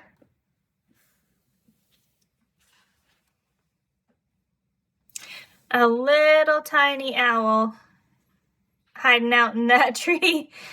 So that's 2 trees with 2 owls in your reading. Ancient wisdom definitely at play here, and not obvious, right? Not obvious, not bright and shiny, right? It's hard to see this little owl here in the corner of the tree, and it's sometimes hard to see this owl or even tell that that is supposed to be an owl the way that it's drawn there. So some kind of ancient wisdom that's there is around you, even if you can't see it right away, is something that you may be able to draw on. The guidebook for this card here talks about how this breaking free is meant to discuss breaking free from negative self-talk, negative thoughts, doom and gloom thinking. This is encouraging you to think optimistically and think about positive outcomes, and not only think about them, but find a way to believe that good things can happen to you. Find a way to believe that you deserve good things. Find a way to change the negative self-talk into positive self-talk. This mentions the idea, sometimes it's talked about in the law of attraction, where if you think bad things, you'll attract bad things. If you think good things, you'll attract good things. That idea is coming to mind here. This is saying you may be overthinking things and overanalyzing things. So that goes nicely here with the be open to the flow, is not holding on to things longer than you should or you need to, not thinking things over and over again in your mind, not replaying scenes or conversations that you've had with people over and over again. You need to do that to some point in order to process how that made you feel or what's going on in that situation, but it's at a certain point, which has come through already through your reading, at a certain point it's time to let go and move on and keep progressing, keep moving forward. Not being stuck in a mind loop going round and round and round. And then from the Conscious Spirit Oracle, you have number 27, Spark of Divine. It says, I reignite the divine spark within me and recognize I am part of all creation. Crown chakra coming to mind there with connection to spirit. Number 27 reduces to 9, maybe relevant for someone.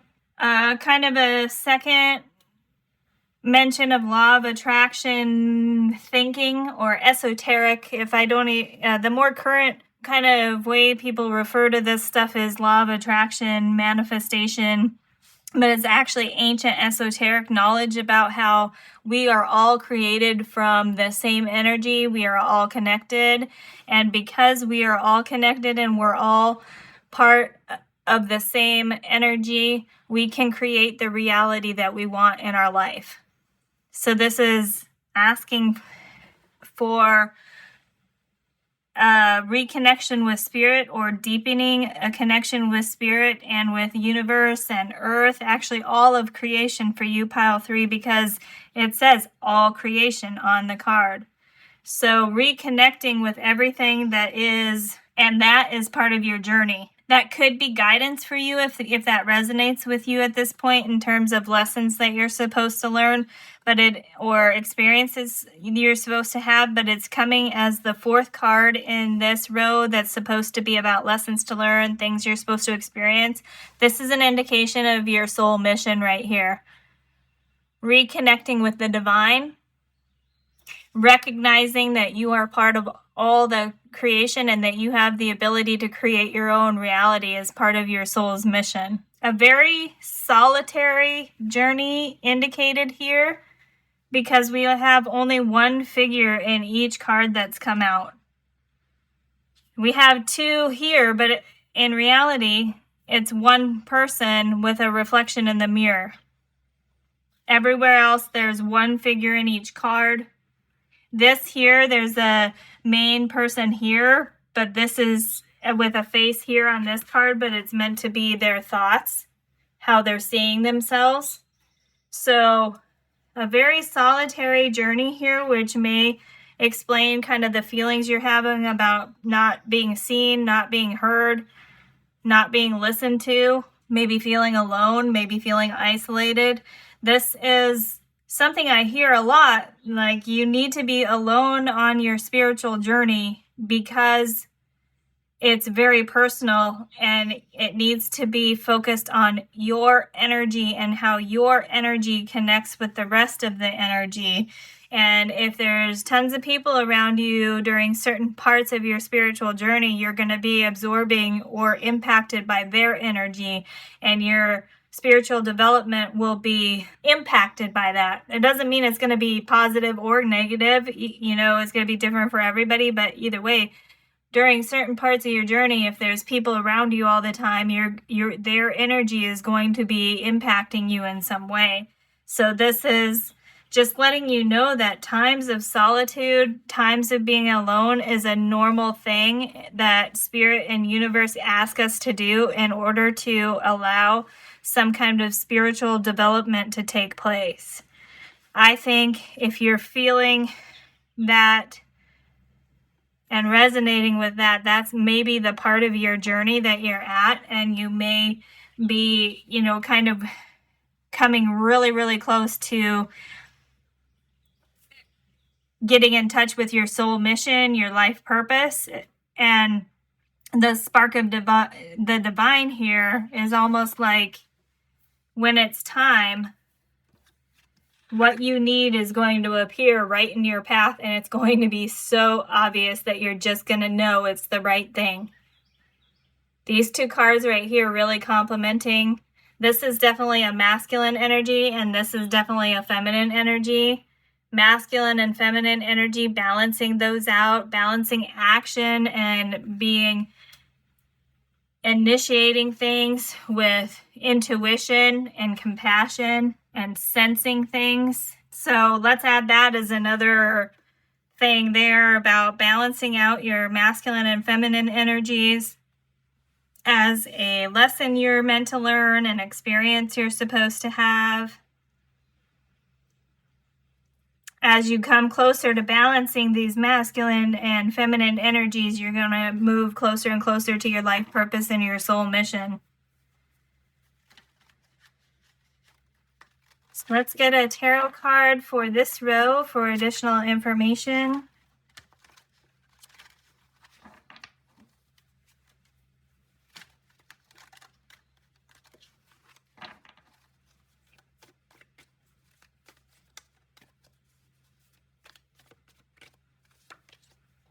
And you have number 12, suspension, which is the hanged man, hanged one in traditional tarot.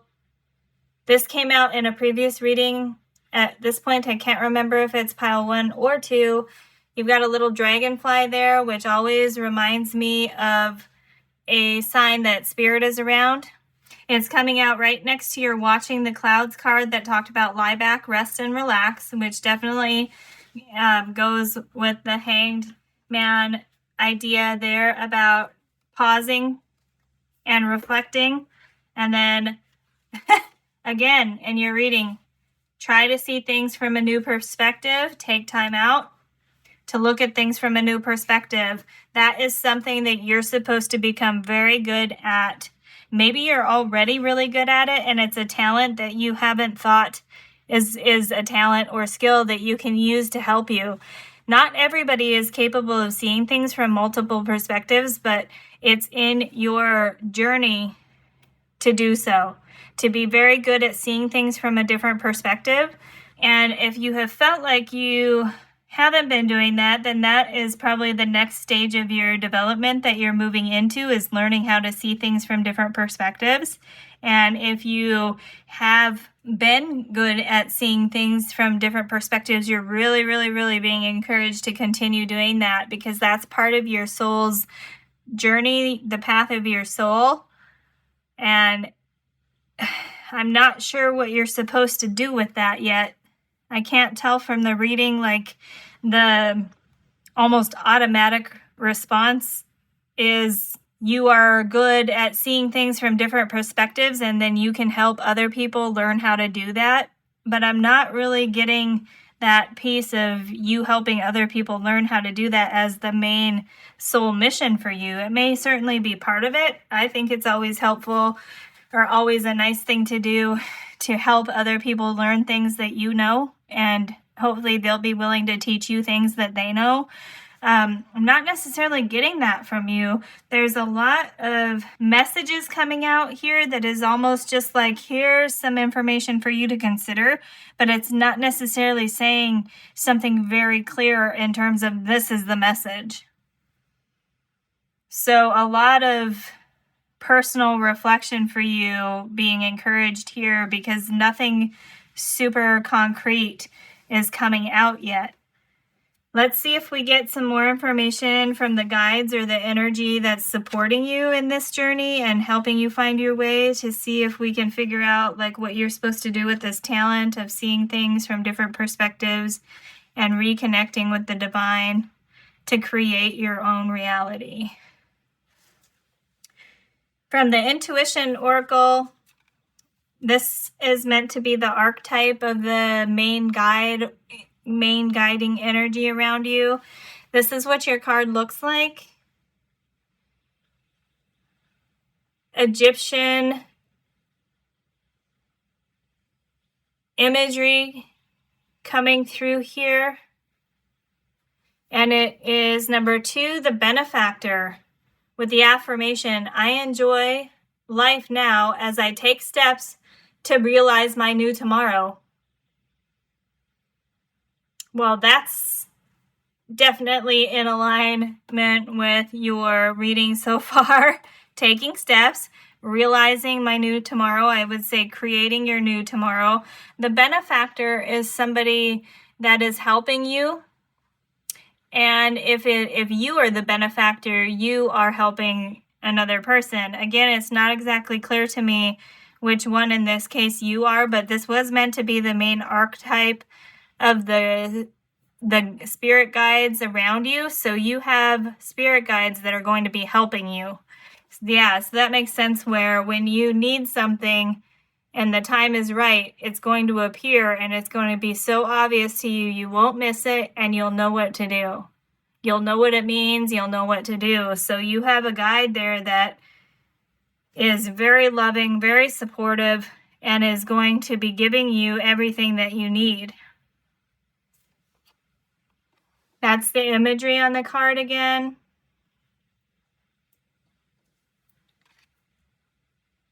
Pile 3, I am going to show you the guidebook for this card here because it is awesome in tying everything together for your reading. Let me put it here and then I'll talk about it. Sorry about the weird shadow. Page numbers here are number 40 and 41, may be relevant to you.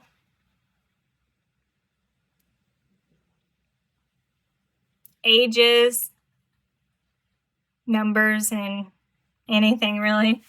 So this is saying that angels or guides, spirit guides, can appear in many different forms, which we got here about, don't forget that you have tree spirits, earth spirits, water spirits, all kinds of spiritual energy around that will be able to help you if you connect to it. We have the divine connection here, figuring out how to connect to the different energies that are around. The ones that may not be obvious, you may be learning as part of your journey how to connect with different energies. Sometimes you hear that when you're going through some preparation for some kind of upgrade in your spiritual development or your connection with higher consciousness, that you are kind of put into a pause and resting state. So you're it's the cocoon stage of, transforming from the caterpillar to the butterfly. You go through a cocoon stage where it's resting and things are transforming, but on the outside world, it looks like nothing is moving. So that may be why you feel unseen, unheard, is because things are going on that you necessarily don't know about, may be hidden from you just because it's spirit working its magic. This also is confirmation that you're on the right path, so that's great for reading about finding your way. You are on the right path. Keep moving forward. It also mentions that not only do guides and spiritual energy come in many different forms, but also opportunities do too. So this ties nicely back to this card here, because this says that if you have a rigid idea, if you have a really solid idea about the way things need to happen in your life, and you're stuck on that, in that mind loop, and you're not open to other possibilities, you may miss the opportunity that's being presented to you. Goes so nicely with this, be open to the flow. Life is always ready to pour good energy your way if you're open to being a channel, not a reservoir, to allow things to flow, not just get one thing and hold on to it. From the messages from your Animal Spirit Guides Oracle deck, you have the manatee. The dugong is another word for it. It says, accept the situation as it is rather than fighting to change it. Look at that.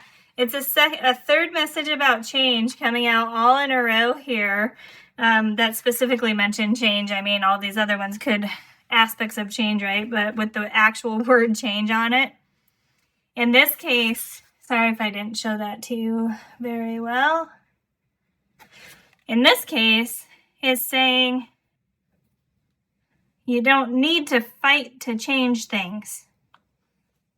Accept the situation as it is rather than fighting to change it, which is a really interesting, somewhat confusing, contradictory message to what you've been given here so far about how change is coming for you. You're going through some kind of transition, but it actually isn't too disconnected, because it's goes nicely with the idea of floating, resting.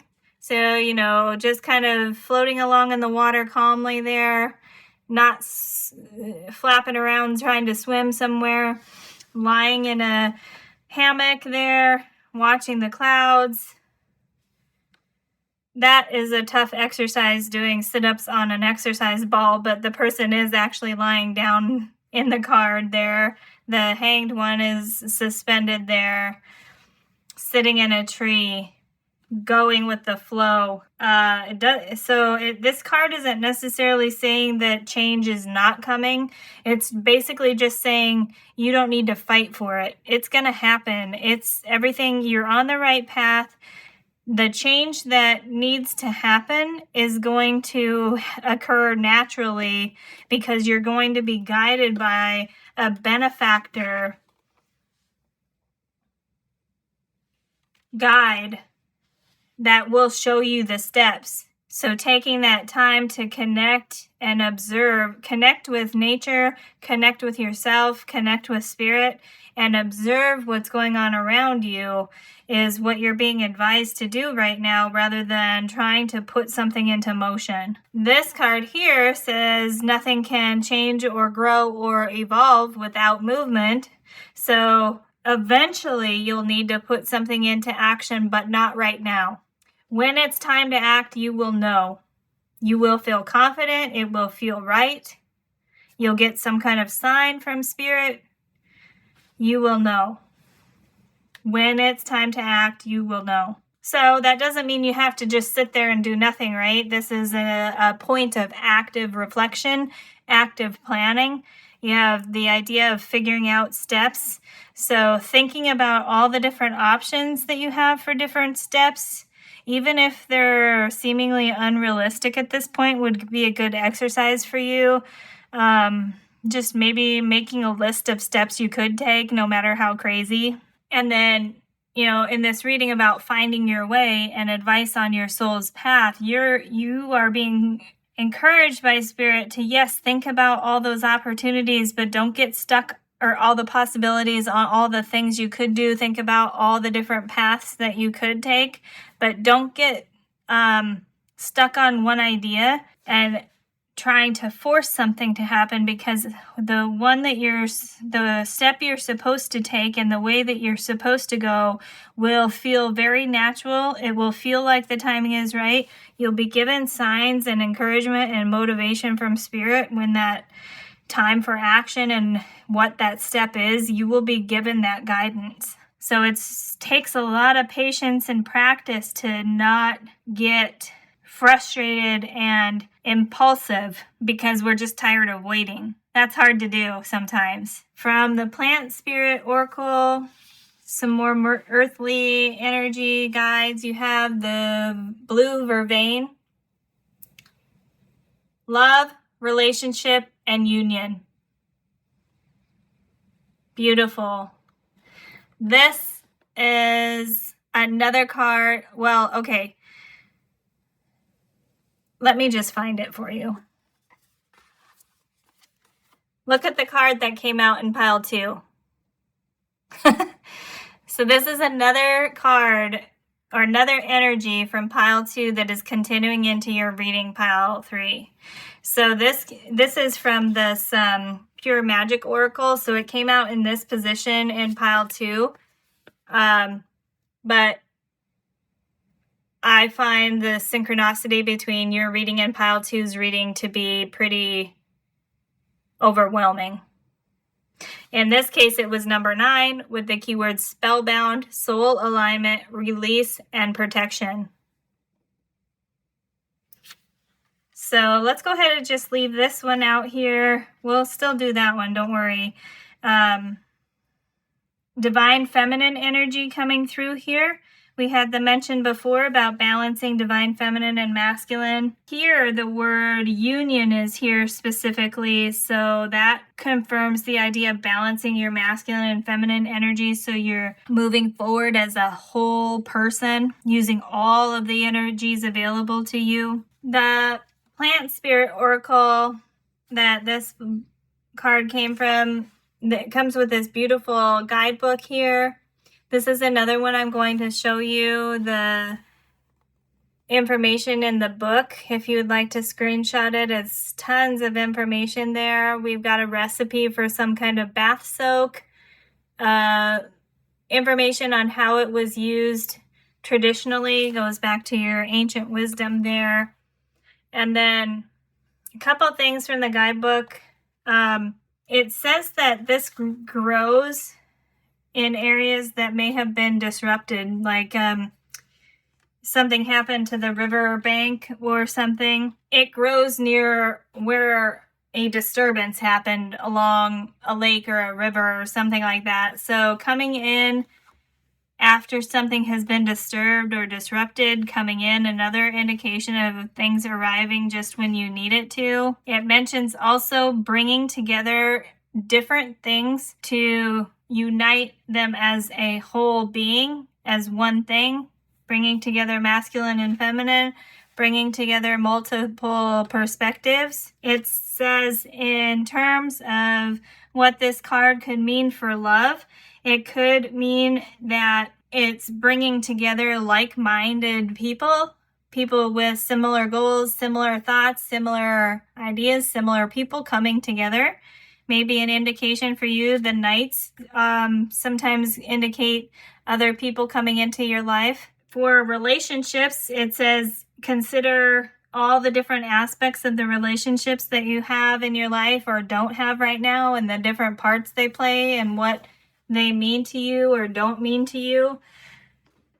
So looking at relationships in your life from a different perspective potentially, to see if that will help you figure out the next step or recognize the signs that Spirit is sending you in this case about what to do next. We've had the idea of being alone, solitary, one figure. Oh, sorry, I said every figure in your cards was alone, but in the 7 of coins here, there's 2 because it's the person in the card has their dog. So sorry, little puppy, didn't mean to discount you there. And there, hanged person and butterfly or dragonfly there. Person and owl. Look at that. Okay, yeah, all right.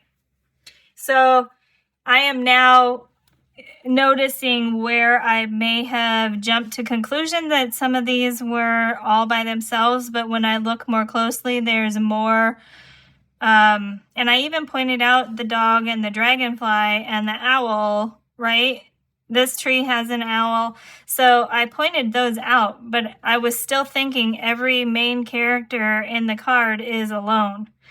So looking a little bit more closely, you do see that you're not alone.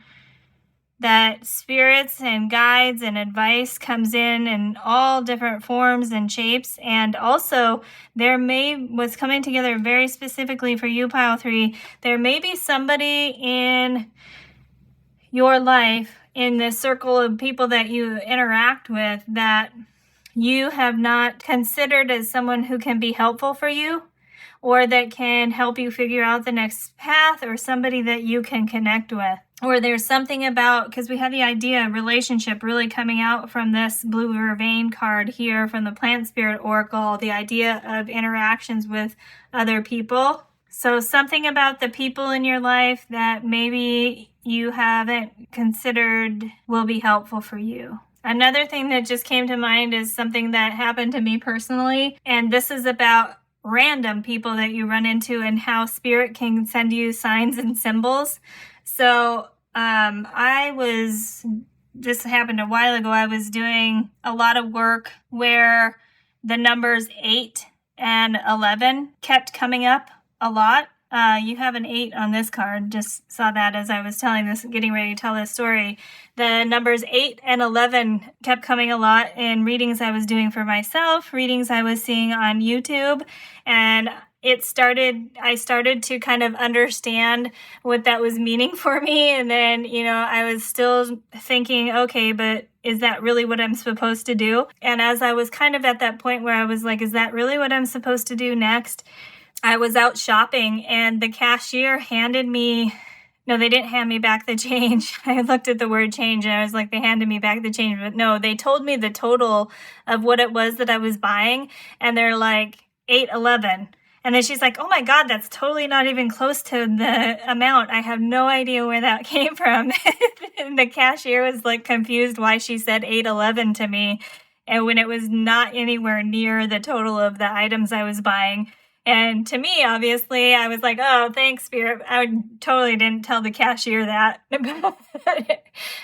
Definitely, I knew it. It was something I was presented with. Spirit had this cashier randomly say 811 to me when it had nothing to do with what was really going on in the situation. It was obvious. I couldn't miss it. And I was like, all right, I'll do it then. Thanks for the confirmation, Spirit.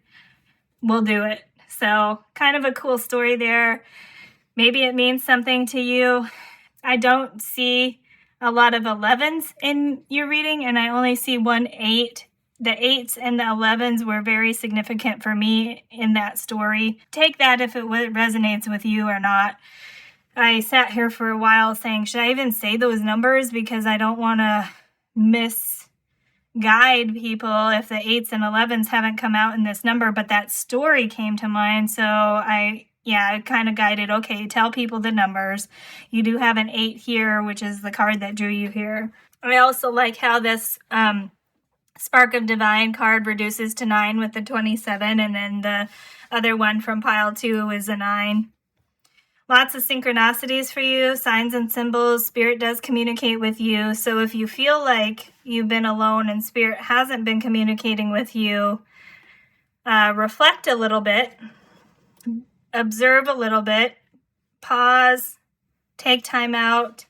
And the other thing is, too, if we're in this feeling where we purposely are trying to get away from people, you still got to interact with the world in some way, right? To give Spirit a chance to communicate with you, get out in nature, watching, I guess, this YouTube reading, since you're listening to this right now, reading books. You still have to interact with the world in some way. You can't just completely close off and be all by yourself. Otherwise, Spirit is going to have fewer ways to talk to you. And if you're closing yourself off so completely from the world, Spirit is going to have a harder time getting in contact with you, showing you those signs and symbols. So they may just start talking. I saw the word channel here. They may just start talking to you and you hearing voices in your head. Not that that's a bad thing, but it could be another way that Spirit could communicate with you. That is sticking out because another alignment with pile 2 right there. So let's keep moving with the Pure Magic Oracle card. You have number 35, which reduces to 8. It says closing circle. Look at her holding her finger over her mouth like, be quiet. And there's a symbol on the third eye, intuition, and the keywords say pure, intent, there you go, sorry, sacred doors, timing, and experience. Look at the imagery. The person's body has the cosmos, the universe within it. Nice alignment with this number 27, Spark of the Divine card. I reignite the divine spark within me, and I recognize I am part of all creation. Nice alignment there between these two cards. This one, closing circle. I'm almost like this is just the last card in the reading, last oracle card. We'll get one more tarot, but this is almost just like a recap for you. I'm being told not to drone on too much more. Take time to pause and reflect. The person has their finger over their mouth, and be quiet. Take time out, relax, and remember you're part of all creation. Everything that is, you are part of it.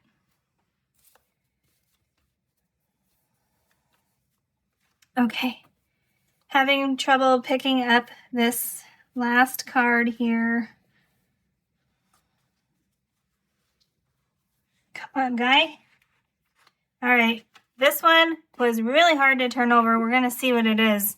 The five of challenges, the 5 of wands, that talks about conflict and competition. Okay, we're just going to leave that there.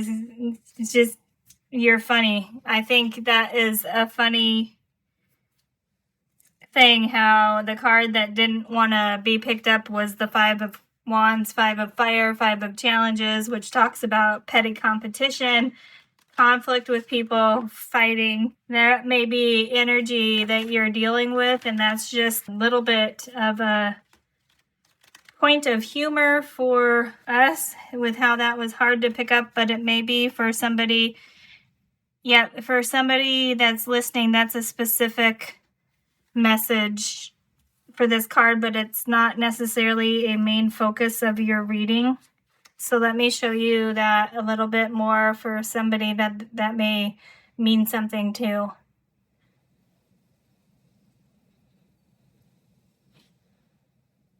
A little tiny bluebird there. Little tiny bluebird. Actually, that makes me think of one more thing I'm going to do for you after this tarot.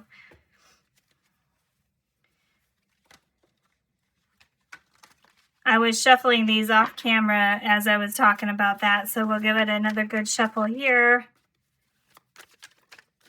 And there we go. Whoa. These cards are really just all kinds of really cool energy in these cards. And you have the 8 of visions. This is the 8 of cups, 8 of water in this deck. Talking about walking away from something. Walking a path. This is interesting. Walking, the traditional meaning for the 8 of cups is kind of walking away from something to go on a new path, or to continue on the path that you're on, walking away from something, leaving something behind. In this case, you have the different figures in this card are going every which way. A good representation of somebody who is wondering which way to go. Very relevant card to come out in a reading about finding your way. In the guidebook, this card talks about how the women in these cards have suffered some kind of loss, and they feel like they have no more free will to create their own fate or create their own reality, or that they have no options. But in reality, they do. There's all kinds of pathways that they can take. So this is saying, don't give up hope. If you've suffered some kind of loss or disappointment, so sorry to hear that. It's in spirit and universe encouraging you not to give up hope, to keep the faith. You will be receiving guidance that will help you find your way. Your reading earlier was like, it's really hard to wait sometimes, right? So this is encouraging you again to find the patience within, to wait for the right time to do something. And don't give up hope. Really strongly, main message from this card for you, Pile 3, is don't give up hope. All the guides that are out there for you want you to know not to give up hope, because they're there working for you and doing quite a bit for you behind the scenes, actually. And it's just hidden from you at this moment. For your reading, Pile 3, before I end it, there's one more thing I wanted to show you. When I saw the blue jay on this 5 of Challenges card here, it was confirmation for me to get another deck of cards out for you, because at kind of the beginning of your reading, a huge red cardinal almost flew through my window. I had my window open. It flew basically to where the window is on the house. It looked like it was coming in, and then it turned and it went away. I was like, oh, I should get the cardinal card from this is the Divine Feather Oracle. Divine Feminine, really strongly coming in to help you here, your guides. Divine Feminine guides here with these blue Vervain and Vervain Everlasting cards. So that cardinal almost flew through my window, and I was like, okay, I'm not going to get the cards yet. And then when I saw the blue jay on this card, I was like, yeah, I need to get these 2 for you. So the cardinal feather for you, like, let's just take this as final messages from Spirit, especially because we just had this 8 of Visions come out that's telling you not to give up hope. So let's see what the messages are here. From the cardinal. The cardinal says, stand tall and proud. See the leadership role unfolding ahead of you. And the blue jay says, the time is right to access and master your abilities. Do so with humility and control. Wow. I guess if you were looking for an indication of timing, there you go. The time is right. Definitely take the time to consider whether that message is for you or not. With how this reading has gone.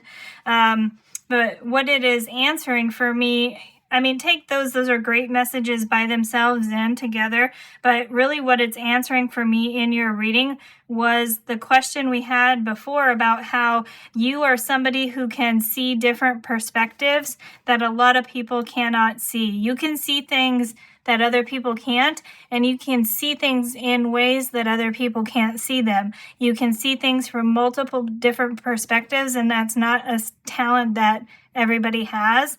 So the idea of how you were supposed to do that, what you were supposed to do with that talent, you are supposed to use that in some kind of leadership role.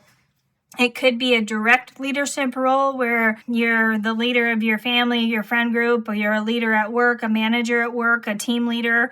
It could mean directly like that, or it could just be indirectly where you live your life looking at things from multiple perspectives, and then you are a leader by example because people see how you look at things, and then they're like, oh, I should do that too, right? So that could be another way that you're a leader. But you are supposed to be an inspiration for other people to see things from different perspectives in some way.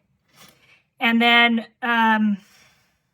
this card here ties to that as well, because it says the time is right to access and master your abilities. Do so with humility and control. So yes, you are supposed to really embrace that talent of yours to see things from different perspectives, and then access your abilities. If you haven't been accessing the part of you that recognizes you are part of creation and you can then use that energy to create your own reality, it's time for you to start connecting with that. and make sure you do it thoughtfully while being humble and doing so with an element of control in terms of not letting yourself get crazy or out of hand, right? It doesn't mean controlling the situation so much so that you're stuck on one thing, right? Because we had the guidance to not do that, to still go with the flow, but do those things deliberately, be deliberate, and be thoughtful in the actions that you take. So this is what we have for you today, Pile 3. I hope it was helpful for you. Thank you so much for spending time with me. Let me know in the comments if anything wasn't clear. If you found yourself resonating with Pile 2, let me know. If you connected with those and how that went for you, let me know anything in the comments. I love reading them. So thank you so much for stopping by. I do hope this was helpful for you. I wish you the best of luck on finding your way on the journey you have along your soul's path. Again, you're getting close to finding your soul's mission here, so don't give up hope. Truly appreciate you, and I hope to see you again in a future reading. Hello, Pile 4. Welcome to this reading about finding your way and asking Spirit for advice on your soul's path, or the path that your soul is taking, your soul's journey. You've come to the reading with this card here. It's number 6. And it says, drink from your own well. Water your own garden. We have the person in this card, the character in the card, looks like they're kind of stranded on an island, surrounded by stormy seas, holding up these flowers, a bouquet of flowers, but it's huge, and there's a little hummingbird there eating out of this top flower.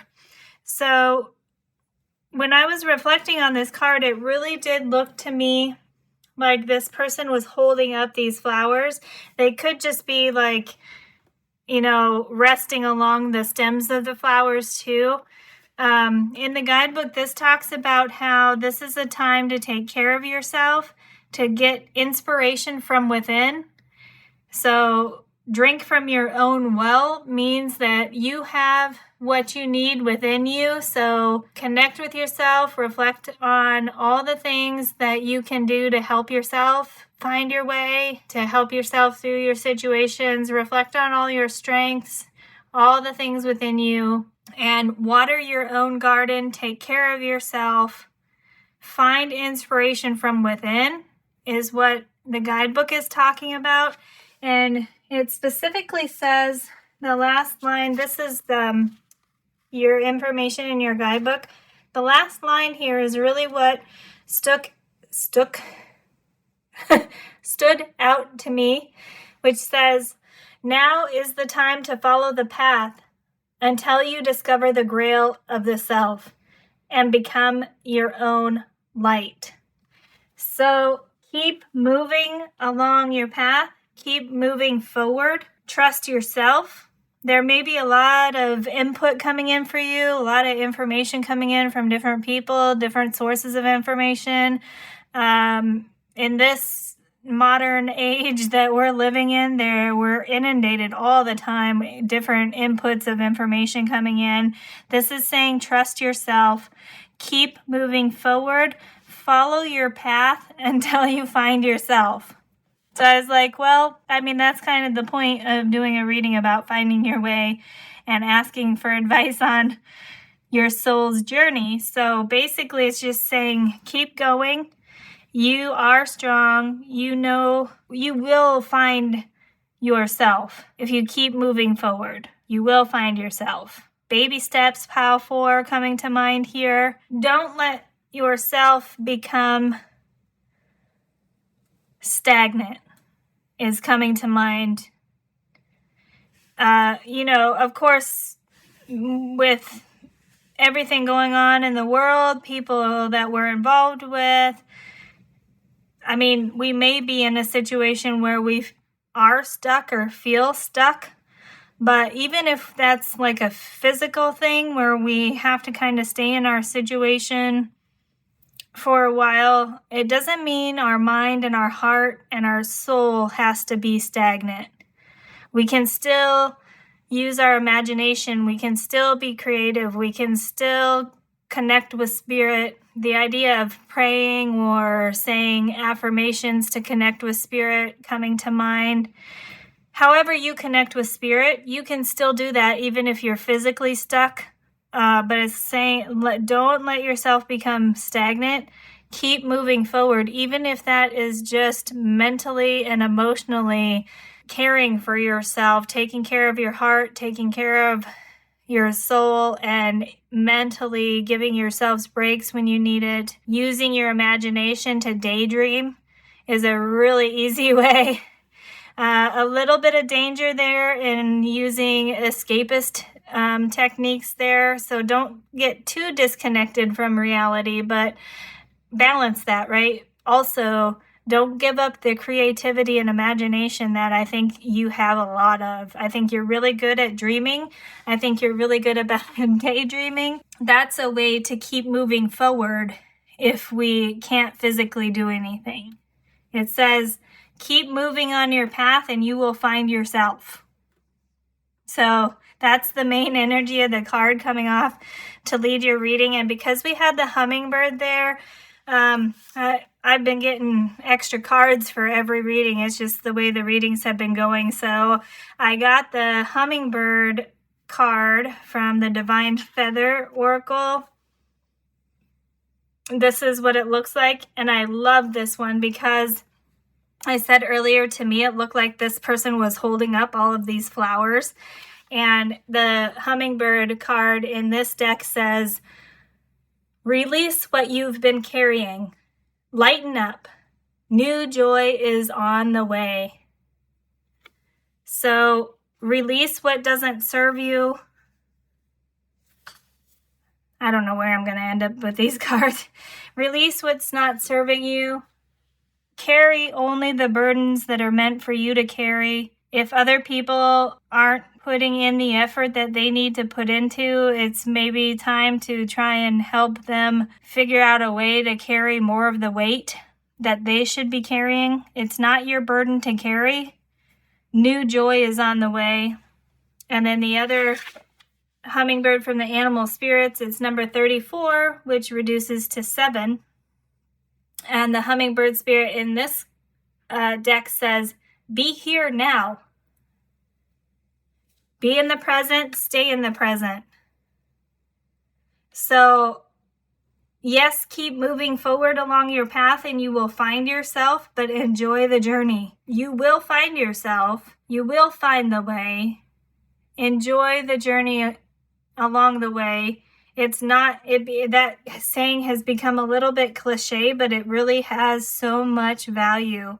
If we find a way to enjoy the present, to stay in the present, to be in the present. I said enjoy because that, you had joy on this card, but I always want people to be happy. But the other thing about being present, if you're stuck in this situation and dealing with other people that may not be carrying their weight, we can use that imagination and creativity and dreaming to be like escapist techniques that came out earlier. This is coming together a little bit more clearly as I'm going forward here, to be like, well, if only they would, or if only I could, maybe in the future this, maybe in the future that.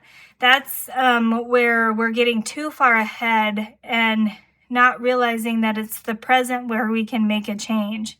So, like right now, I'm in this situation where maybe I'm carrying more than I should be. What are the responsibilities, even starting with a simple exercise of asking yourself, what are the responsibilities that are truly mine?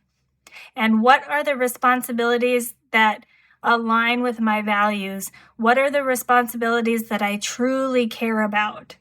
And then that will help you figure out which burdens, what weight to continue carrying, and what areas that other people could pick up or should pick up if it's not your responsibility. I have my eyes closed right now, and I'm seeing basically the color. Let me grab it. This crystal came out in a previous reading. I can't remember which one at this point, but when I closed my eyes to reflect on what I was saying about staying in the present, this is the color that came to mind. And this is, or that I saw in front of me. This is orange calcite, all about self-confidence, creativity. It's also about healing from past trauma, helps us connect with that.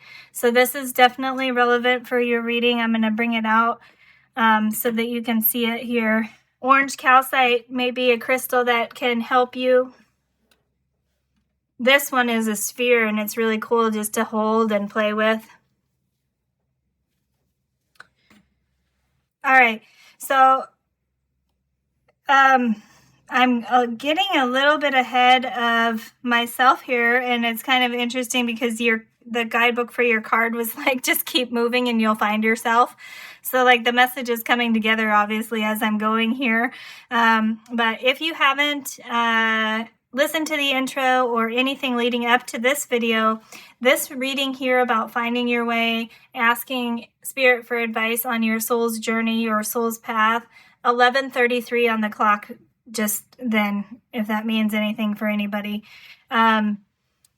It came about when I was trying to prepare my monthly moon reading for the buck moon. And this card here, the 7 of coins, 7 of pentacles from the Tarot of the Dreams, made an appearance. I explained all that earlier. But basically from this, we have Saturn and Taurus energy on here. And this is, to me, this looks like Dorothy and her little dog Toto from The Wizard of Oz, how they are following the yellow brick road, trying to find their way home, trying to find their path. And in the guidebook for this card, it says that this person may be at a crossroads where they're trying to figure out whether to stop and pick the fruit from the tree and eat it. Basically, stop and enjoy what you have at the moment, or wait and see what more can grow, or wait and see if there's a different way you can go, maybe at a crossroads. And then supporting that card, we had from the Soul Helper Oracle, number 2, follow the path of your soul. Do not allow anyone or anything to stop you. And really relevant because this kind of distraction and interruption came out when I was trying to prepare for the buck moon reading, which I still haven't done. And there's a deer here, masculine leadership energy, symbol here looking like sun and moon together to me. And look at that sphere there, matches this orange calcite. So don't let anybody stop you. This is almost reinforcing the message of this card for you, pile 4. Follow your path of your soul. And then because that card came out, it reminded me of the Enchanted Forest Tarot, which is the tarot deck we're going to be using for this reading, where they use, that's the back of the card, where they use the white heart deer as the Fool card of the deck. Talks about following your heart. Follow this deer here is a guide, and you're supposed to follow your heart into the forest. And this guidebook for this deck talks about how once you get into the forest, you'll be presented with experiences and mysteries that you're supposed to encounter according to your soul's journey. So when I got these 3 cards with previous work that I was doing, definitely made me stop and reflect, and then that led to this reading. So whether these cards come into your reading, we'll incorporate them as they apply already. You're being focused on this, follow the path of your soul, and don't let anybody stop you here. So that's nice alignment with the card that drew you here about finding inspiration from within, self-confidence with this orange calcite here.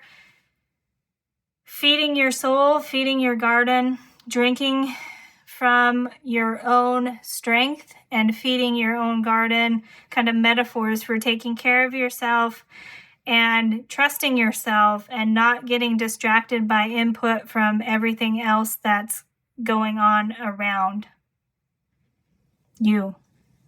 Let's keep going here with the reading. This top row here is kind of the current energy that's around you. This next row here is going to be lessons and experiences that you're meant to learn or have along your journey.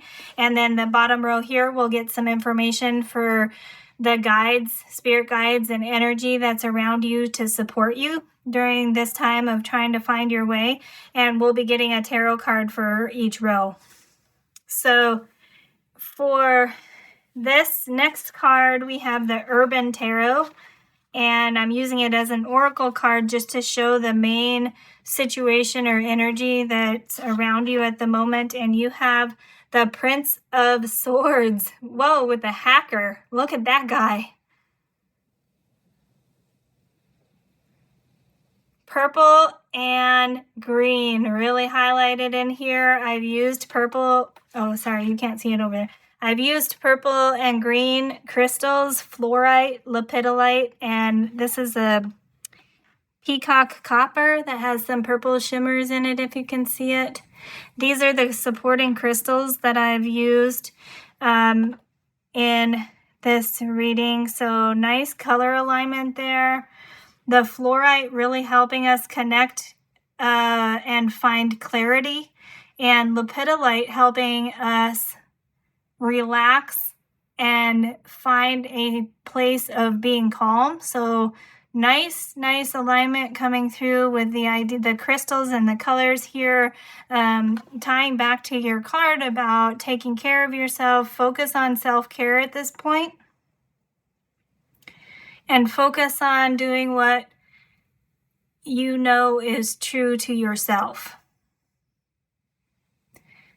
Keep moving forward. Don't become stagnant. You will find yourself. So, Prince of Swords is a Knight of Air in traditional tarot, and you have the hacker here. This is really cool, pile 4, how this card is connecting to The Matrix, the movie The Matrix. I realize that movie is getting to be quite old at this point, so if you've not heard about it and you're younger, you may have to Google it. But it has a quote from The Matrix in the guidebook. I'll put the guidebook up here so you can screenshot. Lots of good information there for you. But I do want to read you that quote because it really is helpful for this reading. So it's, let's see, yeah, I can read it from here. It says, "Let me tell you why you are here. You are here because you know something. What you know you cannot explain, but you feel it. You've felt it your entire life. That there's something wrong with the world. You don't know what it is, but it is there. Like a splinter in your mind, driving you mad. It is this feeling that has brought you to me." From The Matrix. The guidebook goes on to talk about having an idea come to mind, great alignment with the imagination. And it says that to the Prince of Swords, information is everything, and no obstacle will get in the way of the Prince of Swords from finding the information they want or from stopping them from going after what it is they want. Nice alignment with everything we've talked about. I don't want to repeat all of that. I think it's still pretty clear. Don't let anything stop you from following what your soul wants. An indication from the quote from The Matrix there that you're being prepared for some kind of up-leveling, upgrade, or transition to learning about higher consciousness, connection with spirit on a more divine level, a more advanced level of spiritual development being indicated for you, pile 4. It's almost saying this is you, And if you're not trusting yourself right now or don't feel self-confident, it's because you've forgotten who you are. From the Oracle of Ascendance, we're going to get the foundational energy that's around you, and you have the octagram, the 8-sided star.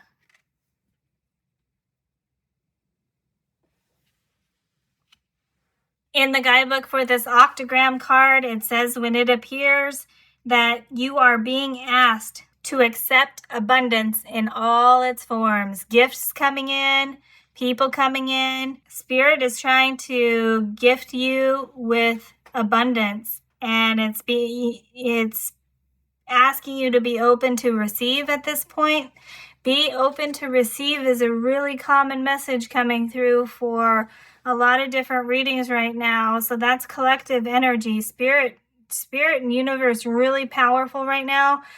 This is a timeless reading, but it's being done beginning of July 2023. Lots of stuff going on in the astrological area with planets moving north and south nodes.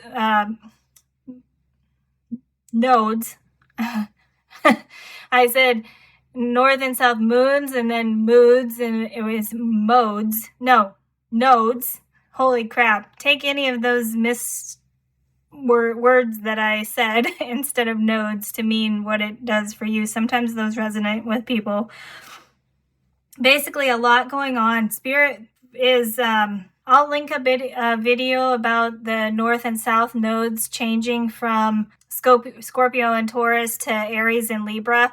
I'll link a video that I find informative about that. But basically, the gist of it is a lot of change going on in the astrological realms right now, and Spirit really trying to bring in a lot of information for people. So be open to receive applies to you as well, Pile 4. And this guidebook also says that in order to receive the abundance, you need to be in a mindset where you acknowledge that abundance exists. So for me, this is telling me that is reminding you about how strong you are and the gifts you have within you, how special you are, how you know things, you feel things that you just know are different or not right or are right. Like you just know and feel things, right? And you need to trust that because you have some kind of strength within you that you need to rely on, self-confidence. You need to acknowledge your gifts. You need to acknowledge how powerful you are, Pile 4. If you feel isolated right now, it may be because Spirit and universe want you to depend on yourself so that you remember who you are and how powerful you are. From the Life Navigator deck, you have trust. Beautiful. Believe you are equipped to deal with the issues you'll come up against in life. Go forward calmly with confidence, and you'll find most problems will eventually just move aside for you. I'm going to read that one more time because that sums up this row so well. Trust. Believe that you are equipped to deal with the issues you'll come up against in life. Go forward calmly with confidence. You'll find most problems will eventually just move aside for you. Beautiful. Thank you, Spirit. I love how that card just ties everything together that we've talked about so far. Beautiful. Okay, let's get a tarot card to complete this row. Get some additional information for you, Pile 4. You have the strength, you have the capability to do what you need to. Be confident in yourself. You can do it, Pile 4. You can do it.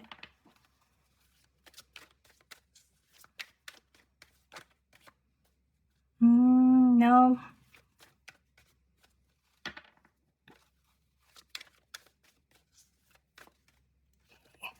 You got 2 cards coming out here. 7 of Challenges.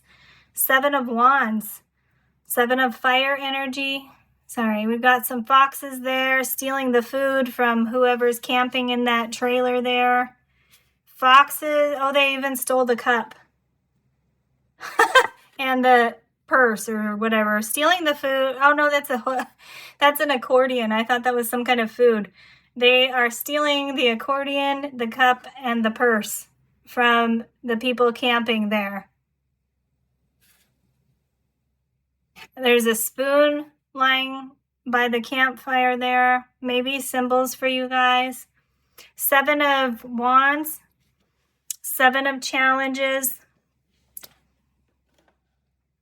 Talks about the adversity we face, the challenges we face when we're interacting with other people. This is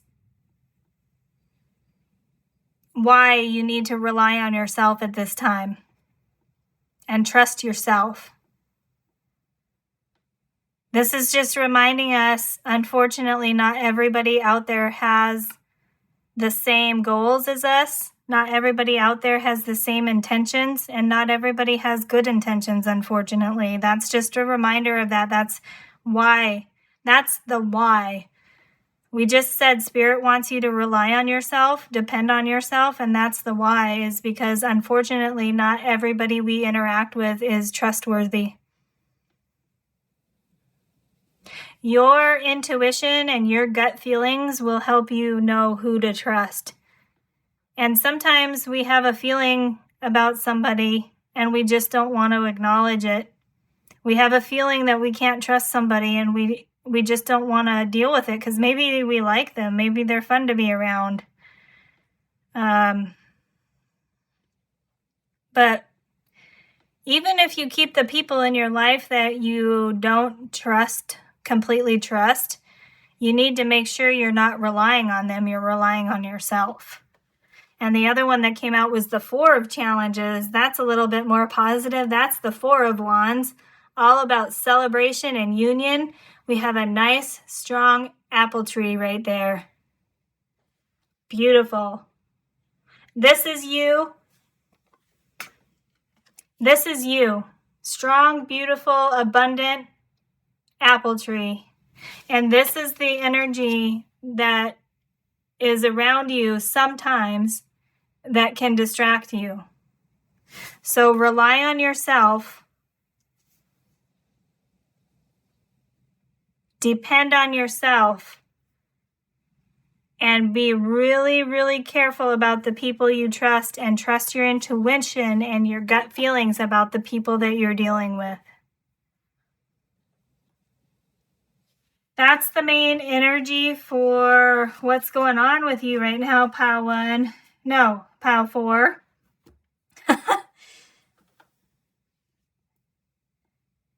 At this point, I can't remember what happened in Pile 1 because this reading, the energy that's going on in the world right now is really affecting me, and it's my connection with Spirit really going differently. So I haven't been doing very many readings, and timing seems off to me, but I'm kind of going with the flow, trusting Spirit. And so it's been several days since I did Pile 1. I can't remember what happened in Pile 1, but I did say it, so maybe check it out if you felt drawn to it. All right, this next row, let's get some information about lessons that you're supposed to learn, things you're supposed to experience, potentially information about your soul's mission, your soul path. From the Soul Journey Oracle, you have doubt. Yep, get rid of it. I release the need to know all the answers. Look at that. Wow. Okay, so first of all, Pile 4, stop doubting yourself. Regain your self-confidence and remember how strong and powerful you are. And then secondly, remember how this card said that the Prince of Swords will do anything to get the information they want. They will do anything to accomplish what they want. This is actually saying, release the need to know everything. Trust in spirit.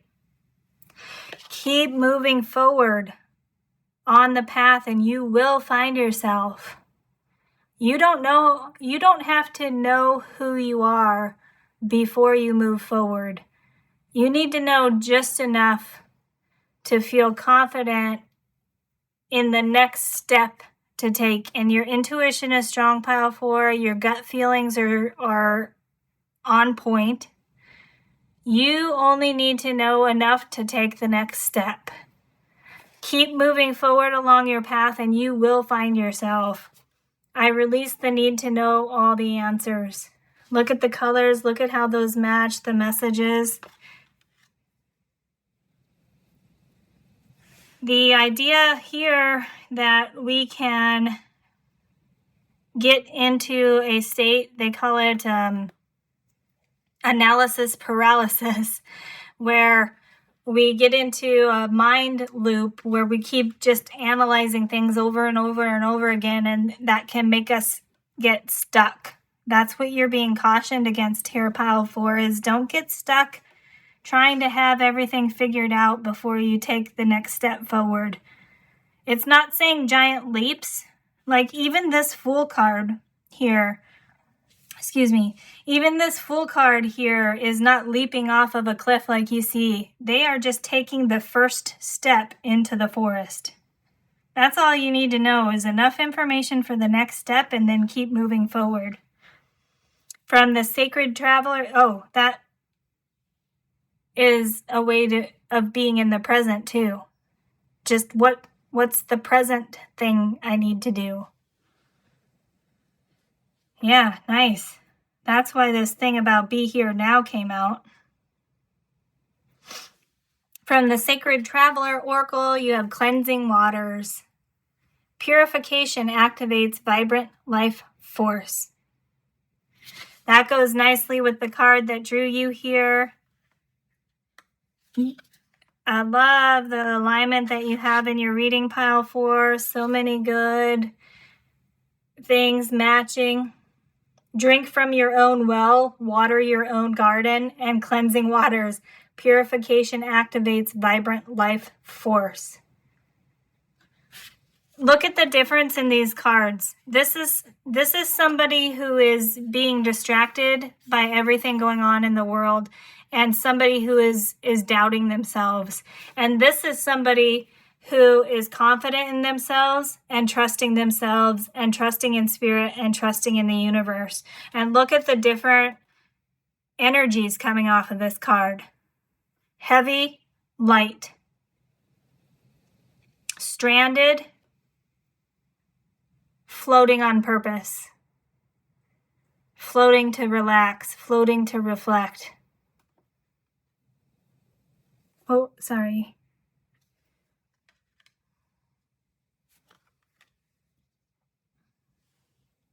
Give me a second.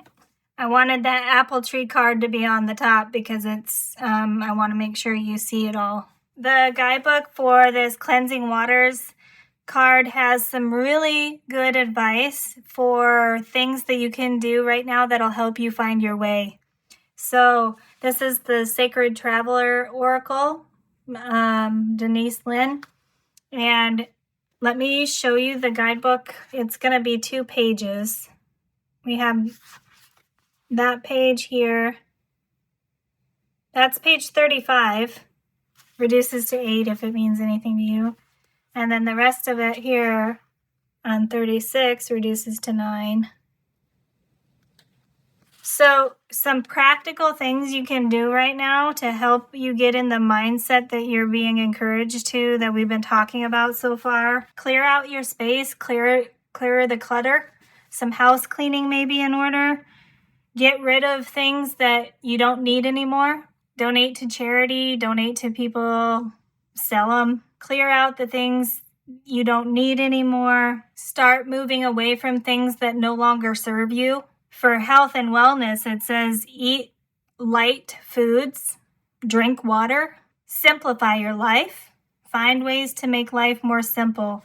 That what we talked about earlier about deciding and reflecting on which responsibilities are actually yours and what are responsibilities other people should be taking care of. That is a way to simplify your life, setting those boundaries. And it says take a shower or bath or go swimming with the intention that that water is washing away everything that you don't need anymore, everything that's distracting you, that water washes away. It says when you purify yourself, you become a clearer channel for light, and thus you know what direction is best for your life. Yeah, so to find your way, the strongest message, tons of information coming out for you, Pile 4, but the strongest message coming through so far about how to find your way is to simplify your life. Simplify. You will be able to find your way more easily if there's not so many distractions and so much clutter and so many responsibilities and burdens. Responsibilities may not be the right word because that's things we should be doing and that are our true responsibilities, but it's the burdens, the things that are not actually yours to carry. That's what we should be moving away from. This says, find as many ways to use water in your life to cleanse and purify yourself, all with the intent that you are making space for greater energy to emerge. Your initial card here was talking about your inner strength and all the talents and skills and abilities that you have, how strong and powerful you are, but there's something that's clouding that, fogging that, or muddying that, making it muddy, that's dragging you down, and that's why you're being encouraged to cleanse and purify yourself. Simplify your life, Pile 4. Strongest message. Follow the path of your soul and do not allow anyone or anything to stop you. Without being too controlling, right? Because Spirit and Universe trying to help you. From the Mystical Journey Oracle 34. No way. No way. I don't know why I just said it all like that, but look at that. Number 34 and trust.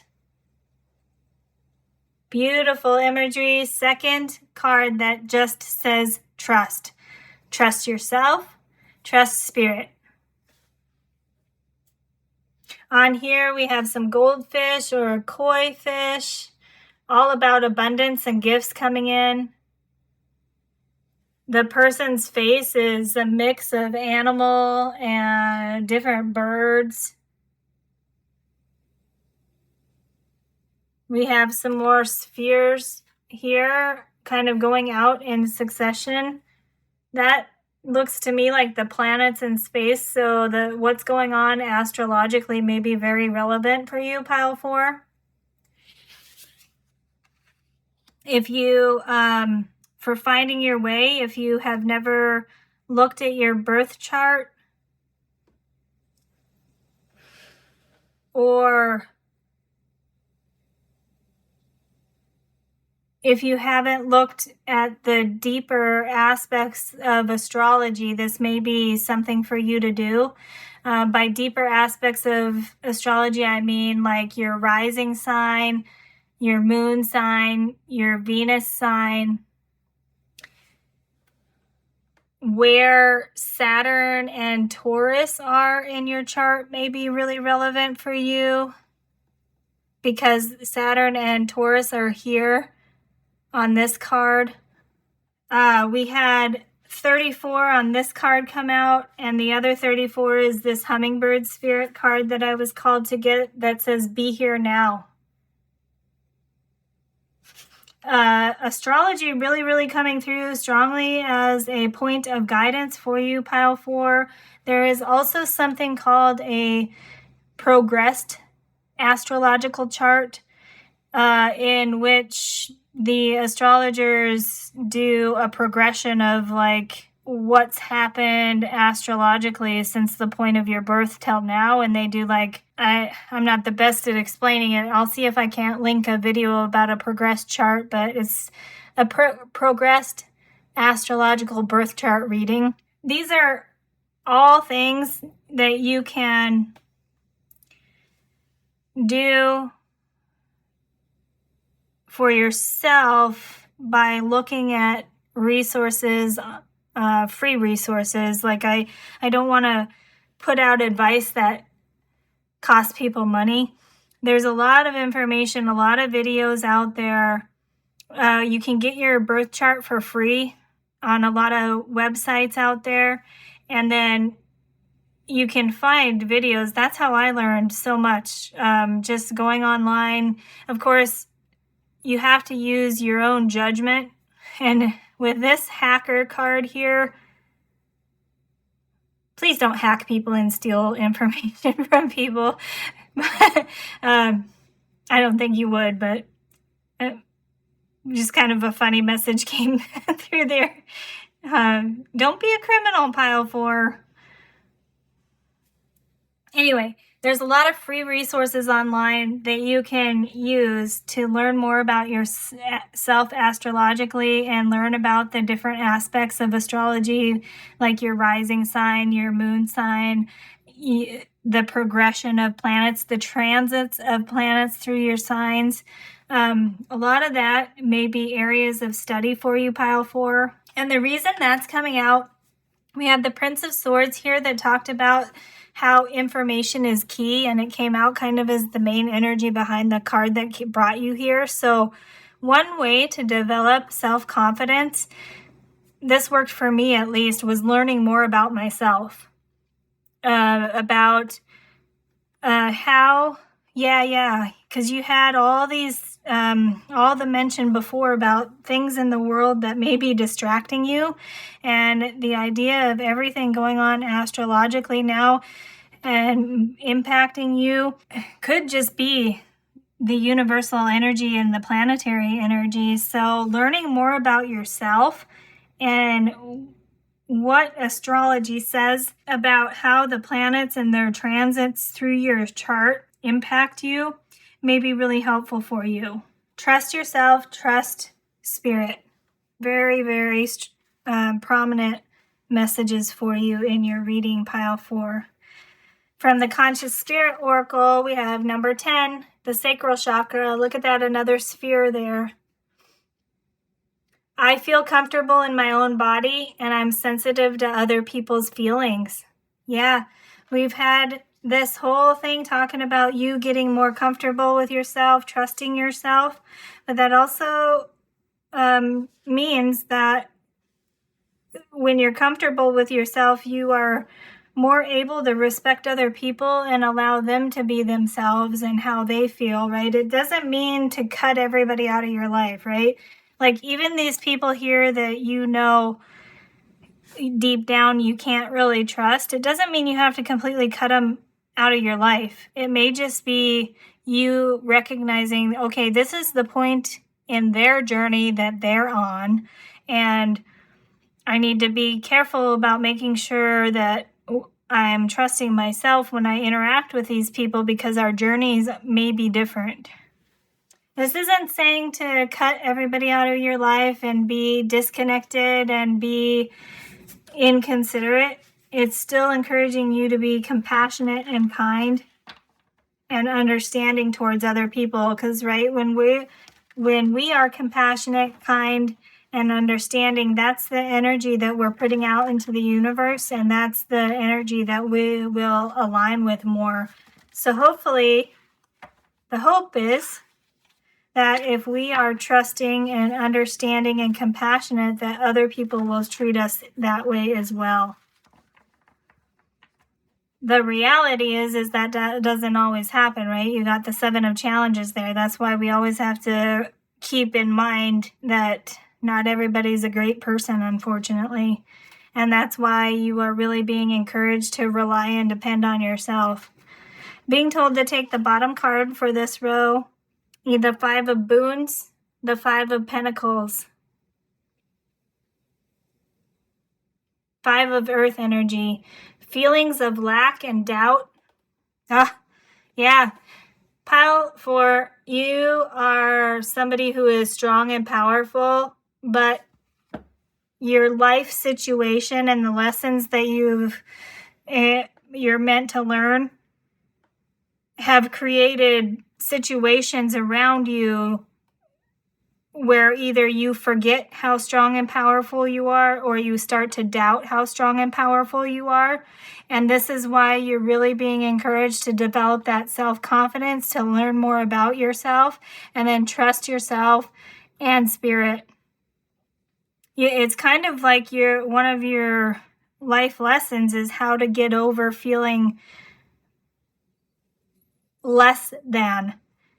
Get over feelings of lack and loss, and to develop some self-confidence to the point where you trust yourself and you're comfortable in your own body. The story behind this card here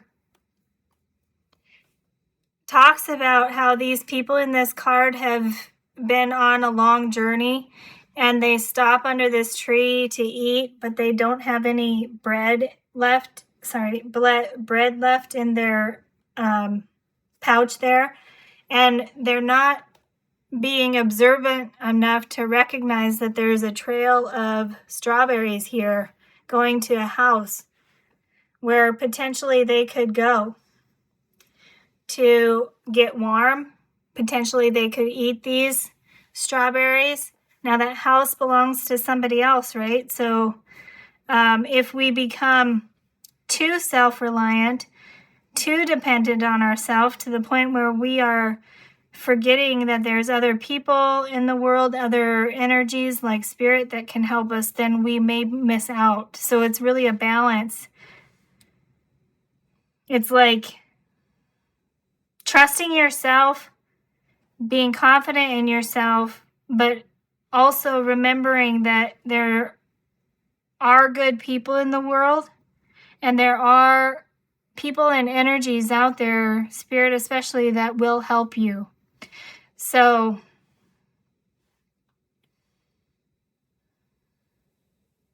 it's a balance of those two things, which can be quite difficult sometimes. All right, for this last row here, we're going to get some information on the guides and energies that are around you to support you. This first card from the Intuition Oracle is meant to be the main archetype of the guide around, and right here you've got two figures there, a masculine and feminine. So you have at least two strong, powerful guides around you. And that is the Lovers, number 7. It says, I attract love, abundance, success, happiness, and fulfillment. Yes, this octagram card here was all about the universe trying to bring you abundance. And these are the guides that are doing it. At least two strong, powerful guides, one masculine, one feminine energy, trying to bring abundance into your life. So be open to receive. And remember, it said in order to receive, the first thing you need to do is acknowledge that abundance is available to you, that you do deserve to have nice things. You deserve to be loved. You deserve to be given the space to follow your dreams, follow your heart, follow your soul, and take the time out that you need to care for yourself. You deserve that time, Pile 4. From the messages from your animal spirit guides oracle, you have the kiwi bird, and it says, do a walking meditation each day for the next week. Okay. Well, thanks. We had this, from the beginning, the idea of self-care, and this cleansing waters card I was called to read from the guidebook gave all kinds of good practices there for health and wellness, drinking water, eating healthy food, taking time to rest, using water to cleanse and purify, cleaning out the clutter. And now it's saying do a walking meditation. All of these things are practices that you can put into place that will help you find your way and gain more insight from Spirit. Signs and symbols that may be presented to you may happen when you're walking or when you're meditating. We had this card here give the indication of being physically stuck. Maybe the situation isn't around you isn't that great. So, if you can't go walking somewhere safely, like the neighborhood you're in has a lot of crime, or there's no nature trails around you that you feel safe on, a meditation where you visualize yourself walking through a place, a forest, walking in, a meditation where or even just a visualization exercise where you see yourself walking into that forest. And what do you you see yourself walking up to this nice lake where you feel safe enough to lay like that with your eyes closed. I just noticed there's a dragonfly on this card. That is always a symbol to me that Spirit is around you. The Dragonfly Spirit card from the Animal Spirits Oracle is number 22, reduces to 4, which is stability, safety, security. And it says truth transcends illusion. Another message for you guys there to go with the kiwi bird. Information is key. Finding the truth is key. The truth will come out. Trust in yourself, trust in Spirit that you will know the true path that you're supposed to be walking. From the Plant Spirit Oracle, we have the Multiflora Rose.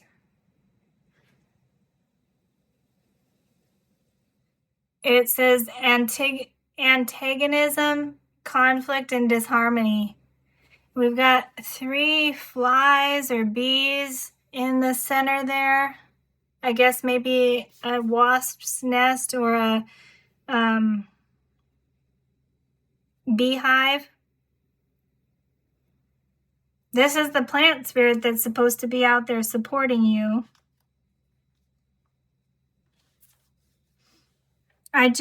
When I saw this here about walking, not everybody is in a safe environment where they can go out walking by themselves, especially. So this is saying, especially during times of conflict and disharmony, you are being protected.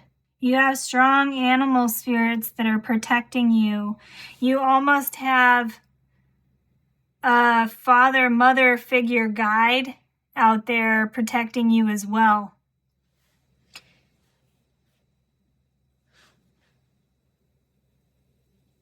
You have strong spirit guides protecting you, Pile 4.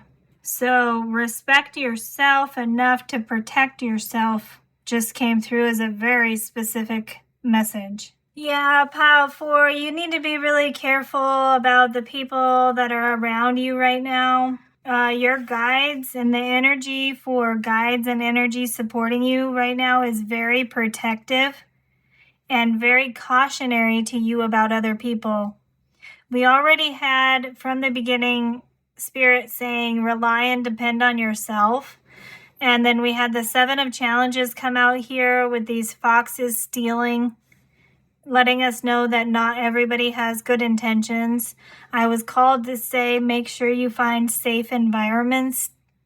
And if you can't go out safely by yourself, to use visualization exercises about places you would like to go and where you do feel safe. And then the guidebook for this Multiflora Rose has a warning about people that may be trying to trick you into conflict or battle. And it says use a lot of caution with your interactions with people to remain calm so that you don't get tricked into some kind of drama, tricked into some kind of conflict, tricked into some kind of battle, tricked into carrying burdens that are not yours to carry. These are the cautions that your guides are putting out there for you, Pile 4. That's why you're being encouraged to trust yourself and rely and depend on yourself the most. And remember that Spirit is out there with strong guides coming through to protect you and guide you. Respect yourself enough to protect yourself is the message coming out again from your guides. Let's see what this final oracle card is. From the Pure Magic, you have number 6, Hecate's Path, Cycle of Life, Night Magic, Crossroads, and Letting Go. Number 6, you had the number 6 card that drew you here, Drink from Your Own Well, Water Your Own Garden. We had this 7 of Coins, 7 of Earth Pentacles card, indicating somebody being at a crossroads, and Hecate is the witch that guards the crossroads, if I remember correctly. If that is incorrect, please correct me in the comments. Letting go. Let another message about letting go of things that no longer serve you. So, wow, Pile 4. This is really, really powerful energy coming in here from Hecate. We had the 6 on this card, Hecate's Path, matching the 6 of the card that drew you here. And I was called to get you a couple of things to bring into the reading. So the first one, I want to show this to you, is a necklace that I got in a subscription box. It's a key of protection. I just want to show that to you. We'll bring it into your reading. We'll set it right here with, actually, this is, no. Okay, so this came from the same company, 9 of Earth, where I get subscription boxes. This is a bath bomb that's Gates to Paradise. It has a labradorite crystal inside. It has the locket there with the keyhole. We'll put Hecate's key on there. And I don't mean this to be turning into like a promo for this company or their subscription box. I just am really called to show you this key that they sent on the necklace and the information they sent. If you feel called to check out the company, they're great, but they send this little information sheet. And here's what it says about Key of Hecate's necklace. Right there. It says, she's the Queen of Witches, the Keeper of Keys, represents mystery, intuition, hidden knowledge, and protection.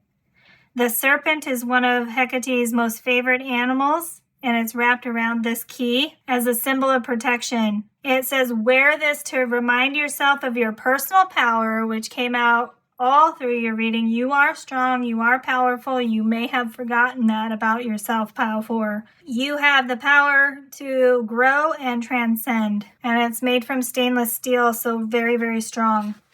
And then from the Goddesses, Gods, and Guardians Oracle, the Hecate card is about past life healing.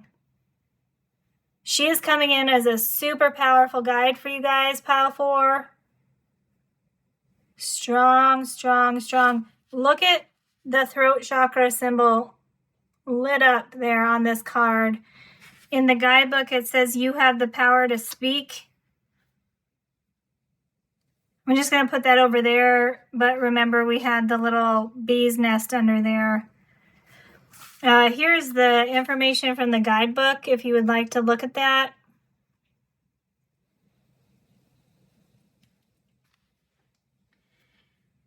It says, it is safe to speak. Set your inner witch free. Stand up for yourself, Pile 4. You are strong. Respect yourself enough to protect yourself. It says, when the Queen of Witches shows up, it's highly significant. You are ready to confront, work through, and permanently heal age-old soul trauma arising from historic persecution of feminine healers of any gender. So we had at the beginning, I was called to bring out this orange calcite sphere that helps us heal from trauma, right? And then at the end of your reading, you're getting past life healing here. Now that if you believe in past lives, it could be something you've experienced in another lifetime that is carrying through some soul karma, soul family karma. That right there could be another reason why, the energies of other people being disruptive is just soul family trauma that you've been carrying from ancestor to ancestor. And if past lives is not part of your belief system, it's your actual family and things that have been going on in your family from generation to generation, and things in your past that are still affecting you now. And these guides are here to protect you, help you step into your personal power, and transcend any trauma that's been going on for just too long at this point. It says you have wondrous spiritual gifts to share with the world, yet they've been buried under rocks of fear. Carrying other people's burdens, burying your gifts. Let your inner witch out. Step into your personal power. Remember who you are and how powerful you are. You're this strong apple tree. Abundance is meant for you. You deserve it. It says, every step you take to speak your truth and reveal your wisdom, the more inner freedom you will find and experience. It is safe to express your real voice, and your divine feminine energy is stronger than fear. So another life lesson for you that you're meant to overcome, not only overcome feelings of lack and not having enough, but also overcoming fear. Those are huge, pile 4. You are not here to do anything small. You are here to do something big. These are big life lessons. They're really challenging. Sending you as much strength and courage and bravery as I can to help you on your journey through this time, pile 4. Those are huge, huge goals for a soul to accomplish in a life. The other page for that card in the guidebook looks like this, and there's an invocation on there that says, Hecate, I pour all my fears of being visible into your cauldron of light. It's safe to speak and reveal my truth. Other pieces of advice here are consult a female or feminine energy elder or person that you trust. It says the new path is soon to be revealed for you, so don't give up hope. Keep the hope alive. New joy is on the way. New joy is on the way. The new path is soon to be revealed. Step into your personal power. These readings, I'm really being called to show everybody stuff from the guidebook, basically. Spirit really asking us to be open to receive and be willing to help ourselves coming through in every reading. So I'm really being called to show you guys the guidebooks. The guidebook for the Hecate's Path from the Pure Magic Oracle looks like this. Page 26 and 27 there. And 28 has a pure magic spell there, if that's something that you're into. From the guidebook, the most relevant thing, I think, or the thing that stuck out to me at least, of course, you trust yourself and what's resonating with you, was this line here. You are asked to let go of what is familiar, safe, and comfortable in order to break the stagnant wheel and discover new opportunities that lie awaiting ahead. What is dead is gone, and a new path must begin. Its process in order to continue the cycle again, birth, death, and rebirth. Delve deeper into your spiritual path.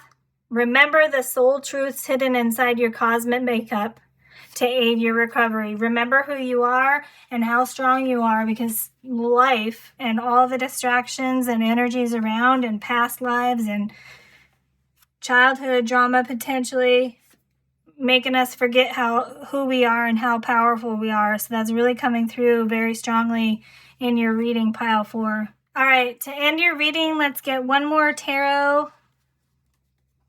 Normally I fill it in this space here. Of course, we ended up with tons of extra stuff.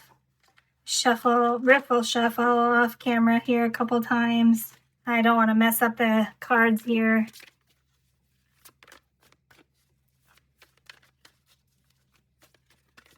Okay, you have the 7 of Boons, and it came out in reverse. This is what it looks like upright. And it came up in reverse, so actually, look, the whole deck was reversed, so we'll keep it upright. So this is talking about options and possibilities, doorways that you're being faced with. Look at all those doors to choose from. You may be presented with multiple opportunities, multiple offers, and that's why, again, being called to trust yourself, trust your intuition, trust your gut, follow your soul's path and follow your heart so that you are confident in which door you're going through next.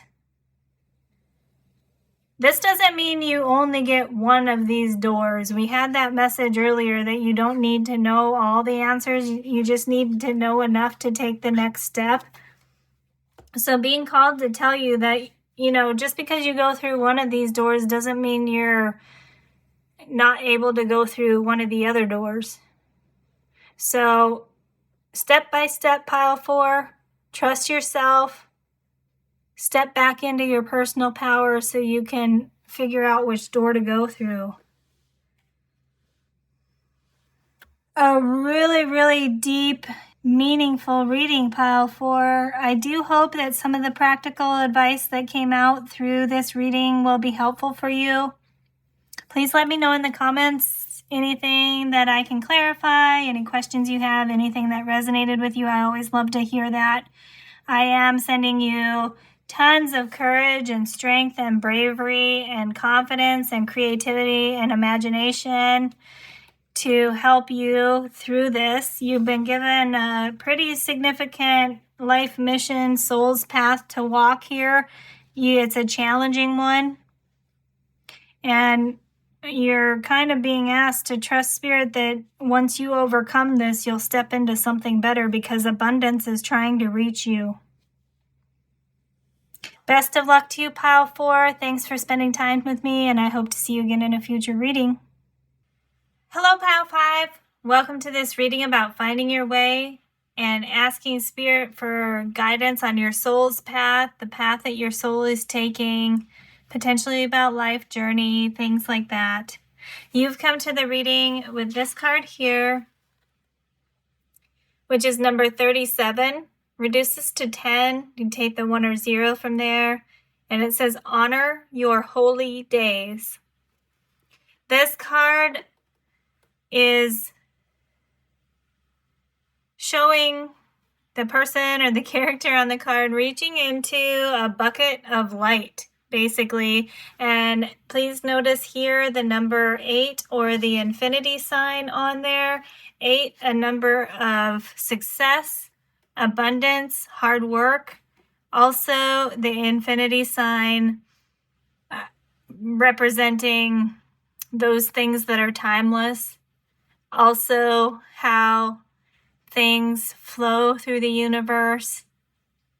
And the idea of timing is mentioned in the guidebook for this card. It mentions that this card is related to celebrating holidays, celebrating days that you consider to be sacred. And it mentions how sometimes we celebrate with family and friends and coworkers, acquaintances. Sometimes we celebrate by ourselves. And it's really asking you to connect with the cycles of life, the cycles of time, the cycles of the year, the wheel of the year, may be relevant for you. It mentions to pay attention to the changing of the seasons, the light days and dark days. So the solstice times may be really significant for you. This says when we are celebrating by ourselves and honoring ourselves by taking some time for ourselves, that is the time when we are able to truly connect with our own spirit, where our soul is truly able to connect with spirit in a very pure way, because there aren't any distractions and impacts and effects on us from other people's energy. So that's the main message coming off of your card here, is that timing is important. Take time for yourself and honor the things that you believe are sacred and honor the things that you value. One thing I noticed about this card, wearing a little spectacle, I don't know what that's actually called there, but this card reminded me of one of the presidents we had for the United States of America.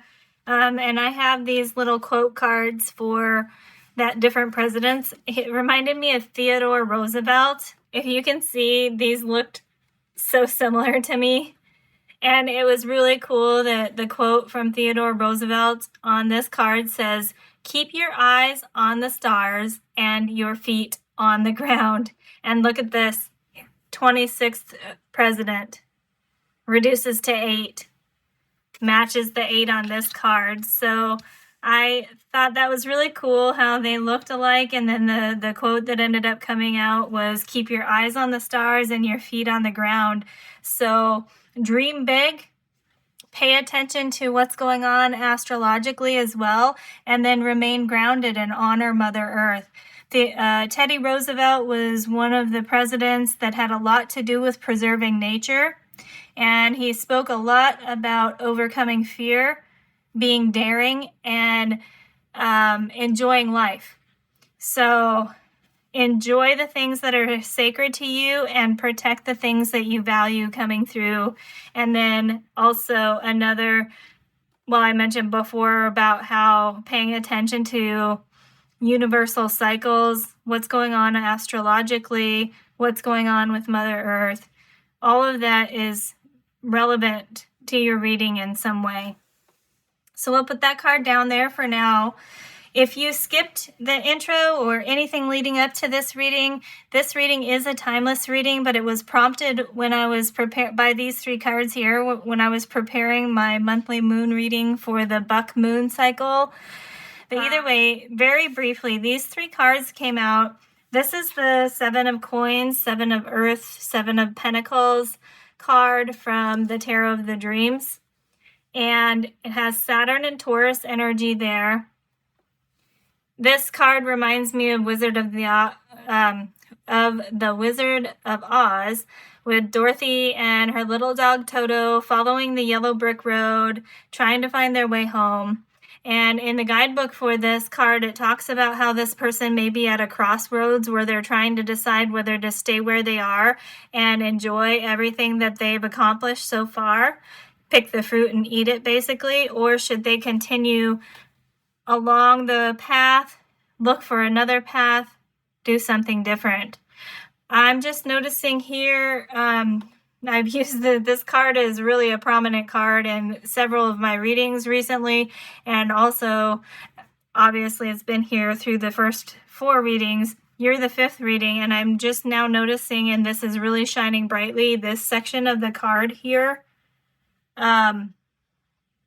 is really shining brightly at me. I'm not sure if you can pick that up on the camera. As I'm looking at it, it's highlighting that there's a gap here. There's a big tree on this side over here. And then when you come over here, there are some smaller trees, but there's a big gap there.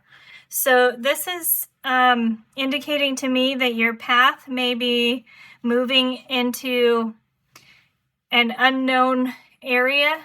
You may be moving forward without having all the information that you would like to have, or you may be at that crossroads where you're trying to decide to move forward, but you may not exactly know what's coming. We'll keep that in mind there, how that gap showed up as your reading continues. A supporting card that came out for that tarot card from the Soul Helper Oracle was number 2, and it says, follow the path of your soul. Do not allow anyone or anything to stop you. And this was really relevant because it came out when I was trying to prepare for that Buck Moon cycle reading. And we have this nice deer here. This is masculine leadership energy. And we have the sun and moon looking like an orb there very brightly. Standing on ground here that's fertile, indicating abundance. Even when surrounded by snow, the green grass is showing right where this deer is standing. And then that reminded me of the Enchanted Forest Tarot, which we'll be using for the reading. The full card in that is the White Heart Deer, basically saying follow your heart. So this is about somebody being on a path and Spirit encouraging us to follow our soul and follow our heart. And the guidebook for this deck mentions that this is the Spirit guide to follow, asking you to step into the forest. Really relevant for you is that you don't know exactly what's in the forest right now, because this area of the card that's empty is highlighted to me, still shining really brightly at me.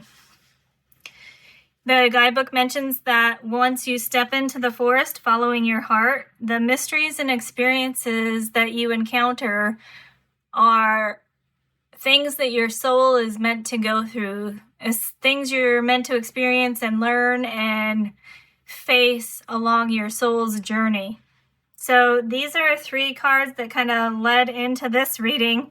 So we'll keep those in mind, and I'll mention things as they become relevant to your reading. This first row, we're going to get an idea of the current energy around you. The second row here, we have cards to talk about the lessons that you're meant to learn and the experiences you're meant to have along your journey. And then the final row here, we'll get some information about the guides and energy that's around you to support you. And we'll be getting a tarot card for each row as we go. So for the first row here, we're starting off. This is a card from the Urban Tarot. I'm using it as an oracle to indicate the main energy that's around you at this time, or the main point in life that you're at, or even your own archetype. So you have number 10 of Swords with oppression. Wow. Look at how the swords are imprinted on this person's the clothing on their back. This person is a prisoner going into a jail. I say going in because their head is down and they're handcuffed. They're not walking out of it. We had the idea of overcoming fear come out in your reading, overcoming oppression, overcoming things that are holding you back. 10 of Swords traditionally can indicate the end of a cycle that's been very mentally challenging for you and mentally hurtful. We also had the message earlier about protecting what you value. So this may be a situation where somebody is being oppressed or persecuted for the values they hold. All of the readings leading up to this one have been very deep and meaningful. So I expect nothing less for yours, and definitely protecting what you value and standing up to and fighting oppression and those that are trying to keep us down is something really powerful and important to learn about. For the foundational energy that's around you from the Oracle of Ascendance, you have Mars energy, action, fire energy, And from the Life Navigator Oracle, you have happiness with 3 dolphins here, a bright sun. It's much easier to enjoy yourself when you are not thinking about yourself. To be happier, practice engaging with life in a spirit of wholehearted, immersive play. Okay, wow. So quite a bit of different energy coming off of this last card here. We had everything here kind of talking about what you value, and protecting what you love, standing up to those that are trying to keep us down, taking time to reflect, and remember this said in solitude is when your soul will truly connect to spirit on a very pure level. So this is saying, yes, it's not contradicting it, but it's saying, yes, okay, all of that, but don't get too caught up. This 10 of Swords, mental anxiety. Don't get too caught up in everything. This is a very serious deal going on here. Don't get so caught up in it that you forget to enjoy life and forget to play. There are a lot of messages coming out somewhat in some of the readings that I've done so far, in the piles I've done for this reading, I should say, and also on other readings I've been watching on YouTube, where it's a message about playing and pausing while we're waiting. I've heard that several times.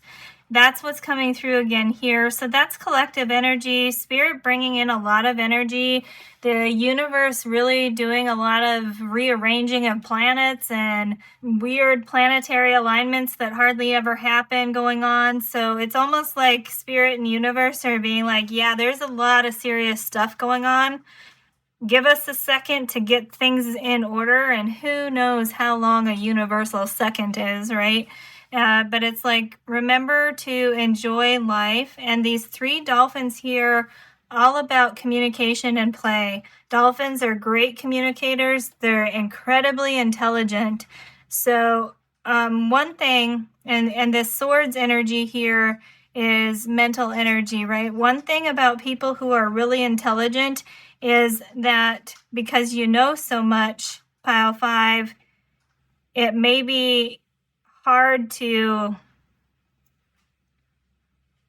put aside certain things that you know and enjoy life. I'm not saying you have to forget what you know, but it's like people who are really intelligent may have a hard time disconnecting from everything that they know and disconnecting from their knowledge to the point where they can't enjoy life. They get stuck in their thinking, they get stuck in analyzing and trying to figure out everything. And if you try and figure out the universe, you are not going to do it. I'll just put that out there. You will learn a lot about the universe, but if you figure out the universe, then you are smarter than Einstein and everybody that is doing all the quantum physics and all that kind of stuff, right? So it's like, yes, you're smart, you're intelligent. You will use those strengths to protect what you love and put some kind of action into play where it'll move things forward to a better place, but don't get so caught up in figuring life out that you forget to enjoy the journey. That's become really cliche saying, it's not about the destination, it's about the journey. It's really about both, right? But it's figuring out how to enjoy both. It's enjoy the little things in life that come along as we go along our journey, and then really celebrate when you accomplish something, when you reach that destination. Yeah, this is going to be a deep reading, of course. Pile 5.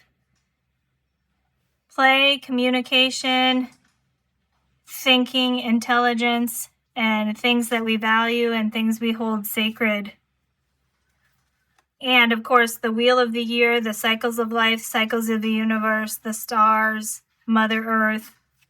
Lots of powerful universal forces coming in here to play in your reading.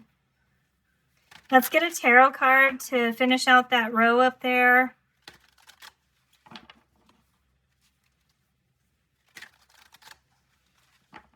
It's much easier to enjoy yourself when you are not thinking about yourself. Engage with life in a spirit of wholehearted, immersive play. Let your heart and body take over sometimes. Don't let your mind dominate everything you're doing in life coming through. From tarot, you get, for this, we have the Forge, and it's number 14. In a traditional tarot, this is the Temperance card. We have all kinds of people doing work here. Matches nicely with the 8 number there about hard work. Blacksmiths, people making swords, mental energy, creating mental energy, creating through thinking. A lot going on in that card there, pile 5. Sparks flying, magic stars coming up, a light bulb hanging over 2 people that are just kind of chilling in the back. All this whirly smoke magic there. Water running in. Tons going on in that card. Temperance is traditionally about balance, but temperance also is about alchemy and turning things that are of lesser value into something of higher value. In the guidebook for this, let me show you the page here. A lot of good information.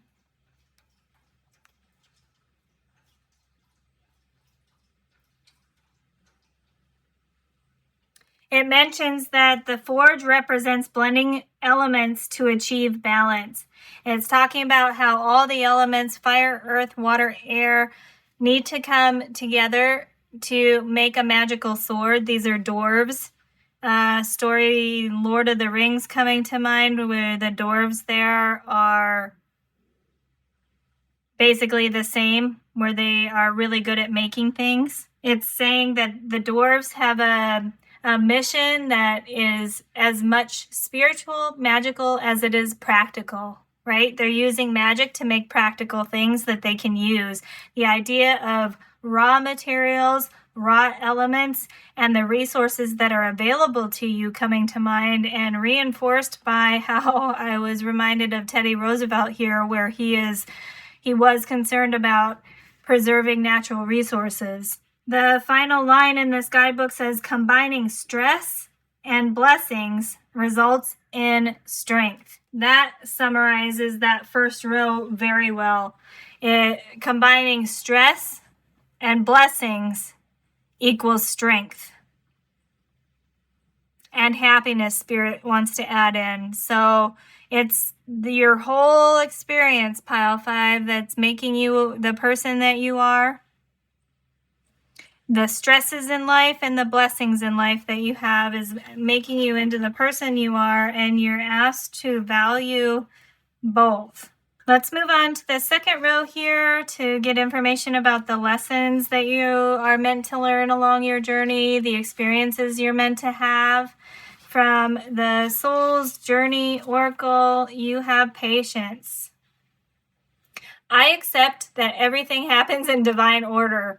Well, that's a great first card to come out, right? With how this honor your holy days card mentioned the cycles of life, the universal cycles, the wheel of the year for earthly cycles, the sun and moon solstice cycles, divine order. Believing in divine order in universe and spirit, and trusting and having faith includes being happy and taking time out to play, being patient for the right time to act, play while we wait. Collective message coming through, not only to me, but tons of readers on YouTube. This symbol here also kind of symbolizes the 4 elements coming together in the middle there to form something that, as a geometric symbol, is matching very well with the Forge card there, as that mentioned all the elements needed for magic. So we need happiness and sadness, we need stress, we need blessings, we need hard work, and we need play.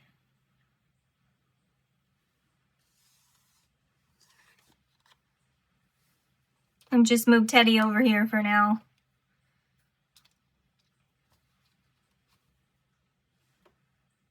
From the Sacred Traveler Oracle, we have Finding Sanctuary, opening to your spiritual source. A second message in your reading, Pile 5, about connecting with spirit when you're alone. In solitude, your soul will connect to spirit on a pure level, opening to your spiritual source. Finding sanctuary, that's part of your path, Pile 5. Connecting with universal forces and divine order, sacred geometry really coming out very strongly in your reading. You may have an ability to look at sacred geometry and learn from it. From the mystical journey, you have rebirth. Number 24 reduces to 6. Transition. Look at this, heart space is broken open.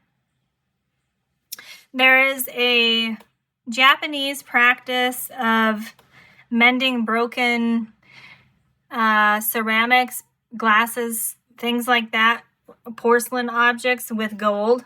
I don't know the name of it, but that's what I think is indicated here on this person. They have experienced something that has hurt them.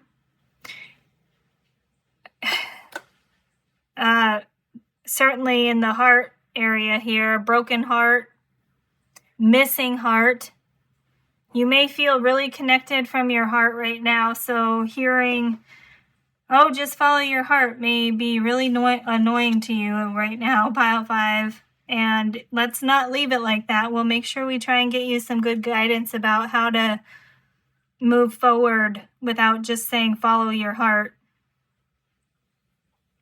I mean, when we hear things like follow your heart, follow the path of your soul, a lot of that is trust and faith, right? We don't always know what's going on. So whoever you connect to as your higher power, higher consciousness, spirit, have faith and trust and patience while they get things in order for you.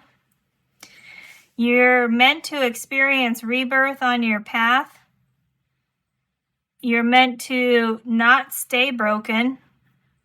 You may have some challenging things that you need to recover from. And then from the Conscious Spirit Oracle, you have number 5, the root chakra. I have everything I need to survive and grow on the physical plane. This is a lot about safety, security, stability, the foundations of life. Look at that, how this was meant to be the foundational energy around you at this time, and you have Mars, which is all about action. Matches nicely with the red to the root chakra there.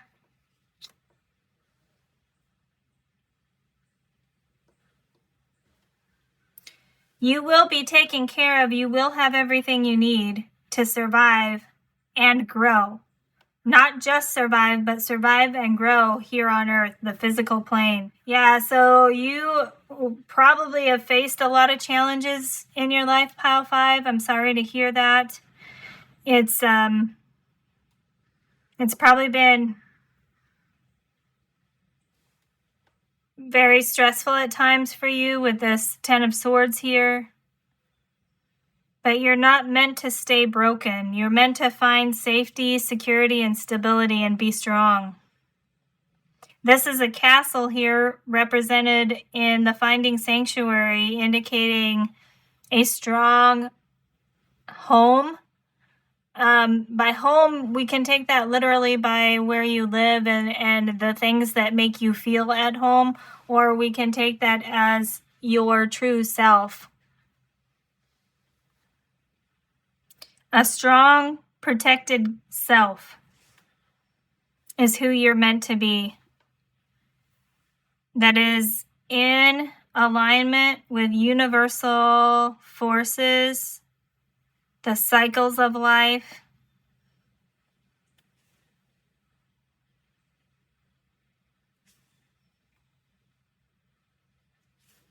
If you look at the person in this card, they have a red 7-pointed star on their third eye chakra. I'm sorry, I forgot to tell you that was number 5. Change. So, connecting your root chakra to your third eye chakra, your intuition is strong. Your intuition is protected. Your ability to understand your intuition is something you're meant to step into during this journey. Trust in your own intuition and building your intuition up as a strong personal power is something you're meant to accomplish during this journey. The things that you're going through help you develop that strength. The guidebook for this Mars card says that if you have been feeling scattered lately, the energies of this card remind you that you and you alone hold the power and key to victory. If you have recently seen an opportunity to progress, to move forward, do not wait. Mars tells you to act now as the energies of determination and victory are at work and standing by your decision. So, Mars energy of determination and victory at work. Take action now in your reading. And we also have patience, that I accept everything happens in divine order. You have one card saying the lesson of patience is something you're supposed to learn, and your trust in divine order is something you're supposed to learn during your journey. But you have foundational energy of action, determination, and courage saying now is the time to act. So one of your lessons may be learning about proper timing, trusting your intuition to let you know when the proper time is to be patient and when the proper time is to act. This same oracle that the Mars card came from is the Oracle of Ascendance. And it has a 7-pointed star called the septogram.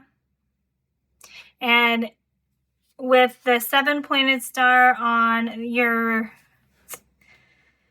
third eye in the root chakra card, it was very relevant, right? So, and look at how the colors match with this patience about divine order. So this card, the 7-pointed star, talks about having knowledge over the energies of the 7 planets. So you have a life or soul path that is connecting with universal planetary energy. Came through from the very beginning, but being stressed here with these synchronicities of the 7-point star and how it's being highlighted in your reading. It's also associated with alchemy, which the Temperance card is here about taking lesser things and turning it into something of more value. It could also be just taking different things and turning it into something else, right? It doesn't have to be lesser or more value. The idea of value I'm keying in on because of how it was stressed in the card that brought you here. So alchemy may be relevant for you. The card represents mastery, and some ancient societies associated the symbol with the flow of energies throughout Earth that keeps everything in balance, which matches so nicely with your Temperance card there, or 14 the Forge, which in traditional tarot is Temperance. And this card also mentioned bringing all the elements together to find balance. The guidebook for this card says when it appears, Look within to solve problems of the without. Your answers have already manifested. Look within to solve the problems without. So that is giving us more information about why you were encouraged to take some time in solitude to reflect on things, and how it's followed immediately by a card about oppression and the stresses of life. So the answers are within you. Follow your heart. You're getting, enjoy the journey. You're getting a lot of the cliche things that are actually very, very relevant, right? They just sometimes get overused, and then it makes us not want to hear them. But they're really coming out as Spirit reminding you that these are foundational things that we can still rely on. Finding solid ground to stand on is part of your soul's path. I'm getting an overall sense from this reading that you are on a journey, on a path that is meant to be accomplishing something very significant through your connection with universal forces and spirit. And that's a huge mission, very significant mission for basically keeping things moving along on a material level on Earth here, just keeping things, the cycles of life moving. But Spirit wants you to make sure you take time to enjoy your experience here on Earth and not feel like you have to carry the weight of this huge mission all by yourself. It's kind of like a general power message coming off of this reading. Not very many specifics. So let's get the tarot card that's going to go here. And then maybe we'll get something more specific for you in the next row. I did tell you we're not going to leave it with those general statements, right?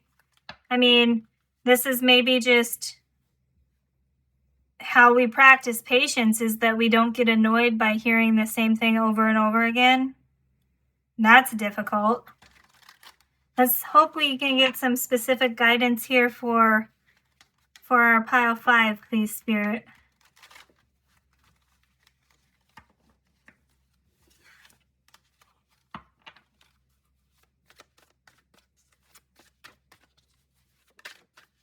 Whoa, what happened there? We had one flip.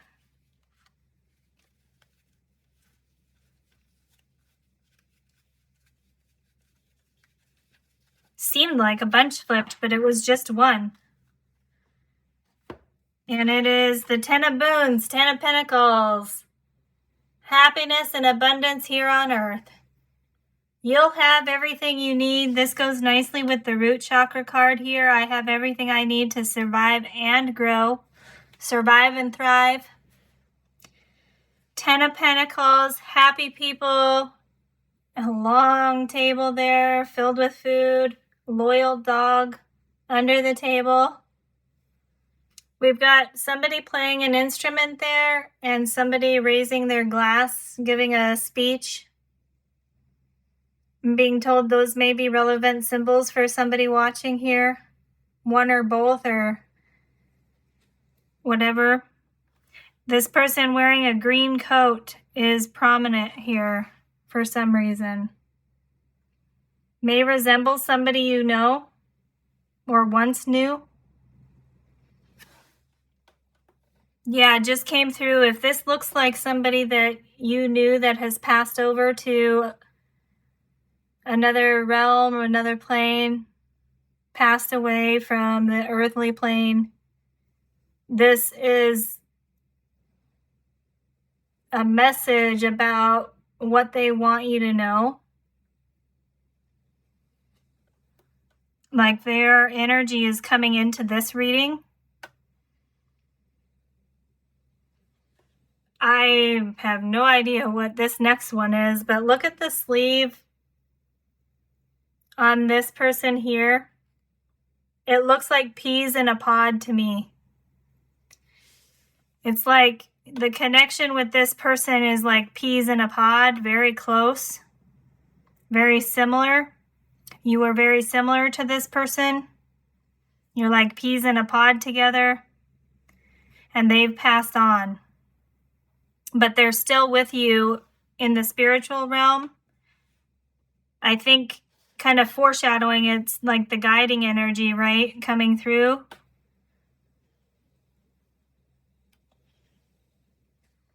Take another look how the person is sitting, holding their hands, holding the cup, smiling.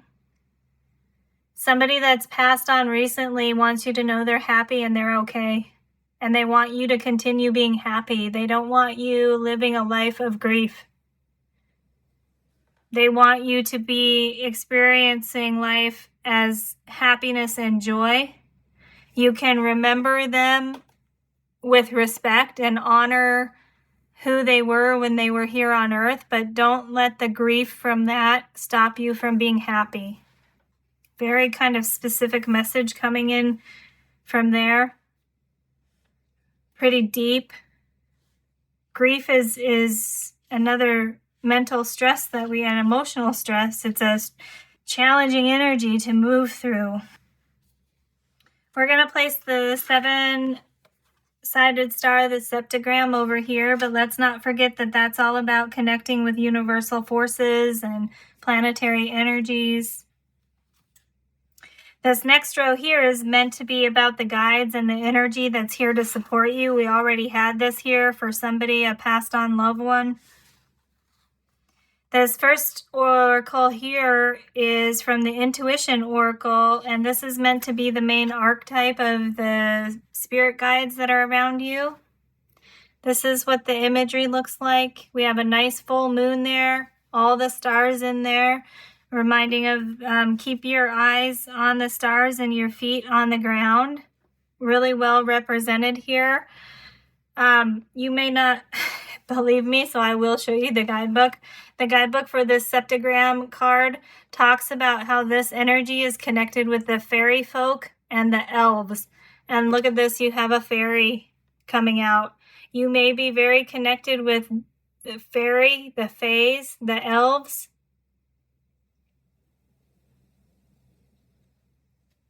We have a nice pink bird there carrying a flower. Usually it's like a white dove, but in here it's a pink bird. I will show you the guidebook for this, but let me see what this is. It's number 47 reduces to 11, master number 11, the persistent. I hold fast to my goals and ideals as I persevere. Yeah, that matches nicely with protecting what you love, persevering through challenges, having patience, taking action when it's the right time to do so. Very good alignment with the guides coming through, fairy energy specifically coming through to help you stay persistent. Fairy, elves, and I would add dwarves to that. We have some peacocks here, down here. Fairy energy, fae energy, really wanting to help you accomplish your goals and be persistent and persevere through the challenges you're facing. This stone that I have here is a peacock copper stone, maybe something that resonates with you. Let's just keep it together here, huh? With that one, can you see?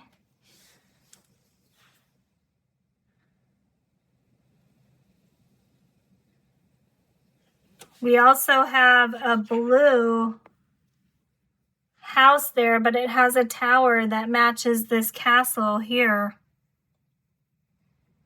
I mean, the shape of it, right? And we already had that you're really connected to sacred geometry. So your fairy, fae, elves, dwarf energy guides are helping you feel secure build your castle, accomplish your goals, and persist through any challenges. I know you can't feel it, but this stone is actually really warm because it was sitting next to this candle for the whole time I've been doing these readings. So, pretty cool.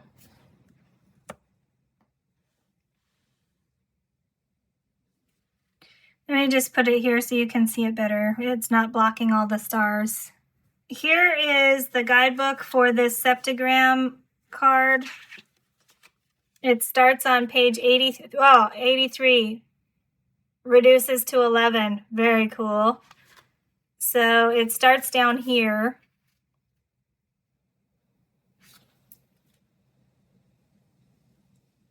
And continues to the next page. So here is the page that talks about the fairies and the elves. Moves to 84, which reduces to 12.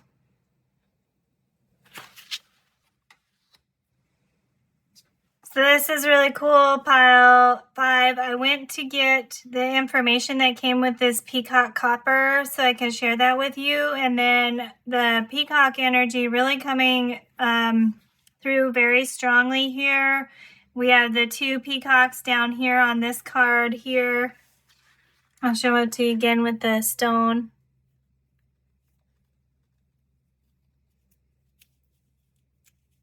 I'm sorry, I'm trying to show you where it's really shiny, but I don't know.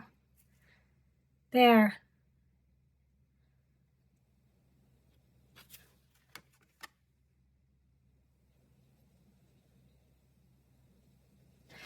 And then what was really, really, really cool about it is I was like, the peacock message from this person, the passed on loved one, there's a peacock in the animal spirits deck, and that has the message from this person, and it is this that says, let it shine. And it's number 46 on there. 4 and 6 reduces to 10. And this person's being represented here on the 10 of boons, 10 of earth, 10 of pentacles. So the passed on person, or I guess it doesn't have to be passed on, but if that's representing somebody that looks like somebody you know, the message from them is let it shine. Look at that heart. Yes, yes, yes, yes. Don't live a life of grief. Let your heart shine. Be happy and joyful. Look at this. This card here has the hole in the heart, and this peacock spirit is coming through to say, let your heart shine. Don't let yourself dwell in feeling like your heart is empty. Your heart is actually full of light, and you're being encouraged to let it shine. If you take nothing else from this reading, that is the main message. Let your heart shine. You are amazing. Let your talent shine. Let your heart shine. Find a way to reconnect with your heart if you feel disconnected from it. Still looking for a specific message about how to do that.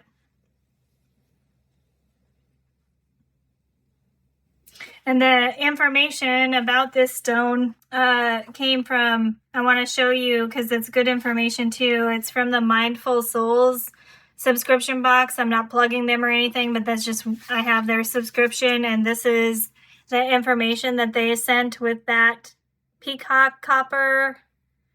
And look at how it shines in the picture. I wish mine would do that, but it doesn't. It says, this stone is a stone of happiness and joy, and it's said to turn you in positive directions. So if you've been feeling sad, oppressed, stressed, lonely, grieving, this is helping you turn your life around.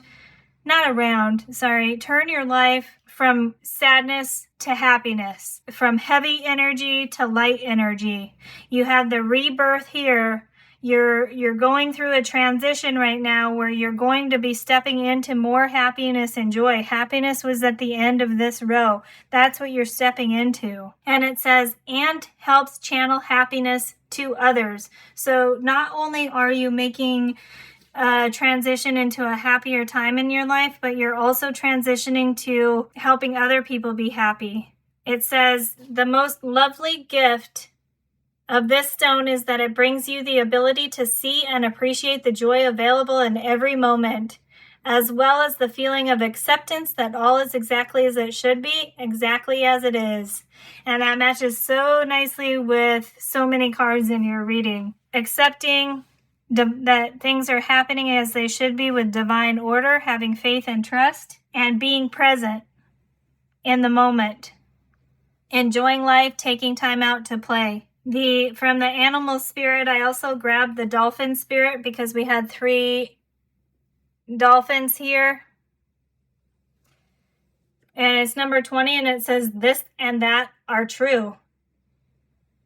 So it doesn't have to be just one thing, right? So it's like we can have stresses and we can have blessings. We can have sadness and we can have happiness. So this and that are true. We experience this and we experience that, and both are part of our path. Both are true. Both are things that we're meant to experience.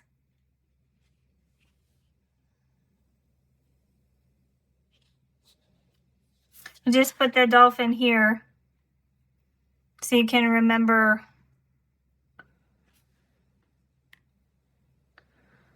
that. And that ties nicely into the cycles of life, right? Sometimes we're sad, sometimes we're happy, sometimes this is true, sometimes that is true, more true. They're both true. Sometimes we're more patient, sometimes we're taking action. All about the cycles of life and balancing universal energies that guide us. I just felt called to go grab the tarot of the Celtic fairies. These fairies here really wanting to make an appearance in your reading.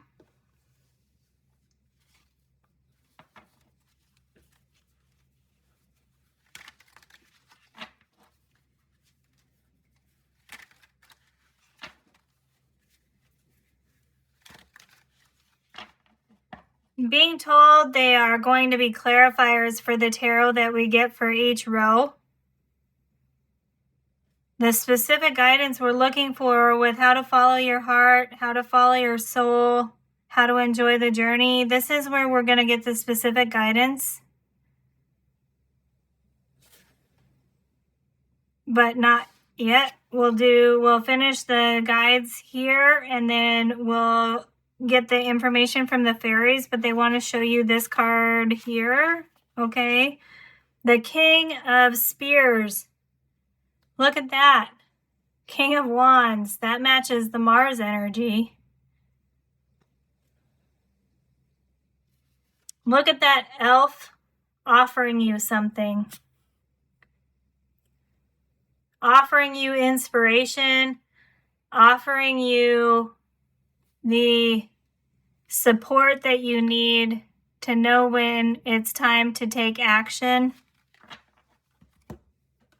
Yeah, he wants to be up here as like foundational energy.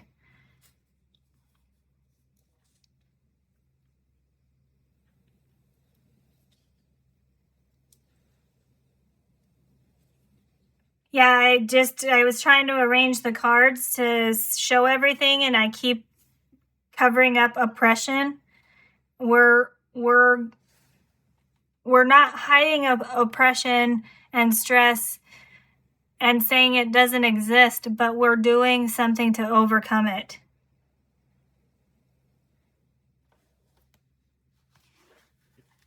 All right, let's continue then with how I'm being guided to do the reading. Look at how all the oranges matched up there. So amazing. From the messages of the Animal Spirit Guides Oracle, you have the spider, and it says, trust the creative spark you're feeling and express it through writing stories that inspire and enlighten. Thank you, Spider. We just had that King of Wands make an appearance about having a spark of inspiration, and now the Spider energy coming out to tell you to trust the creative spark that you're feeling, trust your gut, trust your intuition, express it through writing stories that inspire and enlighten.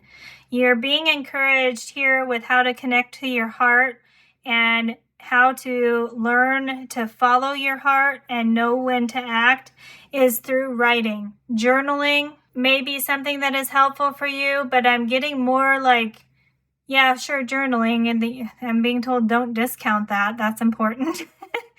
But I was like, more so like creative writing, like just sitting down and writing stories, just sitting down and writing anything.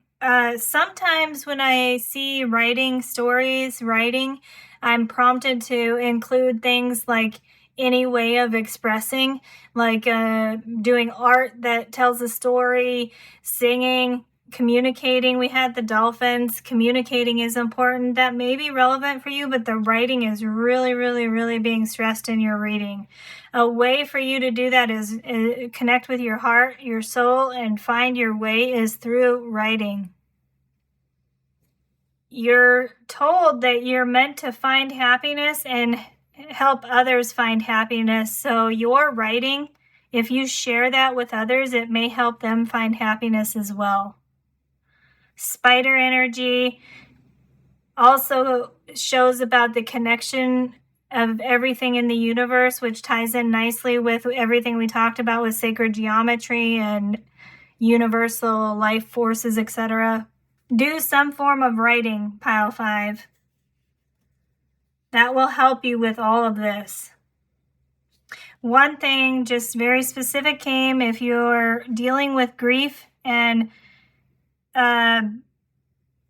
this person here is representing a passed on loved one, write them a letter.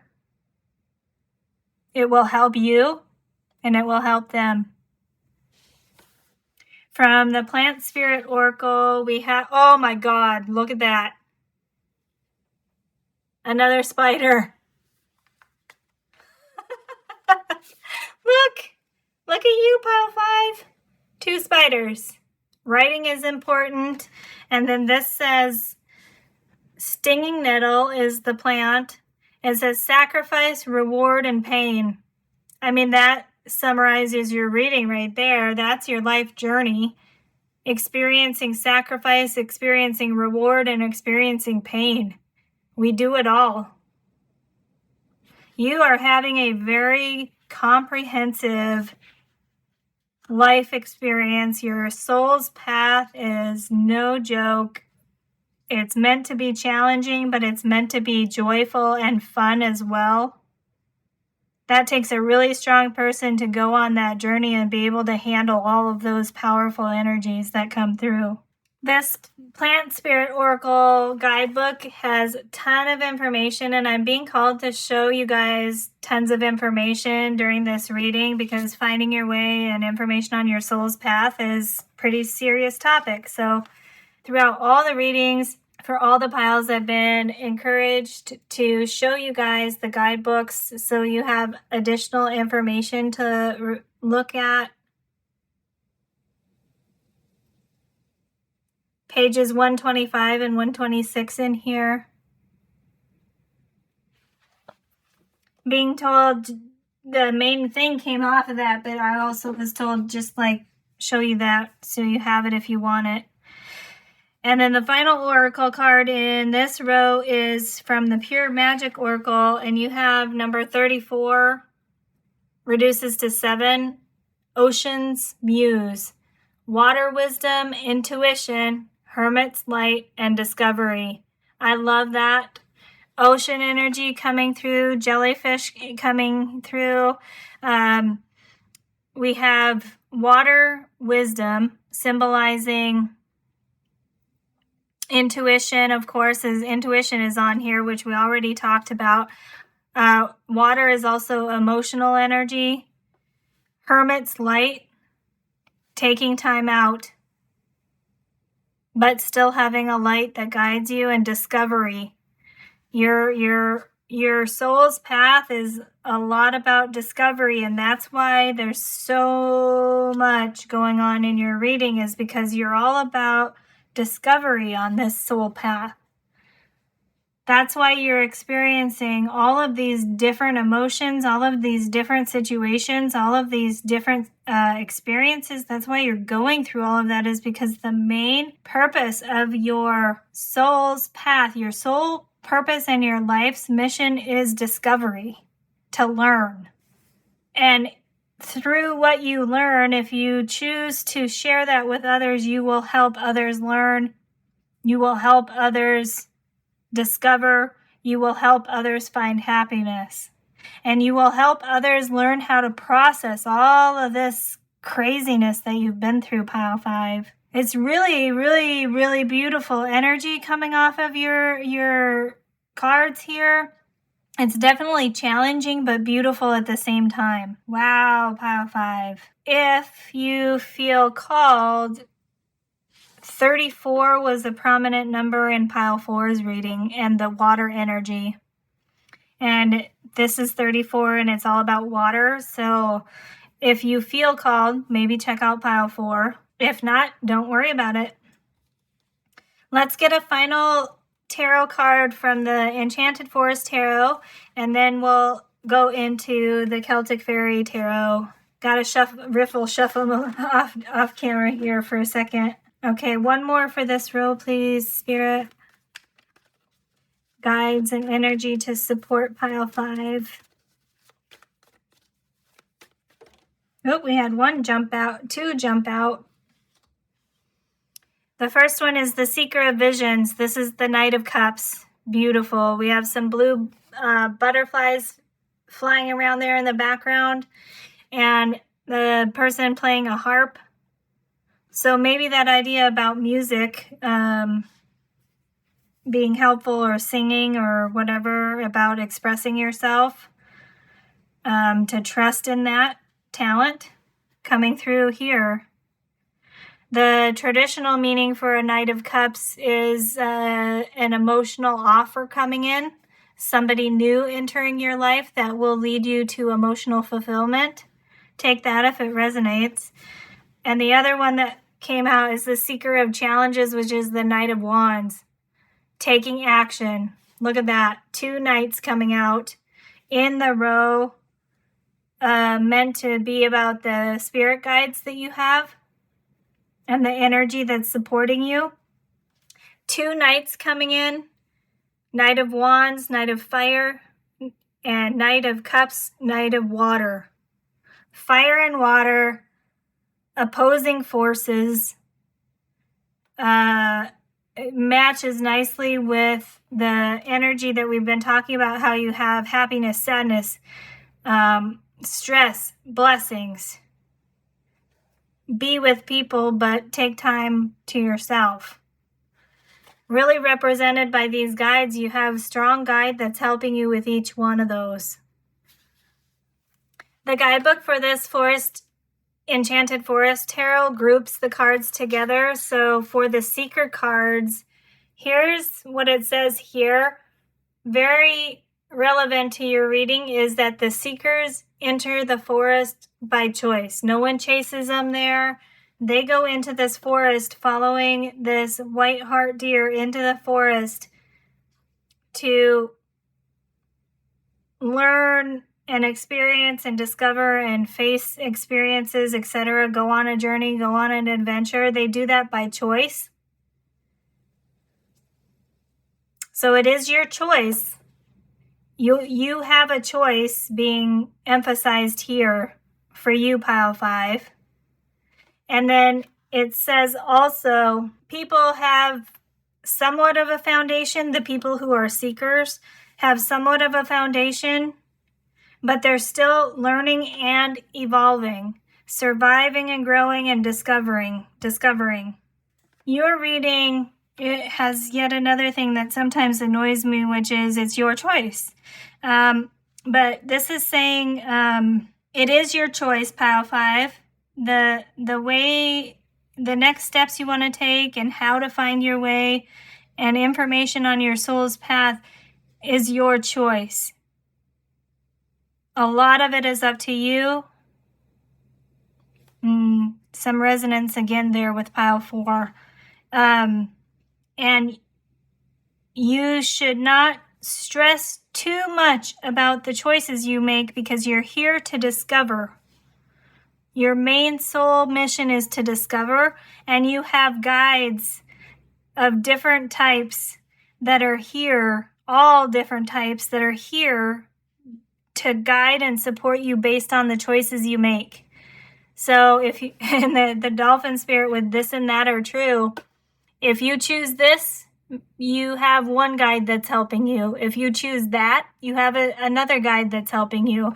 The guides that are most appropriate to help you are going to be coming in to help you move through your journey based on the choices that you're making.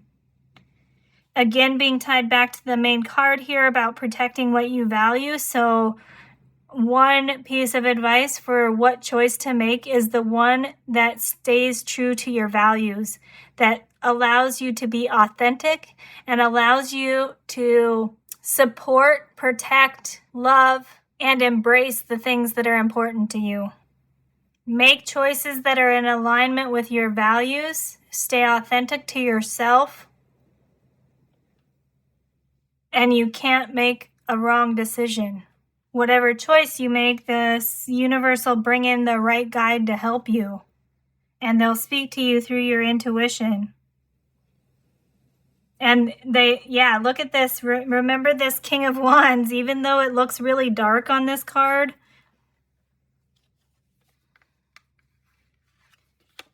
The King of Wands is coming out of that darkness, giving you a gift, giving you that spark of inspiration, letting you know that no matter what choice you make, you're going to be guided. You're going to know what to do. Wow, Pile 5, this is a ton of information. All right, let's finish your reading with the 3 cards from the Celtic Fairy Tarot to bring in this fairy energy that we were hoping for kind of specific guidance on how to deal with all of this, right? We started to get more specific guidance here about doing some writing and making choices that are based on your values. So let's see if we can get some more specific information.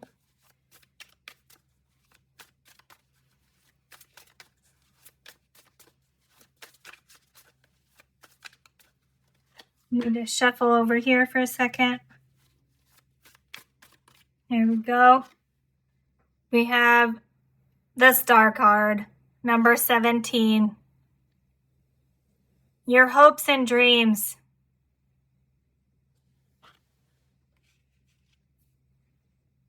Follow the path of your hopes and dreams, no matter what they are. Stay true to your values and your hopes and dreams will come true and you'll be guided. Look at that little guy in this card going through a swamp that's foggy, and you can see little stepping stones here, and he's holding a torch, right? And then his other hand is like, what? Like what? Where? I feel like you may feel like that a lot. Or like, come on. The guidebook for this Star card mentions signs and symbols. So be observant for signs and symbols that will help you know you're on the right way. Spirit will be showing you. We had tons of different things in this reading that could be signs and symbols. 7-pointed star, the main one. Spiders, spider webs. Birds that are different colors than you would expect them to be. Blue butterflies. Water jugs. There's a water jug here in the corner of this card, and the Star card is associated with Aquarius, which is the water bearer. Any of the animals, of course, here. things on t-shirts other people are wearing. Maybe signs and symbols for you. The number 8 for sure. So those, signs and symbols, that's kind of the advice there to help you find your way. Be observant for signs and symbols and trust your intuition. We had the third eye highlighted here with the 7-pointed star, that trust your intuition that you'll know what those mean. Traditionally, when you see signs and symbols, it means you're on the right path, or it's to remind you of something that will help you find the right path. Whoa, oh no. Okay. So these ones are not flipped. This one flipped. Ace of Swords. Another indication of a spark of inspiration coming in. Mental energy here. This is swords energy though. We have orange orbs there. Maybe another sign that you will see.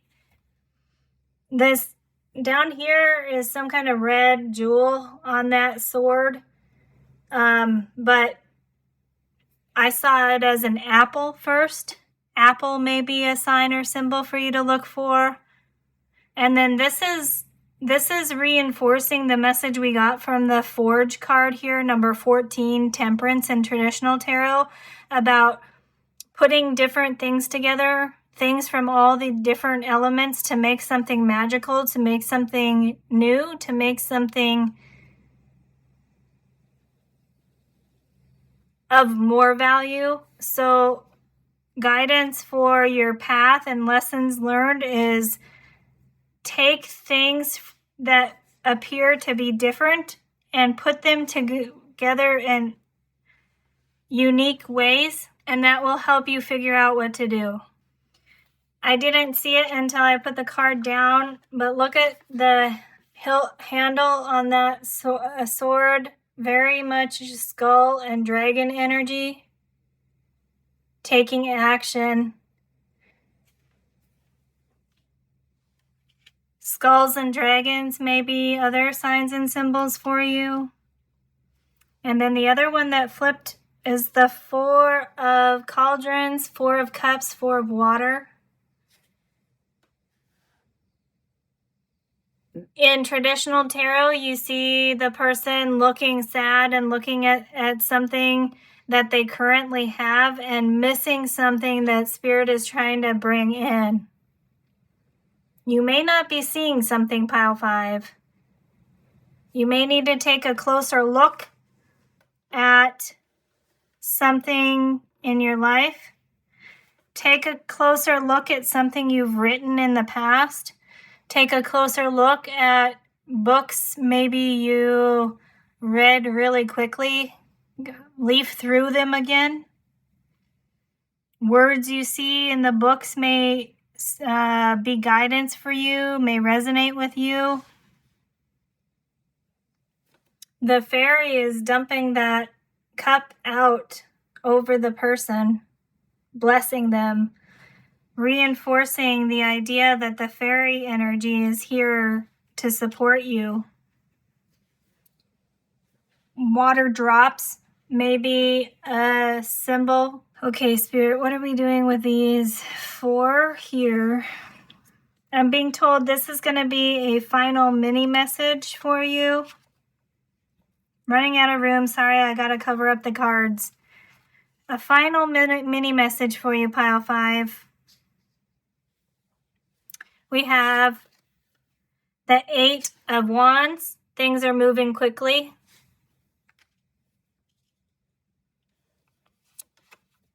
The 7 of Wands. You may face challenges. Oh, there's 5 cards here.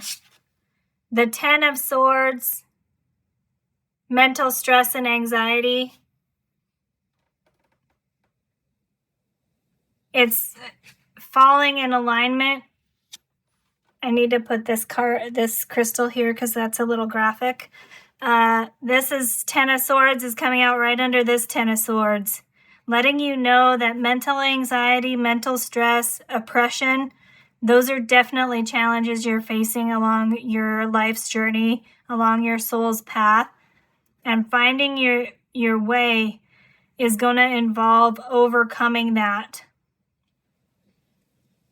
That's just something you're meant to do, Pile 5, is overcome oppression, help other people overcome oppression, and find happiness. Doing so through playful communication and writing.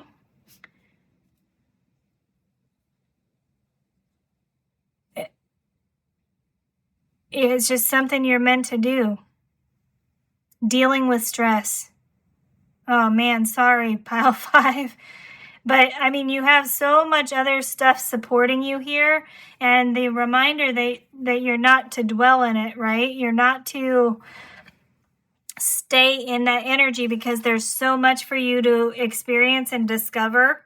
It's like learn how to process that's a major life goal for you, is to figure out how to deal with stress and oppression and help other people do that as well. And then we had the 5 of Spears, 5 of Wands, conflict and competition. Look at that giant cat watching those fairies fight. This is your intuition not putting up with anybody's BS. That's what that card says to me. Your intuition is going to help you not get sucked into other people's drama, basically. Know when to act and know when to be patient. And then the final card, yay, the Ace of Spears, the Ace of Wands, there it is. Spirit is always sending you sparks of inspiration, information, and the ability to know when to act. And you may need to be patient until you get that feeling that it's time to go. But then when it's time to go, you're going to go so fast and you're going to make so much progress with this 8 of Wands, 8 of Spears here. So much fire energy. 1, 2, 3, 4 cards out of 5. Fire energy. Action. You are strong. You are powerful. Embrace your courage. Be determined. The fairies here to help you persevere and combat mental stress. 10 is a significant number for you, Pile 5. You had 2 10 of Swords come out here. Your main card that brought you here is a 3 and a 7 that reduces to 10. The 10 of Pentacles came out to let you know you're meant for happiness and abundance. And the 46 on this Peacock Spirit that says let it shine reduces to 10. 10 is a significant number for you. Okay, Pile 5, that's a ton of information. I'm going to leave the reading here. I do truly hope that you found something in this reading helpful, and you do have a challenging but very important life path, soul's path to follow. You will be guided along your journey to help you find your path. And remember, we had that message about you can't make a wrong choice, because whatever choice you make, as long as it's in alignment with your values and the things that you consider to be important, then it's the choice, it's fine. It's not a wrong choice. And Spirit and Universe are going to bring in the guide that's going to help you. It's like choose your own adventure, Pile 5. It's going to have challenges. It's going to have blessings. It's going to have things to overcome. It's going to have things to celebrate. And it's basically choose your own adventure at this point.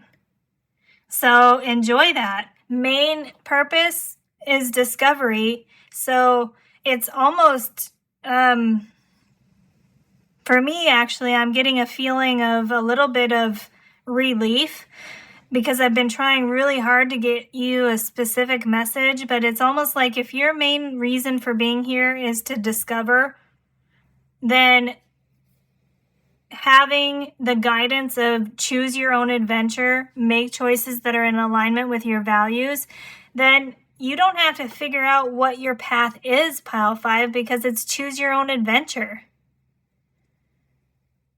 if you're not familiar with choose your own adventure stories, basically you're presented with make this choice or that choice, this or that on the Dolphin Spirit. And then the next part of the story comes in based on what choice you make. So there you go, Pile 5. Choose your own adventure, and I am sending you tons of inspiration and courage and patience to help you on your choose your own adventure journey. Make sure you enjoy it, Pile 5.